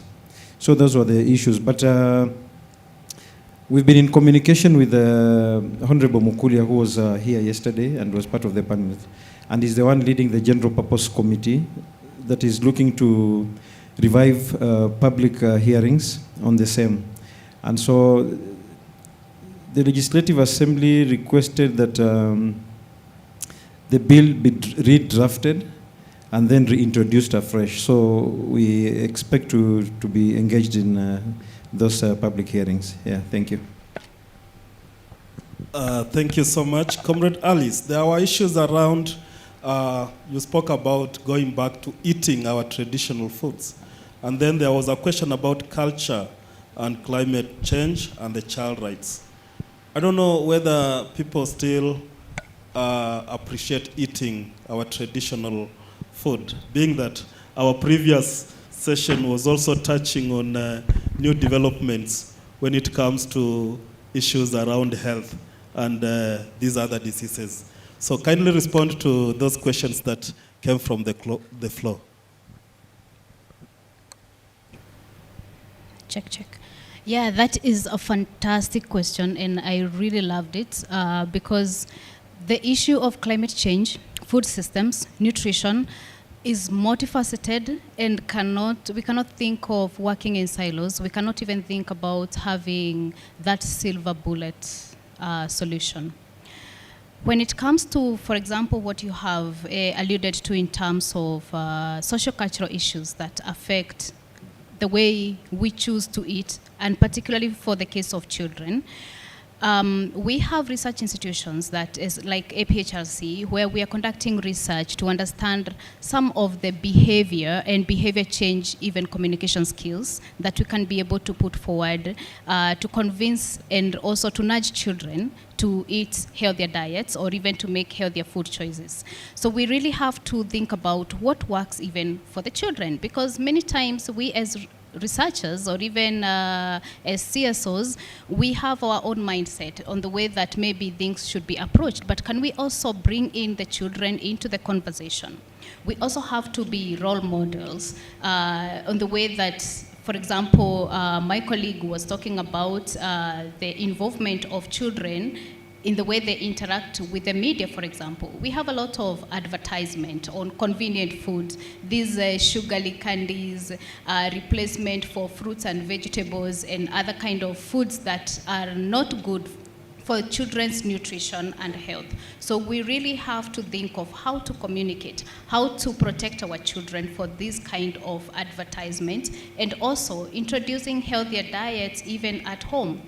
You know, children actually, they like sensory appealing foods. So we have to think about when it comes to traditional foods, which many times children would think of as boring, what some of the way we can be able to modernize our recipes so that they become appealing to the children. We need to make them palatable. They need to be delicious. We need to involve the children in also preparation of the food, because these eating behaviors will definitely be translated. Our children will be the future adolescents and the future mothers. So we need to ingrain this culture of healthy eating behaviors, healthy food choices to our children, and we have to think about what are some of the methodologies that are working.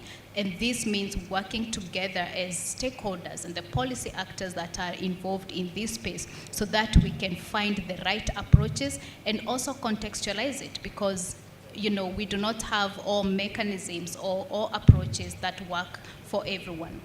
Now, I think I was also asked about a question regarding the statistics I shared about 33% of children in East Africa under 5 are stunted. Actually, I did not mention about dropout, but this was about malnourishment, saying that we have about 33% of children that have been found to be stunted. We have about 29% in Kenya, and the highest I think is recorded in Burundi at 53%. But from the top of my mind, I can maybe mention about the dropout rates. For example, we have school feeding program. I don't know whether it has been introduced in other countries in West Africa, but for example, in Kenya, school feeding program has really done a marvelous job in keeping children at school.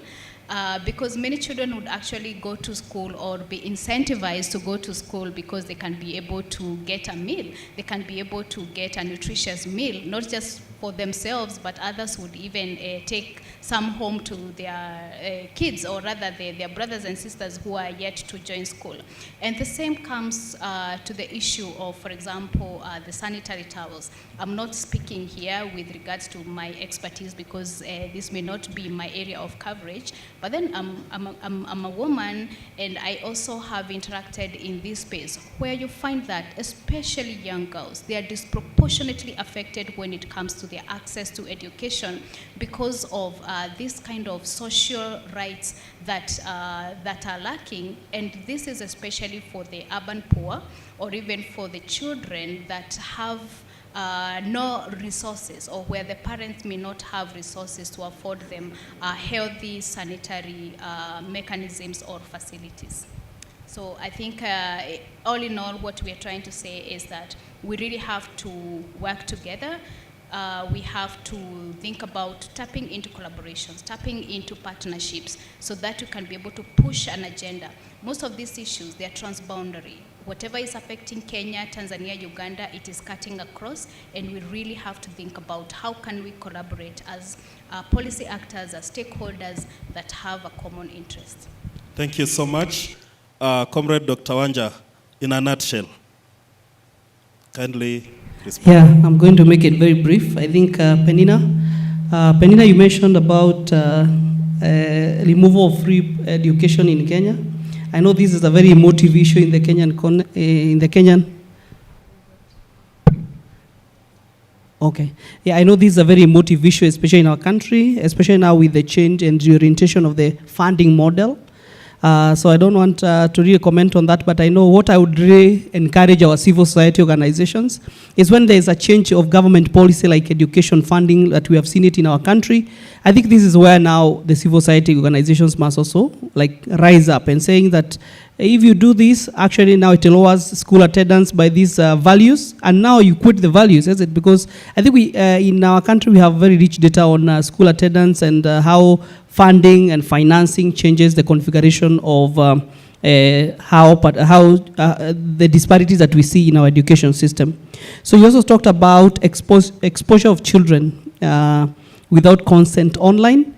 You know, the funny thing about online consent is that they have also, now when the children are very young, the guardian, the parent has to come in because it's them to control what the child can actually access. So there's that aspect where the parents have to be very hands-on.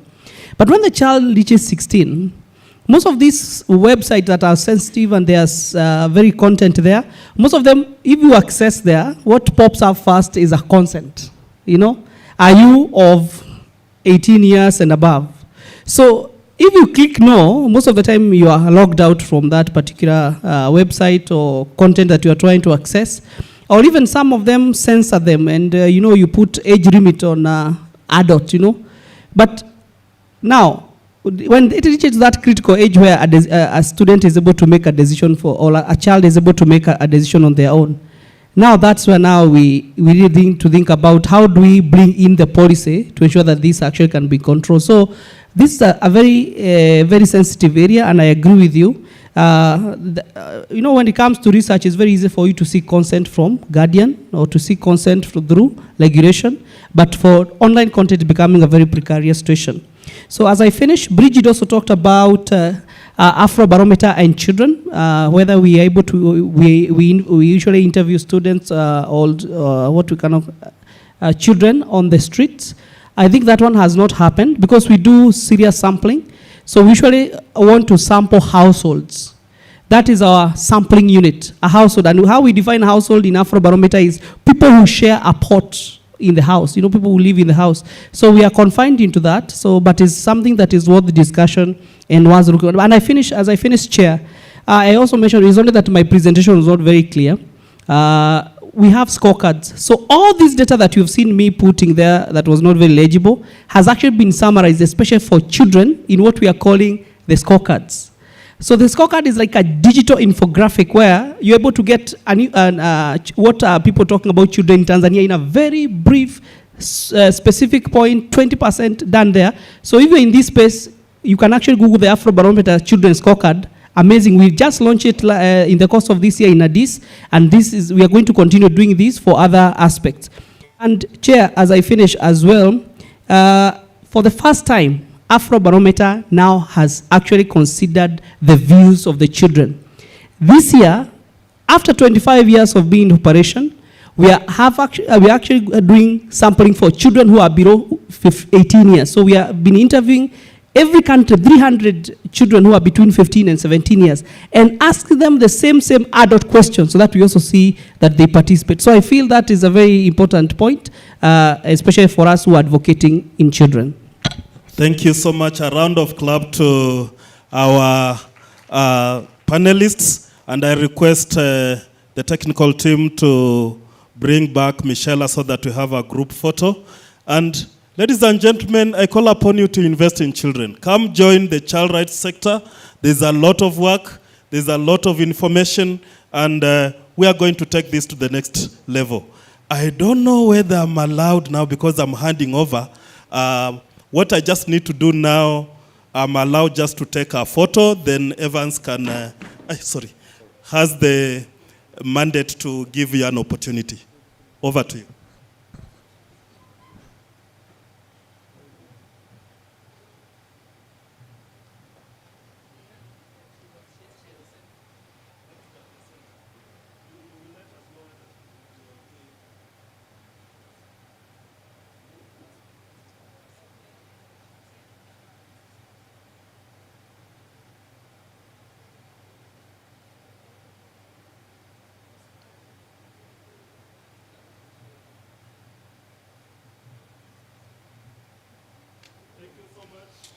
Ladies and gentlemen, our time is well spent. The meal cards have been distributed. Any concerns or questions with the panelists? Kindly, I think we can have a side chat during dinner. Our online presenter, thank you very much. It was good having you. You can take leave at your pleasure. Thank you very much. We head to lunch. From lunch, we will be guided on how to proceed to the ESC headquarters. Thank you very much.